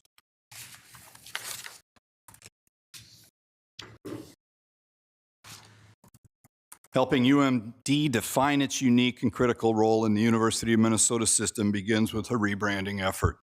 With support from the President's Office and University Relations, UMD has undergone a thorough process to connect with stakeholders, conduct focus groups, and test both different creative concepts and logo treatments. This work builds on the system-wide driven to discover brand while honoring UMD's unique personality and attributes. The campaign builds on this positioning statement. UMD's dynamic experience with its student-centric culture, integration with the natural environment, and intrepid spirit encourages courageous exploration to yield lasting rewards. The rebrand takes advantage of and shows our pride in being part of the University of Minnesota. Now in the final stages of development, this new campaign will launch this coming fall. Research. The UMD research enterprise has experienced substantial growth over time and especially over the past 3 fiscal years. In fact, FY24 will set a new record for UMD external funding that's north of $25 million. This is led by burgeoning applied and basic research at the Natural Resource Research Institute and followed closely by research at the Swenson College. Excluding UMTC, UMD's R&D spending is greater than the combined total of all other Minnesota public and private colleges and universities. UMD is a regional research powerhouse, and that research activity is central to who, what, and where we are. It differentiates UMD from the other regional universities. It drives the quality of our faculty, the quality of our academic experience for our students. Our branding work capitalizes on the remarkable place-based attributes that UMD offers, and it is that uniqueness coupled with our medium size and interdisciplinary and interconnected campus that enable UMD to deliver something very few other regional campuses can do. Provide undergraduate students the opportunity to experience a research-enriched learning environment in an unparalleled setting with faculty who are at UMD because it is a research-oriented university. Apart from helping UMD define its identity, there is an opportunity to better cement the U of M's place as the state's public research university. As the map before you illustrates, we are the only state in the upper Midwest that has only a single R1 or R2 campus within its borders. We believe that UMD, this university, and most importantly, the state it serves would benefit greatly from continued investment in and support for the growing research enterprise at UMD. 2 points are important here. First, research at UMD can and does complement and not compete with research on this campus or elsewhere on this system. Second, the university should own the research space in this state. It is our mission to do so. We can do it by setting a goal of securing UMD as Minnesota's second research university and as the research hub, as the regional hub for research activity in the northern part of our state. If we do not, there is a likelihood that another regional will fill that void. Neighboring states with a fraction of the population base have multiple public research campuses delivering what those states need. We can do so as well.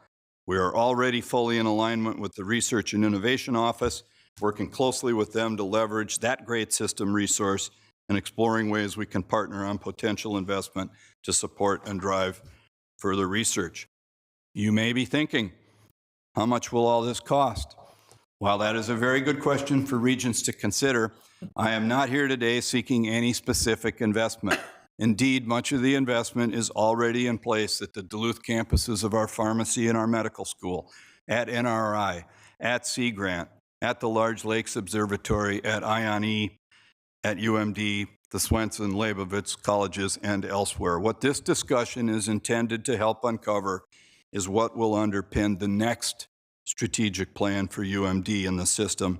And the question on the table going forward is this: is being an R2 level regional research hub delivering outcomes for our state in concert with the R1 operations at UMTC what you and what system leadership want and expect from UMD? If not, then UMD can and should focus its resources and its talents on a narrower scope of long-term outcomes and a different strategic compass heading altogether. If so, this campus is ready, willing, and more than able to move forward in an exciting and fresh direction, secure in knowing that the system views us the way we view ourselves, and growing the substantial impact that this campus and the university system have across the great state of Minnesota. Thank you for your time and continued support.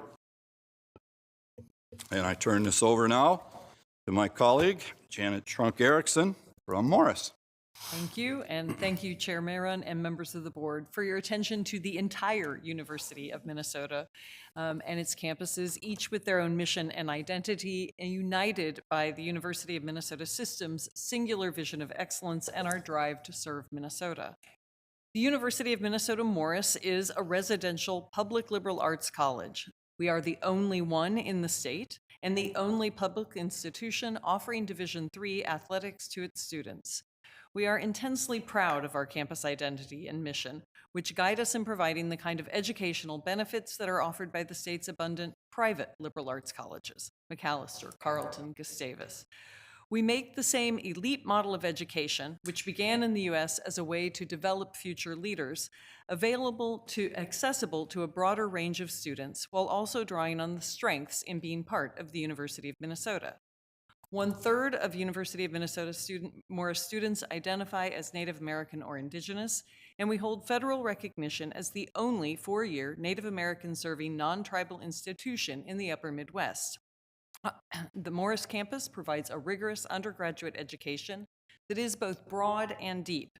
Our top majors currently are psychology, biology, and business management, and that prepares our students to be global citizens who value and pursue intellectual growth, civic engagement, intercultural competence, and environmental stewardship. I am confident of the lifelong value and economic benefits provided by the Morris educational experience, and our graduates support that confidence with their strongly favorable feedback. UMN Morris enrollment this year was 1,020 students, with an entering class that was actually identical in size to the entering class of the previous year. Given what we all hope are the once-in-a-lifetime federal financial aid delays this year, it is too early for us to have any confidence about our numbers for next fall, although our applications and offers of admission are up. For budgeting purposes, we modeled 2 conservative enrollment trajectories. Both begin with a slight decrease in students as smaller pandemic-impacted cohorts move forward, and both are built on the premise of continued expense reductions. The bars in maroon on the slide reflect planning with consistent enrollment from fiscal year 25 forward. And in this model, we can still achieve a positive fiscal balance by FY30. The campus can achieve a positive fiscal balance by FY27 with the modest enrollment growth that the gold model outlines. Just 36 more students in FY26 and 56 more in FY27. I want to stress that we are certainly aiming for greater enrollment than these two models show, and indeed, we have some optimism about that, but we can make small work. We are engaged in 3 core enrollment-related strategies to move UMN Morris to fiscal sustainability. This presentation is focused on looking forward, but I want to stress that we have also already begun this work, that we have not been business as usual, especially in this last academic year, which will close with our commencement ceremony tomorrow. The areas that have the strongest potential for positive effect on our financial standing are listed here. The first strategy, which includes a variety of initiatives, concerns pathways to, through, and beyond UMN Morris. The second strategy is in internal alignments, by which I mean structural process and program changes to improve our demonstration of mission and our resource utilization. We know that external and internal audiences need to understand quickly and clearly the value of a Morris education, and we are working to ensure that our key points of distinction are persuasively and effectively implemented. The third inflection point, which you've already heard mentioned, we've identified is market share. Data analytics and market research indicate a need to increase simple recognition that the Morris campus exists, as well as recognition of its distinctive character.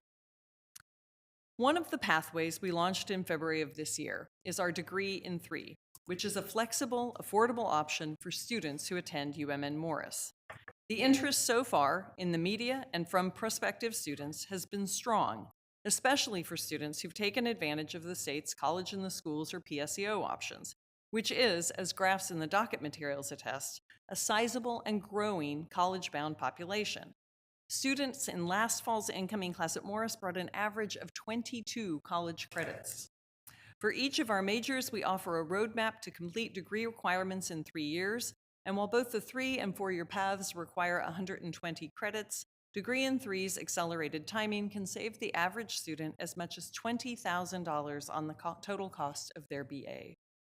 The option aligns beautifully with our mission to make a liberal arts college experience more widely accessible. As student mobility has increased, we have increased attention to transfer pathways. This has begun to pay off with an increase in transfer students, a population that has more than doubled for us since the 21-22 academic year. One of the other ways in which we've fostered transfer pathways is through our $5 million in Native American serving non-tribal institutions grants from the U.S. Department of Education, helping us significantly strengthen our relationships with tribal colleges in the state. Pathways from the Morris campus are an area of focus too. More than 40% of recent Morris graduates pursued graduate education within 5 years. And increasing intentional pathways to Duluth and Twin Cities master's and doctoral degrees builds on this strength. Giving students an advantage in access to UMN advanced degrees may well also encourage them to stay in Minnesota and contribute to the state's economy and quality of life. The slide shows just a few of our existing academic pathways, including the most recent in applied economics. More are in process. While I am of course pleased that one of our graduates this year is going on to the doctoral program in American Studies at Harvard, we can also leverage our role as an even stronger source of graduate students within the University of Minnesota. I want to mention two international pathways. We are keenly aware of the potential volatility in this area, but we also offer an especially attractive option for international students. We revived this year our long-standing partnership with a university in China, and we'll have students joining us from there again this coming fall. Less than a decade ago, it was not unusual for more than 40 students in a single entering cohort from the same university. We are also making progress on new partnerships in multiple locations. We are not depending on any one of the strategies I just outlined to increase our enrollment. Rather, we believe that collectively they build on our strengths and will have a positive net effect. In addition to pathway building, another significant impact on our fiscal health lies in better aligning actions to our mission and points of strength. We continue to make improvements to each encounter a student has with UMN Morris. This spring, we significantly revised the prospective student experience with the positive effect shown on the slide. 2, we began work last fall with a new enrollment marketing partner, helping in both the content and timing of messages to prospective students, and we've seen a corresponding increase in web traffic. Student engagement is a pillar of the UMN Morris identity and a key market differentiator. That 87% of recent Morris seniors completed 2 or more high-impact practices listed here beyond their capstone is pretty remarkable. Market research attests to student awareness of the impact of these experiences, and while we compare well with the top baccalaureate liberal arts and sciences institutions referenced in this table, many of which I would note are abundantly resourced private liberal arts colleges, we can do more. The new Morris core curriculum now being implemented makes explicit this aspect of a Morris education. The changes we have made and will continue to make rest on our awareness of our distinctive campus identity, something we reviewed and refined with help from an enrollment marketing partner a few years ago. This slide from last year reflects that work, which continues to guide us. Beyond these strategies, the University of Minnesota Morris will achieve stronger financial standing by increasing students' persistence to degree on the Morris campus. The pathways and alignments are a few of the ways that support these efforts. We will also continue market-aware adjustments. Last fall, we launched a new men's swimming program and stopped sponsoring men's tennis, a decision that both takes advantage of our excellent pool facilities and has enrolled new students. We've updated academic program names to make them more easily identifiable to external audiences, and we may see changes ahead in the number and shape of academic programs. Even as we make reductions, generous donors are supporting our growth. A new faculty member in the endowed Morton Nice Professorship in Environmental Sciences joined us this past year, and a recently recorded future gift will provide an endowed chair in psychology. And UMN Morris has been able to leverage at least 4 of the system-wide Benson Scholarship matches. We will also necessarily continue reducing expenses, including those for faculty positions, to align better with the number of students we serve. And finally, while we still hope for HEAPR funding to help with building maintenance and accessibility improvements, we are managing our existing infrastructure with increased attention to how it can best serve both our students and our financial sustainability. The University of Minnesota Morris already enjoys national recognition for its sustainability efforts, and our graduates across the nation and around the world attest to the fact that the campus also has wider recognition as a provider of a powerful and flexible public liberal arts college education. We will be engaging in discussions across the Morris campus in the coming year about how we can actively advance that identity in the work we do. This is part of my plans as the new chancellor. In a few days, I will finish my first official year in this role, which carries different weight than does the interim status. Starting July 1st, we will also have a new Vice Chancellor for Academic Affairs and Dean, and will of course be guided too by a new University of Minnesota President. We will, though, continue strategic investment in the UMN Morris key points of distinction: transformative student engagement, our rural location and the distinctive opportunities that brings, and sustainability. The Morris campus has a strong future as an intentionally small, highly engaged educational community that makes a significant positive difference in students' lives. Thank you, and now I will hand it to Chancellor Carroll. As the final presenter on the final panel on a very full Friday, Chair, Regents, I thank you for your continued energy and attention. At the Rochester campus, we are specifically focused on educating a pipeline of graduates for Minnesota's healthcare workforce. We're pleased to continue to attract learners from diverse backgrounds and to support their success with innovative evidence-based practice. All students served on the Rochester campus, including the 3 smiling graduates on your screen, have one thing in common. Their dream is to make a difference in the world through a career in health. And our job is to ensure their dreams come true. Interim President Ettinger asked our team to identify inflection points that will determine the trajectory of the Rochester campus. The rationale for moving this startup to scale is clear, given the health disparities in our state and the dire needs within the healthcare workforce Minnesota will benefit from more UMR graduates. But how do we grow? With so few public university startups in this century, finding parallels or peer campuses is challenging. But in this 14th year, we are drawing on a compilation of case studies of startups that sustain beyond 15 years, published in the Harvard Business Review and linked in your docket. Those authors conclude that successful startups build forecasting capabilities and reinforce the cultural values that generated their early success. They also develop new products or services, enter new markets, and continue to innovate. We have discerned 2 future inflection points. First, a strategic growth investment to expand personnel, facilities, and recruitment, so we will be poised for the rapidly evolving digital health context that is to be a catalyst for the second inflection point. Innovation to expand academic health programs and adapt educational practice.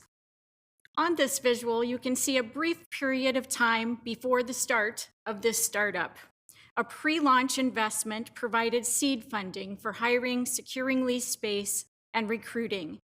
At that time, there was no system-wide strategic plan and perhaps consequently, no timeline or enrollment threshold set for second level or phase B investment necessary for startups to flourish. After the start, we have surely grown enrollment overall, though it's not been a straight upward slope. This overall growth has been imperative to increase both impact and tuition revenue. In startup language, these years have generated proof of concept of the product, a world-class University of Minnesota education, providing a pipeline of diverse graduates for our health science schools and ultimately for the healthcare sector. During that same period, our other revenue source, the allocation of state funds by the university, has stayed relatively flat. Current projections for fall 24 exceed 1,000 students to be served in Rochester. The sharp uptick on this visual is dependent on investment and innovation, with anticipated new academic programs generating growth. At present, many new initiatives, new tools, new territories, new team, new training, new welcome center, those are fueling our positive forecast with a record number of applications and admissions, and the details of that are in your docket. Financial aid delays remain our primary challenge to finalize the fall class, true for all of us. Reaching enrollment targets for fall 24 and 25 is critical for a balanced budget, setting the stage for strategic investment in continued growth and innovation. Up until now, as mentioned, UMR has had 2 primary revenue sources, tuition and state funding. As we move forward, we are pursuing additional revenue streams, including optimizing our primary corporate partnership, seeking investment from foundations that support educational innovation, providing fee-based student services for local higher ed partners, delivering instructional development tailored to industry partners, and seeking federal, city, and economic development agency funding to support facilities expansion. Very simply, we're getting close to the first inflection point. Without a significant investment, we will not have the human and capital resources to continue our growth. With investment, we could hire additional experts to design and launch new academic programs. We could remodel and expand facilities, and we'll be sharing our campus and climate action plan with you in June. And we could strategically expand recruitment marketing to new learner groups. You can see the lengthy list of explorations in progress in the docket. For example, a summer specialization for pre-med students, dramatic increases in our accelerated programs based on learnings from our next-gen pilot. We're helping students get forward faster. Many expanding partnerships with system colleagues, these chancellors and their campuses, the Hormel Institute, College of Design, IBM, and of course our long-standing partnership with the School of Nursing and others, and new professional learners seeking new skills. These 3 major growth activities need to occur in advance of enrollment increases from Bold to Boulder, just like the seed money was provided in advance of the first students. And these cannot be funded through incremental increases in tuition. This summer, a task force will determine the specifics of the financial request. One approach could be a direct ask of the legislature as part of the university's overall academic health strategy. I would welcome the chance to make that case. The University of Minnesota has an unprecedented opportunity to expand in Rochester over the next 5 years. What is going on in Rochester? Well, you may have heard Mayo Clinic's investment of $5 billion for the Unbound project is creating AI-optimized healthcare facilities in walkable proximity to the Rochester campus, with an anticipated economic impact of another $7 billion for the region and a steady 2% increase in employees each year over the next 5 years. Further, the university's strong research collaboration with Mayo Clinic holds rich potential to expand. The Foundation's 2024 Stewardship Report documents Mayo's investment of nearly $47 million in the university, with 98% of those dollars dedicated to collaborative research. And please don't forget the Hormel Institute, a university research powerhouse in the region. This visual depiction of downtown Rochester illuminates the growth in progress. Destination Medical Center, DMC, is currently doing many things, including expanding the biotech industry in Discovery Square, facilities shared by UMR, and aligned with MedTech Hub 3.0 and other priorities of the university's Research and Innovation Office. DMC's executive director, Patrick Sieb, frequently references the #1 request of incoming biotech companies, talent and talent development, which can be provided through an ever stronger presence of the University of Minnesota in Rochester. DMC's work is complemented by the City of Rochester's significant expansion of the waterfront, a sports complex, outdoor recreation adjacent to university-owned land, enhanced transit, thermal energy networks, and more. The magnitude of the metro region and the Twin Cities campus is seismic, but the ground is also vibrating with opportunity to the south. I look forward to working with President-designate Cunningham, other university leaders, and this board. Let's ensure these opportunities in Rochester are not missed. The shifting contexts of healthcare and higher ed create a second impending inflection point to adapt both how and what our students are learning on their way to serving Minnesota in this rapidly evolving digital health environment. As we approach this inflection point, UMR is building on our established culture of educational innovation to discern what's next, with leaders from Mayo's Unbound project, with higher ed innovators from across the country, and with consultants who have provided a comprehensive market analysis. First, the what of Unbound learning innovation, the essential competencies to be taught and learned for the emerging digital healthcare landscape. Data analytics, yes, but also and more centrally, the distinctly human capacities of curiosity, creativity, compassion, ethical reasoning, and a new form of collaboration with machines. Referenced by some as fusion skills, these capacities will be essential for future college graduates as the connection between humanity and AI intensifies. We must also adapt the how of learning.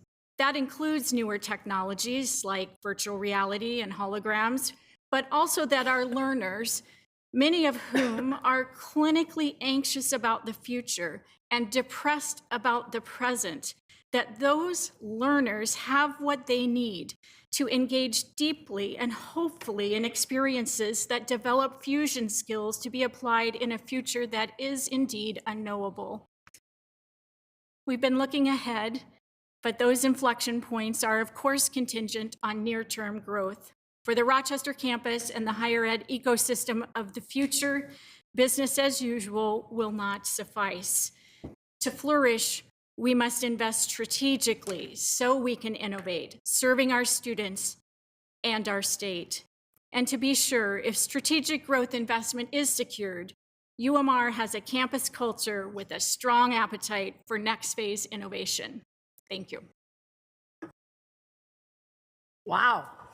Thank you, all presenters, for what you have done in the last year. I think this is remarkable, remarkable in terms of analysis and thought and vision as to what it's going to take at each of your campuses, but also collectively together. So highly impressive.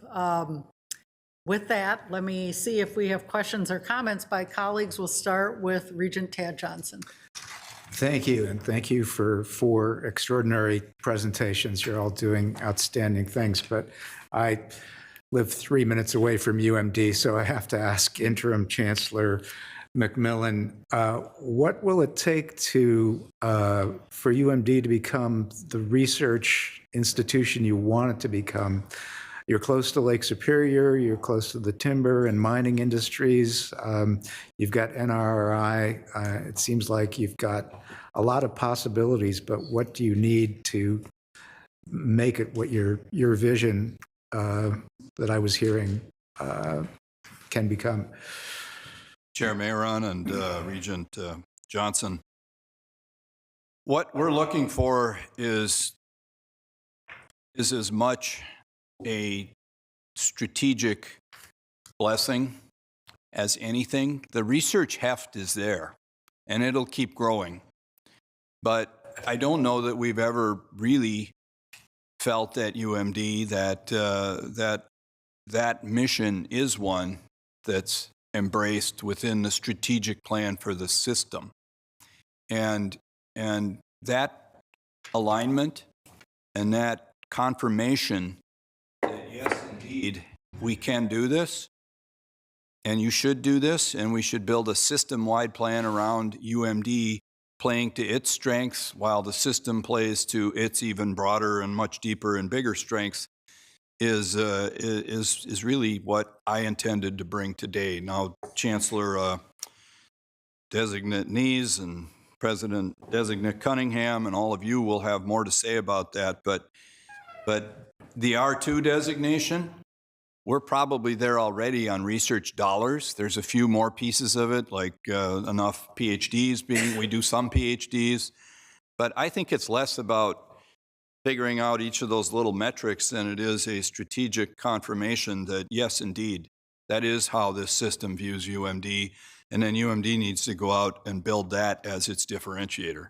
The world around being a regional comprehensive in a grossly oversupplied regional market full of regional comprehensives, that didn't work too well for us.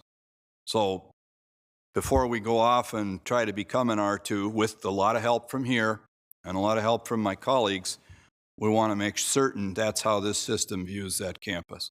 But it's not there's a few new buildings we need, like the Large Lakes Observatory down on the waterfront, some of those kind of things. The Academic Medical Center, if that can happen in downtown Duluth amidst another $1.5 billion of investment from Essentia and Aspirus, that would all be remarkable. But most of the programs and the underpinning of it are there already. It's building on what's there. Thank you. Thank you. Regent Gully? Thank you, Chair, and thank you to all of the presenters. And I feel like this is a good report. I mean, I know that there's that we're not all growing. I did, however, feel like I needed to point out that I'm wearing my Crookston shirt today, and that was really good news from the Crookston campus. And I know that it remains to be seen with the delays in financial aid what will play out in the fall. So totally understand that. I'm wondering if you've seen if you see any of the changes related to the North Star Promise, and if there's more that we can do to let folks know about the opportunities to, to join the University of Minnesota lower cost point.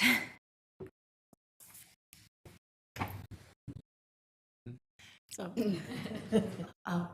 Chair Mayron and Regent Coley, thank you for the question. As we look at the North Star Promise, I think that's very important that all of us are communicating as we're trying to with potential students that might qualify for that. We do have some we didn't have as many students as we thought we would have when we started running our statistical analysis as to who would qualify. But again, now that it's there, we're also using that in all of our recruitment tools and all of our recruitment strategies to ensure that people understand, and this will be very important in our pathway programs for our high school students that need to start considering the factor, realizing that as, you know, 6th grade, 7th grade, that college is affordable to them regardless of what their education and regardless of what their economic situation is. I think it's really important that we collectively as a university work together, and we do some and we need to do more in more pathway programs to help students recognize that. 4-H is a wonderful example, but we have so many more that we can use to create better pathways for students. Yeah, great. All right, Regent Davenport. Thank you, Chair Mayron. And quickly, what I heard different today than I've heard in other presentations and years, I guess now, is I think more strength, more focus from Morris and Rochester on your distinctiveness, which you've been growing. And I think from Crookston and UMD, more distinction on what you're aiming at in the sense of, you know, your online growth at Crookston, I think is a distinctiveness, differentiator, and I think you're right, Interim Chancellor. UMD, there's a space for that research like a Colorado State, you know, a university in Boulder and Colorado State. So many states do have those, as you pointed out on that map, and I think there's room to claim that. So I think that's really an advancement in what I've heard, and you've had your 2 years in it now that you see that opportunity. So I'm looking forward to how we grasp that and really the distinctiveness of each of these campuses. Thank you, Regent Tilrabi.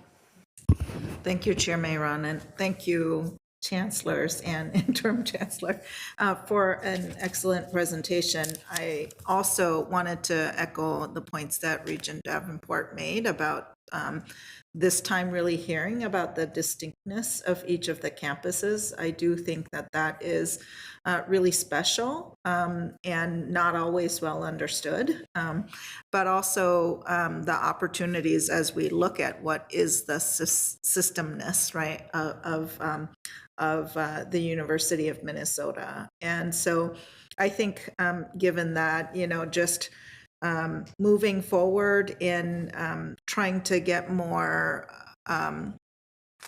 affirmation about whether we are all on the same page about how to prioritize, and so I think that's important, because I do think that there's maybe not always a way in which we're communicating clearly with external stakeholders about what the priorities are, and sometimes we're talking about the big U, and aren't able to articulate like this is a priority. We're trying to build a research arm, and you know, out of the Twin Cities, and that might be important, right? And how that might be important to the state or something like that. So it just feels like this was really helpful, and I think really foundational for how we should approach our next strategic plan as well, because I think that is unique and special about this university, but our ability to kind of connect all those things and to break it down, and then to be able to talk about tangibly what are the resources that are important. Because I heard a lot about, like, you know, prioritizing scaling, or that requires resources, and what would it actually mean to prioritize that, and when can whether it's the state or partners see see some of that return back, right, for our state or for the localities in which we are at. That feels really important. And so one thing that I would like to see is I appreciated seeing the Rochester presentation because you talked a lot about what else is happening because Mayo is there and the medical destination is, a big priority for that region, and it's driving a lot of what's happening. And so it is important to also understand those relationships and that context. And so when are we tapping into those opportunities, but also when do we need to create those opportunities, right? And like in Duluth, and then how does then other partners tap in to that with the university? So I feel like that would be helpful. But thank you. I just really appreciated the presentation today. Yeah. Thank you. Regent Verhalen. Thank you, Chair Mayron, and thank you to the presenters. I echo what's already been said, and so I won't repeat it. I guess one item that was woven through all of this is the uniqueness and distinctness of each of the campuses, and why that's important. Why it's important to each campus's culture, the environment, the overall learning experience, et cetera. But what can we do to highlight that more for each of you to help students identify which fit is right for them? And I say that because we know most students apply to more than one college. They're applying to some to just a couple, some too many. And what can we do as the University of Minnesota to really highlight that uniqueness of each of the campuses other than, well, this one's in northwestern Minnesota versus this one's in northeastern Minnesota. This one's on a big lake, and this one is, around a significant destination medical center. So what ideas do each of you have, or is that part of the next presentation? I can send you photos. Chair Mayor and Regent Verhalen, this is something you heard in all four of us talking about. And I think it's not new, but I really do think the photo I referenced, I was in Illinois at the airport. I'm walking down a hall and I realize on either side of the hall is a long banner about the University of Illinois. And it's 3 different campus logos and branding and a QR code where you could find out what the differences are. You go to Colorado, land in the Denver airport, you see the same thing. This to me seems like a missed opportunity that this, one of the things that we believe is that we are distinct enough that while there inevitably will be some competition, as Interim President Ettinger referenced, we also offer different things. And the system hasn't really done a lot historically to think of itself in that way. So marketing is part of it, but I think there is more as well. Simply understanding and being fluent in what the differences are, I think is a huge important step for every member of the board to be able to say what those differences are, for people who are in marketing to be able to talk about what those differences are, and then also to show it more as much as we can. I'm sure my colleagues have other ideas, but I think it's just hard when you travel and you see other places, you go, why can't we?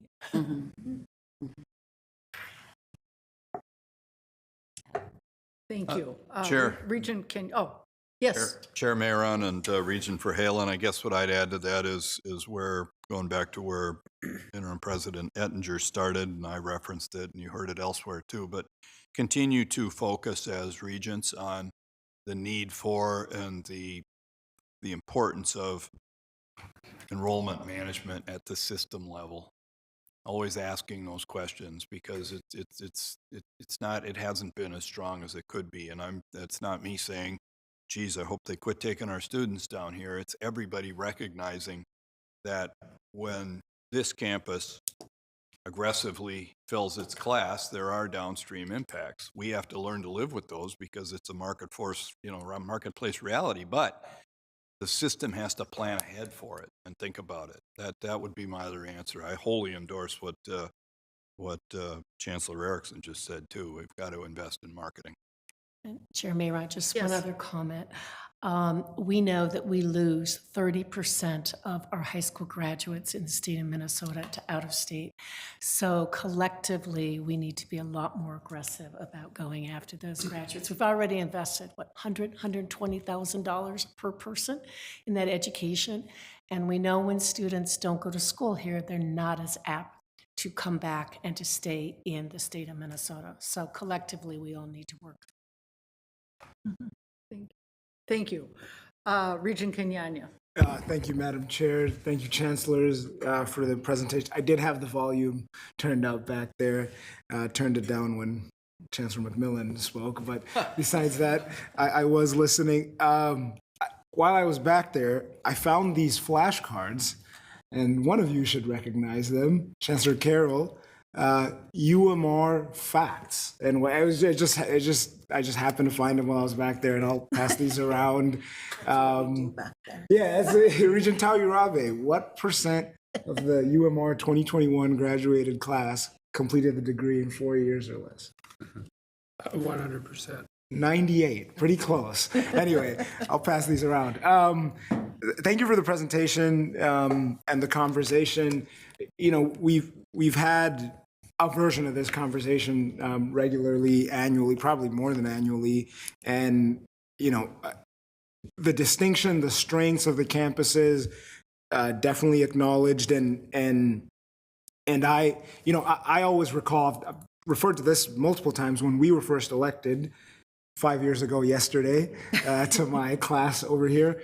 We did the state tour, and I almost remember exactly, it was at UMR, or no, sorry, it was at Morris. It was at Morris, and we were meeting with some students, and I don't fully remember the conversation, but I remember looking at these students and just getting it, that they would never go here, they would never go to UMD.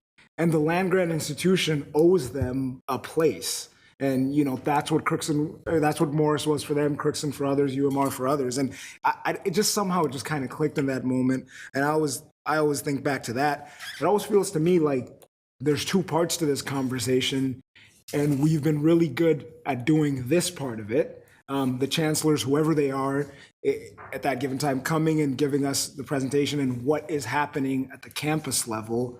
And I think there's a little more work to be done, really, you know, amongst the board and the administration. I think Chancellor McMillan kind of alluded to that a little bit, you know, talking about system-wide enrollment management, and we're getting better at that. Those conversations are happening, but you know, there's macro factors that the campuses and the chancellors cannot be held responsible for or give us the plan to account for. I think at the beginning of the presentation, was it 20-something% of Minnesota State's enrollment? That's how much it's dropped. We know what's happened with ours.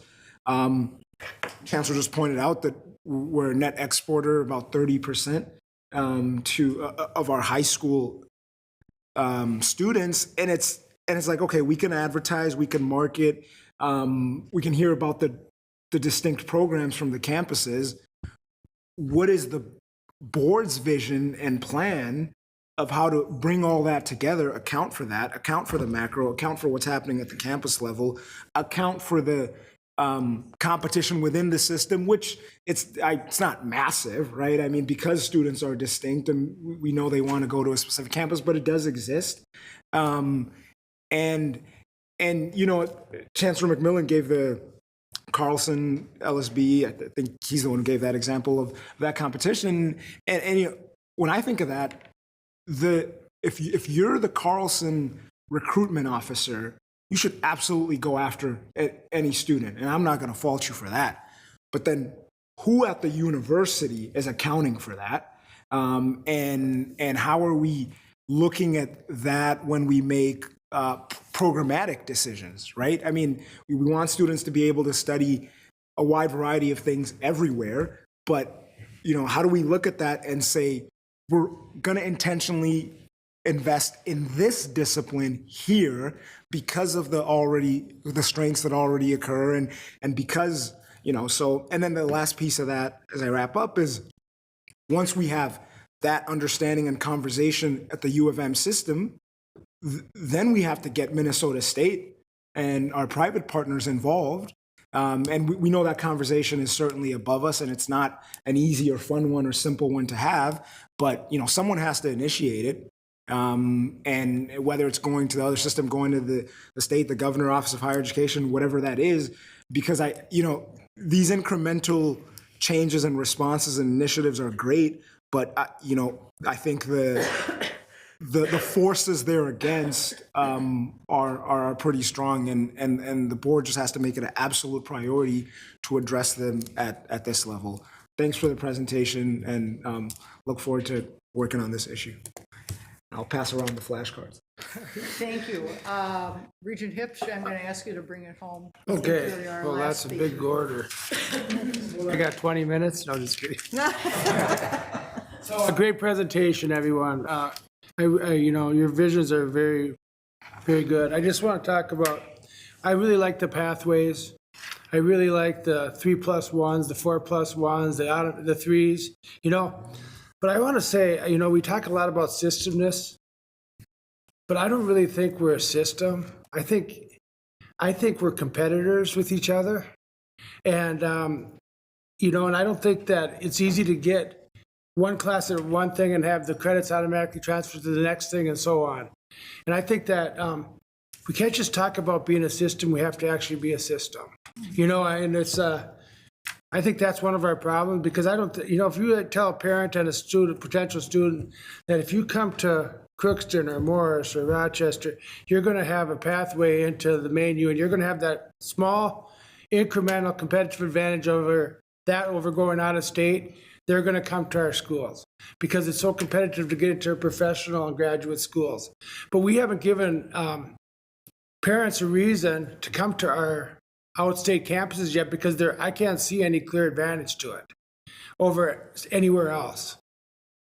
Maybe I'm wrong. I have 3 kids and 2 spouses go to U of M here, and but I didn't see any advantage of it. So I think we have to give that advantage to kids that choose the University of Minnesota system. There's some sort of a competitive advantage. So anyways, I really liked where we're going, with everything we said, but I just don't think we're fully engaged as a system yet. So that's what I'm going to quit at that. I don't think anybody will disagree. Did you want to stop there, or do you want to take it home now? Because I kind of left at a negative note. Well, short of going into a rah-rah session here, I think given the time, yeah. Let me thank the presenters, Interim President Ettinger for his first year remarks and setting the stage, and for the work that each of you have been doing. I maintain, I will just say, this was a remarkable presentation. Obviously, we have questions, we get that, that's the whole point. But it's come a long way. So I want to thank you all. And with that, we will move to our next agenda item. That is the report of the committees. I will note that Governance and Policy and the Special Committee on University Relations did not meet this month, so we will begin with the Litigation Review Committee. Regent Tad Johnson, if you could provide us your report, please. Yes, the Litigation Review Committee met on May 2nd, 2024. At this meeting, we adopted a resolution that authorized the closing of the meeting to discuss matters subject to the attorney-client privilege. Thank you, Chair Maron. This concludes my report.